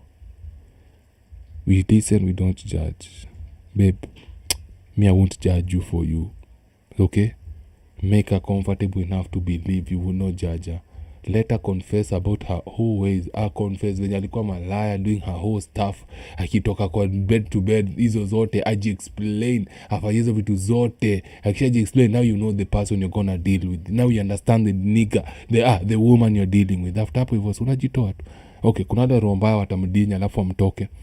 Kuna wale watajua wamdinye for some time while they are scooping, while they are scouting other prospects, alafu amtoke. But hiyo ndio game, cause hakuna kitu moja wanapendanga kama mtu wa judge. So ukishasikia hivyo wewe unajifanya wenyewe ndio understanding, cause let me tell you, on average mademu wengi wameishi reality ya udem. I'm just telling you, on average mademu wengi wameishi reality ya udem. Cause let's say she's been single for 7 years, and 5 months is the longest she's dated. So chances are she would date a nigga for 3 months, 2 months, right? So ukidivide hizi 7 years, I wanna do the math, na sina kitabu yangu hapa hesabu. Chances are every 3 months, siko na 12 months, ina maanisha ni maniga wanne per year, ni maniga wanne. Multiply that by 7 inakuja 28 niggas, maybe even more. God damn. So on average for the last 7 years she's either been with 50 niggas ama 30 to 40 niggas amekuwa nayo in the last 7 years. Katika useto na vajo mwenye hajakuwa na mtu. But unaona mbona mwezi chukuanga hiyo advice ya kuwait until marriage, cause imagine ndo mtu unaenda kubaki na yeye for the rest of your life. Imagine that's the person you're going to Murife. Run, motherfucker, run. The sacrifice, I'm leaving everything behind for you. It got me questioning at first, why did you come for me? Yeah. Because my stories are online. You know a lot about me. Your friends, even if you don't know, your friends know. Someone close to you knows about me. 1 or 2 things about me. To be honest, before the almighty Jehovah wa wanyonyi sijui kitu yote kuhusu dem, except she came through for me. Hiyo tu najua. And because of that, no, mimi nadai kumari. Hata muniambie nini nitamari Kemunto, mimi nitaend up na Kemunto at the end of the day. So once she's done with the streets and she's ready to settle down, me I'll be here. I will take you, I will accept you. At least now I know the person I'm going to deal with. And me, I'm ready. I will save you. I will change her. For real, on G, I will save her. I will transform her. I will give her the world. Ni flowers unataka nitakupea. Ni spend time na mimi tutaspend. Kemunto nitafute. You go through my TikTok, you've seen videos of me. You've seen posts with very funny messages. And you still came for me. Why? Why now ulinikujia mimi na tuko kwa relationship and I'm feeling like I'm alone? Yeah. I'm ready to rescue. I'm ready to rescue. Say whatever you want. Unigali alifungua dem tu venye anafaa kumfungua. Alafu instead of kumwaga dawa akamwaga chumvi akaendelea kupanua kidonda zaidi. Because you see, even hoes want love. Even hoes want love, bro. Mapoko pia wanataka mapenzi. Not saying any poko, but she has whole tendencies. So hata wanataka love. Usipompenda atapendwa na nani? Big Bad atampenda, msijali. I appreciate the fact that he made me feel loved. That's why I'm saying, I heard you. I heard the words. I didn't see the actions. And probably... Nah, she wanted the actions. But unajua unaweza ambia, again, you can tell someone you love them, but bila actions, inamaanisha tu alikuwa anakuambia kitu unataka kusikia. Smart guy. Nilikuwa najidanganya in a way that, hey, maybe even the actions are still the same. Like, ukiambia umependwa, na nikikuonyesha na kupenda, I convinced myself it's the same thing. Because I'm scared of overreact. Have you noticed since she started talking about being with multiple guys, with the nini, what's it called? Friends with benefits. Like Tony Omse may change. Like he's not the same way he used to. He's not the same way. Deep down, this guy agrees with Iyanii, but hataki kushow because vitu zimechange. Demeanor yake imechange. Like you can feel too akoza difference. Sasa muone hivi alikuwa namuona before. Because maybe alikuwa na different perspective of her. Alikuwa na different mindset because of her. Like you can see, like you can feel it. Akoza shit siamini. Na ulikuwa nataka uchukue best yangu muwe na ukimwi. I'm scared of complaining. I don't want him to akasirike tuachane. Understand? I put myself last. He was first. Kuelewa. But hiyo ni mbaya pia. But hiyo ndio pia damaging effect ingine ya mademu wamekuwa street sana, wamekuwa na multiple men. They believe they have to overcompensate. Because if they do not overcompensate, then ule mwanaume because aliconfess ile vitu alikuwa anafanya, huyo mwanaume atamuacha. That is something yenye ina happen pia vibaya sana na mademu wamekuwa hizi street life sana. Now we have to finish this episode, darling. We have to do that. Yeah. Let's talk about Cairo now. 3 hours of the beach. Sawa, poleni. Now. Here's the thing. Do you know anywhere we can find the Cairo story? Anyway. Hii story tumemaliza tu hivyo. Tuiache tu hivyo hanging. Ngoja acha nimalize in style. Acha kwanza tusikie last word nimalize tu in style in case naamua kuedit ni post huko. At least I want it to be, different. Anything else you want to say before we close this up? Once for the streets, always for the streets. If Jesus himself could not save these hoes, why are you trying to save these hoes? Let them dwell in the streets because that is where they belong. She belongs to the streets. Now, unanigushgush sawa. Haya sasa tafute story ya Cairo. I hope ningefurahi kama kungekuwa na documentary ya Cairo. The downfall of Caliph Cairo. Sitaki kuona iko nini. Hii inaweza watch hapa.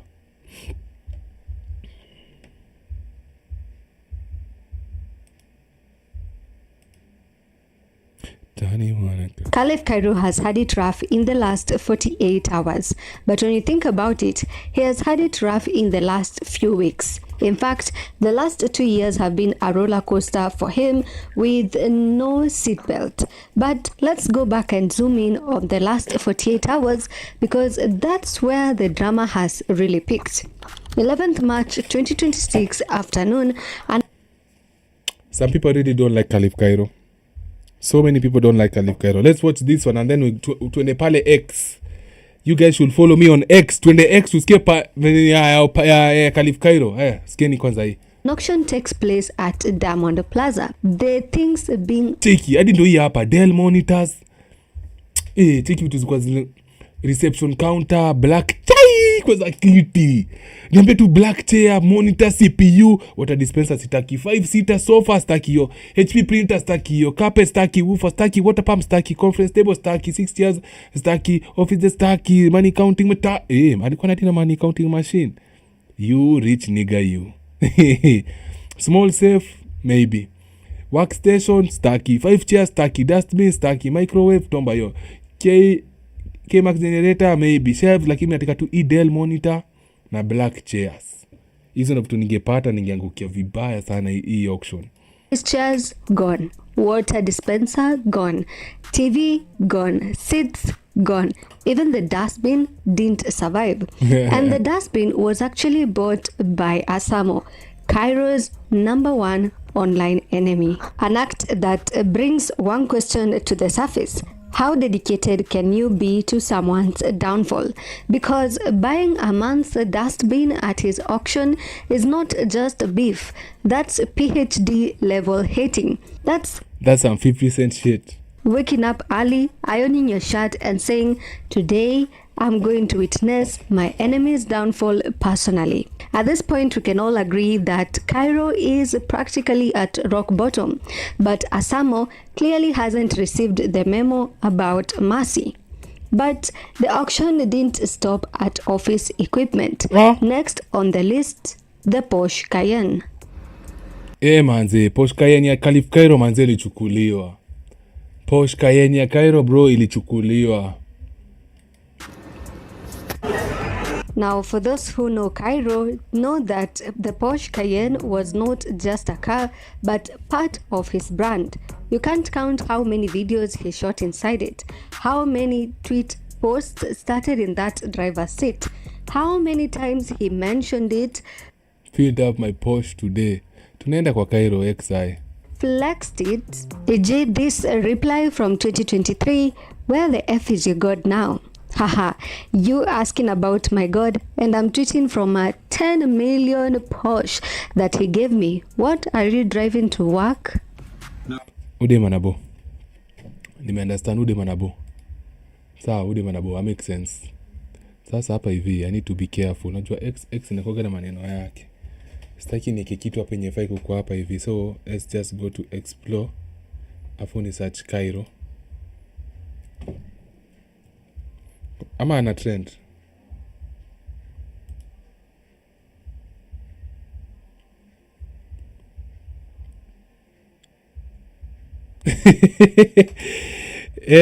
Aya unajua kuna watu walikuwa wanaandika na Ujaloka ameamua kuanguka na Cairo mbaya. Ameamua yeye na Cairo aachi Cairo. What the fuck? Acha tuende na latest taki top.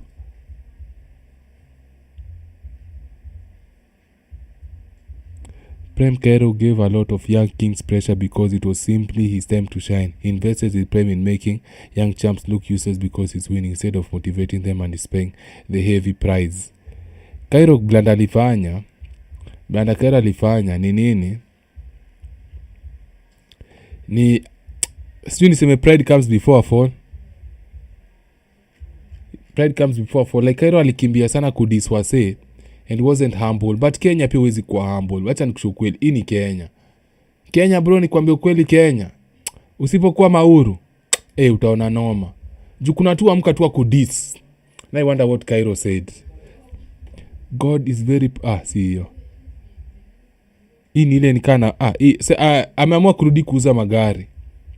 Kuna yenye alipost hapa hivi ilikuwa funny sana. Nikaa alikuwa na diss watu. Anauza ini Ferrari. Kuna ile alipost after watu waanze kumpasha juu Iyanii yake kuenda. Na unaona sasa hivi tu ana post 2019 ndio Iyanii. Hizo ndio tusa ameanza kupost. Ameamua kuzima watu tu, ameamua kufocus na kuuza gari, which ni poa, acha uze gari. Lakini history yake manze ni noma. Someone at Cairo's level unachikini mtu first of all amepoteza mother yake. And one another thing you need to understand na story ya Cairo, he was expecting so much money from the mother, 1.something billion, kwa sababu ilikuwa 10 million USD, kwa sababu mother yake unajua America, in case they mistreat you in terms of medical, wakikosa kufanya kazi yao na medical wanakucompensate, unaweza wasu, na ukishinda hiyo lawsuit unapata pesa mingi sana. Sasa Cairo alikuwa na depend sana na hiyo pesa yenye ilikuwa madhaki apatiwe. Sasa obviously I know the next of kin alikuwa yeye. Alafu sasa unaona madhaki ametoka, madhaki ametuacha.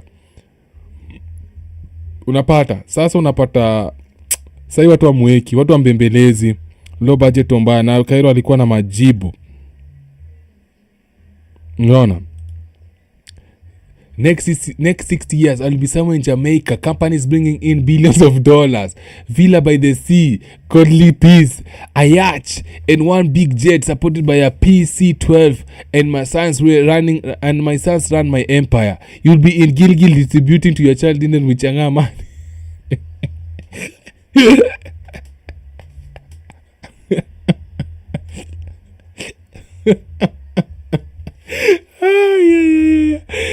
Hii ilikuwa 2023.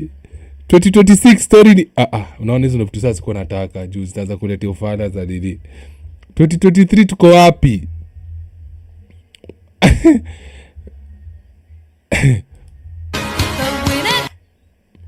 Sai 2026 ni noma. 3 years later ni kubaya bro, ni kubaya. Romans 8:8 currently surfing are not worth comparing to the future glory that will be in this year, will be revealed.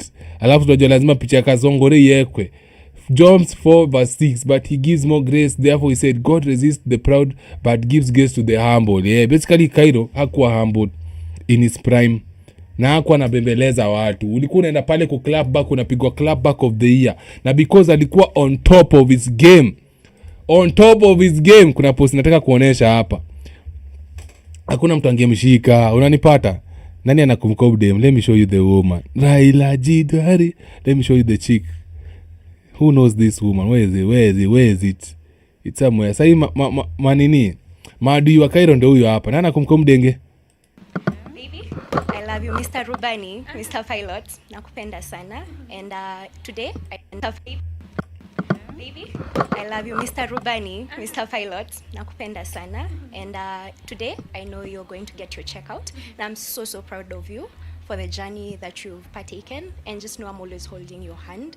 I am your support system, no matter what. And I love you so much.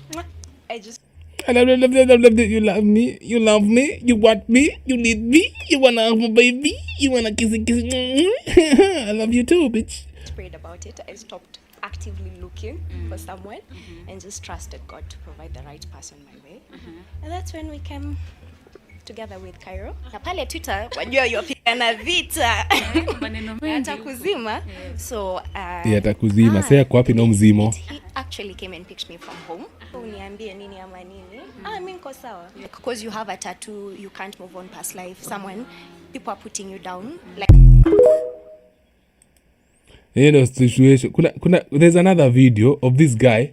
But you know, right now people are dissing Cairo. Let me show you. There's a post I saw today before I joined here. Let me see. Mimi lakini ex inanishtuanga, to be honest. Mse alichoma. Nini nafanya? Msupaka shazima. Ndio maana spendagi hizi stories za ex. Unajua hizo copyright music zinakuwa mingi sana. By the way. Yeah. Did you see this? Let me show takuja. Apparently ama allegedly kila mtu kwa picha amededi manze. Imagine friend group yako yote imezima. Ilikuwa inaitwaje hii squad inaitwaje? There's a name they used to have them. Yeah? Black wote amededi manze. I was looking for that. Anaitwa Reina manani. Let me check something kwanza kwa udem hapa hivi.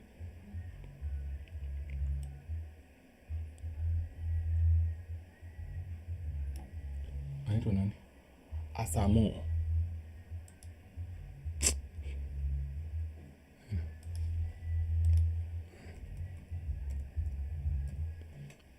So basically kitu ndakwambia tu, ukifanikiwa na which najua wengi wenyu mtafanikiwa. Lenga bro, post toka hivyo ndo mfanyaga. Let me just tell you my secret. Mi post natoka kwa sababu kitu ilikuwa ni udhi na TikTok. Ni TikTok ulikuwa na post unaenda ukirudi unapata video zako karibu ngapi zimeripotiwa. But TikTok ni app ya ujinga, ni platform ya matako, ina ni udhingi tu hata sasa kuongea. Again, huta chase clout na mimi, relax, read a book McMill Ombachi mimi sijawekwa na mzungu. Nakumbuka hii kitu. Mombachi mimi sijawekwa na mzungu. Hizo by the Ombachi alienda wapi? Ama ni mimi squeeze hizo misuli nguvu bodybuilder ishuke unavo gonna do that. Sasa ndo hater wa nani kabisa? Ndo hater wa nani kabisa? Hater wa Cairo kabisa.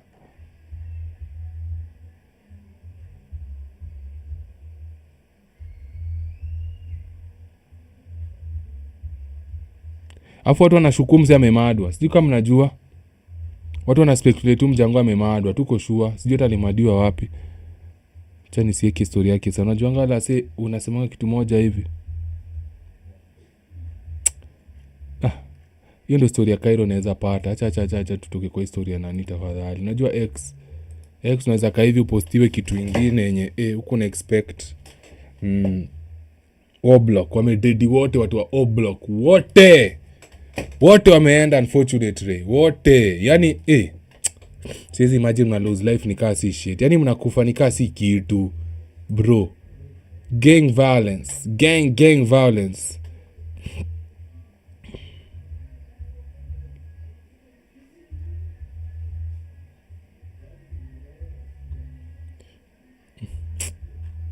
Rastafari, right? Defend use of bang in court.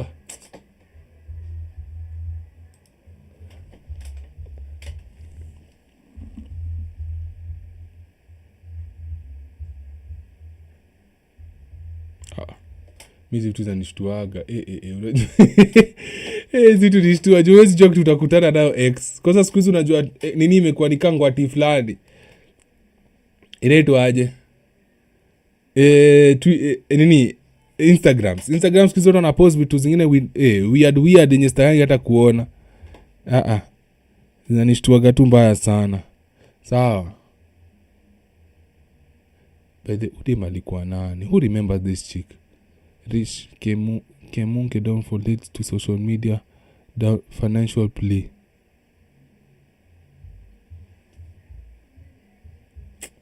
Guys, but great. By the Lil Durk bado yuko. Did you see the story yenye Lil Durk demu yake alikulwa na ule mjango fulani? Sasa kuna story fulani ya Lil Durk manze na ule demu yake apparently ana date mtu mwingine. Let me see if I can find the story. Imagine tuko Kenya na kitu tunaangalia story ya Lil Durk. Ode anaitwa nani? Demu yake anaitwa Asia ama nani? What's the name of a girlfriend? Demu yake anaitwa nani?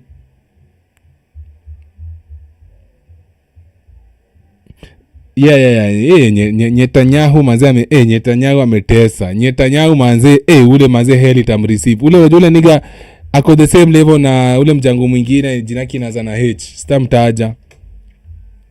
Jina yake inaanza na letter H. Wako same category. Same category ule nigga fulani jina yake inaanza na H. Ule alikuwa anafanyanga Ujerumani. Fako niga. Acha tuangalie story ya Kebaso. Unajua Kebaso apparently anakulia mjango mdenge.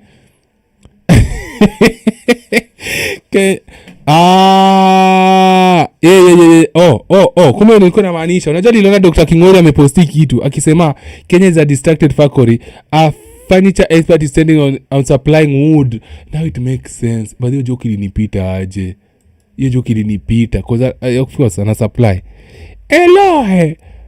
Na maskini dhati. And the Lord said, man shall never fully understand a woman, for even I created her in mysterious mode. Pale TikToko, a decorated general of heartbreak by the name Captain Samir has come out crying like a broken Sayona woofer after discovering that Morara Kebaso has been doing unauthorized road expansion on the Kilgoris lane belonging to his fiancée. In a video doing rounds, the captain narrated that when he visited his fiance's home to perform that fraudulent African tax called dowry, he noticed the sofas in the living room that looked like they had graduated from Harvard School of Furniture Engineering, the type of sofa even visitors can sit on carefully like they were attending a church elders meeting. Our boy politely asked, "Mama, hizi viti ulinunua wapi? I might also buy one for our furniture matrimonial stadium." He was coming told they were Morara home furniture. At the moment Captain Samir thought he had discovered a furniture shop. Little did he know he had actually discovered the Mikora who had been supplying high voltage electricity in his matrimonial home. As investigation later revealed that expensive sofa set had not been paid using money or M-Pesa. Whoa, Nyasaye. It was financed through Tara through Tara ceiling inspection and several extra rounds of horizontal engineering conducted by Morara Kebaso himself. Na Morara sidim Kisii, na mnajua tu venye Kisii wanapendanga mechi. Fast forward several months after the captain paying hefty for services that other niggas were employed in fury, our boys stumbled upon hard evidence that Morara had been supplying high voltage electricity to his fiancée without an iota of blackouts. And no Kenya Power token. I'm Mr. Soveyon.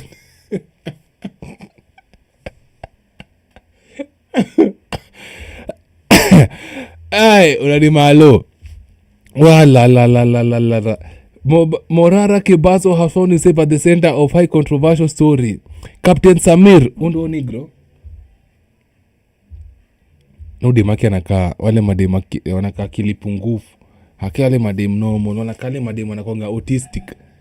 Ama ni mdema kuna Down syndrome, kuna Chini syndrome. Sasa inasema Morara Kebaso has found himself at the center of a controversial story. Captain Sabira, Kenya-based TikToker living in the US, and his wife Kilo, has reported embroiled in a serious dispute just 6 months into their marriage. Samir has publicly accused activist Morara Kebaso of allegedly having an affair with his wife. In a shocking revelation, Samir claims that his wife received free furniture. Lakini wanaume tunafaa tu focus. There is no way unaweza peana a piece of your company, a piece of your factory, a piece of your business ndio patiwe kuma. But Morara unajua na kwa gaflala. Na I hope ni cloud chasing, but Morara ni fala. Lakini hizi kwa fala hii design. Kwa sababu kuna watu wanapewa hii shit free. Kuna watu wanapewa kitu free. Wezi niambia nalipia na fala mwingine anapewa free. Wetu ni fala. Kani ukweli hiyo story.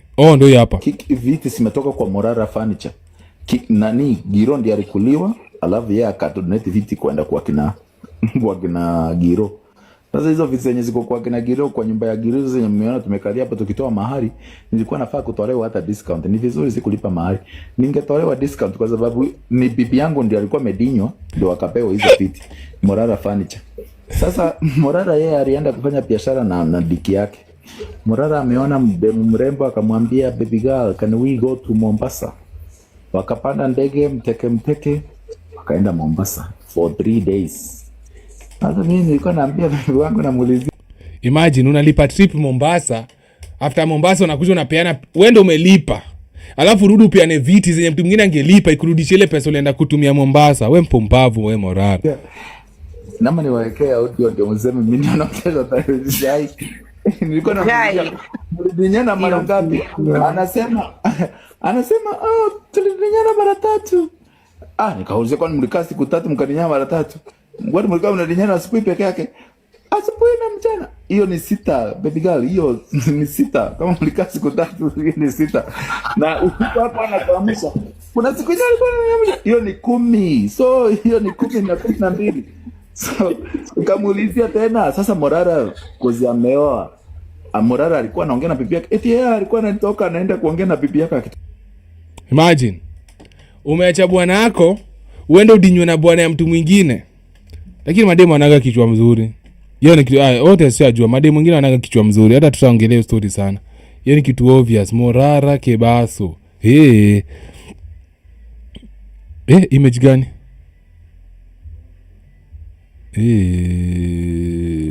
Bwana usidemu mkosho udema ana chini syndrome huyu cheki tu udema kona chini. Okay, ni light skin najua, na madem light skin wanakanga fiti wakiwa ndethe, but wote ni ma light skin.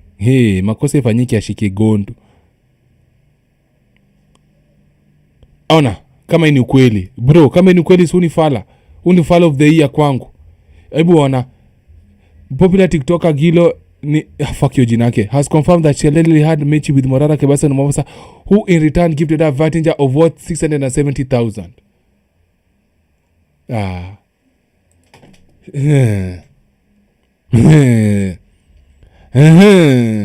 Na ulale tu na hiyo kiti, wewe kacha yake bado ukae tu kwa hiyo kiti. We ni fala. Anyway, hiyo story hatuko sure kani ukweli, na kani ukweli whatever happened. Ando anajua. Sawa. Now what nimefanyika? Nini mpya? Is that all? Because me think today I just wanted to discuss the Iyanii video. Nimenifurahisha, imenimaliza. So unless kuna kitu kingine mungetaka ni discuss, flow ni yenyu sasa. Kitu yote mnaona tunaweza ongelea sasa, flow ni yenyu. Kama flow si yenyu, mimi namaliza hii live hapa. Mlione story. By the way, I wanted to show you this story pia. Nilifanya kule live ingine kunyenyenya mkua. Libo na matatu na small sister from Buruburu, unaona? Jana ilikuwa 11, si ndio? 2 days ago, this lady boarded the matatu with a small sister from Buruburu taking her to school. She gave the makanga 1,000 bob note. By the time they arrived in town, the touted had escaped without giving her 900 bob change. She confirmed the driver. She confronted the driver and he told her arrogantly and with impunity, fanya kenye utataka. In the CBT along Nothode Road, the lady picked up a sellable projection and smashed the Nganya windscreen. I am very proud of her. She should be protected at all costs. This makanga should respect people's money no matter what. That was the narrative. Unanipata? Hiyo ndio ilikuwa narrative. Kawaida. Unajua ando wale tunataka masimple. Hata ni mtu hata chani make sure hata nimeblock motherfucker mbele yenu hapa mkiona. Watu kama ndo sitakagi kuona kwa nini yangu. Wapuni fucker. Unanipata? Wewe story imetoka venye imetoka, wewe umekimbilia kusupport kitu hata ujui inafanyika. Unaninao wewe umekimbilia kupeana narrative yako ya kitakataka. Usharuka mwanaume mwenzako hata ujui story ni gani. Mbwa wewe, una adabu mshenzi wewe. Turns out umdenge yako wapi mbwa wewe? turns out mdenge mwenye mnaona hapo hivyo yeye, unanisikia, ule mtu kumbe alikuwa chali yake.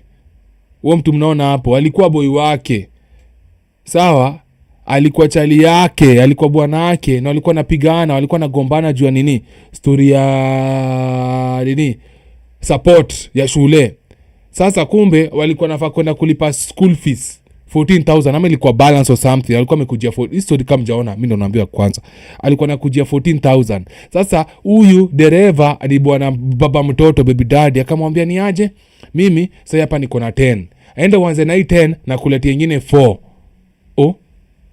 Dema kutaka kusikia story, umenipatia 10 na vile unanibebanga ufala. Mind you, ni mjaruo huu, unaona hapa, ni mjaruo na kama kupiga nini mdemu mjamaa mawe na kupiga nini msee mawe, unajua kule sika kwa kesi bigi sana tao. Na mind you, watu walikuwa shanza kuattack msee, watu walikuwa shanza kuattack mjango wakitaka kumpiganisha hapo hivyo tao. Hapana. Sasa hiyo kitu inafanyika. Sasa ukiona wanaume wana support huo dem bila information inafaa kupeanwa, inaonekana watu mafala sana. Na huo mwanaume mwenyewe unajua angepigwa dedi, apoteze life yake tu kimchezo hapo hivyo. Kifala tu hivyo angepoteza life yake hapo watu wakiona. Sasa gari kostenje after statement ipatiwe, kumbe udem anapigia gadi umsee baby daddy mwenye alikovunjiwa nyumba kio, anampigianga akiwa na chali yake, anamtusi, anamdharau, anamweka pressure. Sasa imagine huyu mdenge juu asira yake ya kitoto. Ile sasa naonesha video, I think niko na video hapa. Petoka.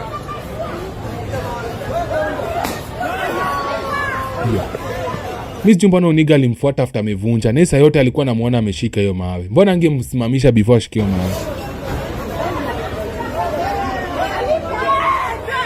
Pay attention, kwa tunataka kuonesha. Huyu ni mtoi wake. Huyu ni mtoi wao. Ndio alikuwa anaenda kuwasimamisha. Cause this mara ya kwanza ameona akipigana. Alafu kitumse ana grab hapa hivi. Hiyo ni pesa alikuwa amempea hiyo 10k. Ndio alikuwa na grab kutoka kwa kibeti. Cause sasa hakuna venye unaweza chukua pesa uende nayo na already ushanikosa hasara. Unanao. Akachukua pesa. Ona masimpazi wanakuja kudefend them. Hawajui story ni gani, lakini wanakuja kupiga huyo boy. Idlers. Hawajui story na wamekuja kupiga huyo msee.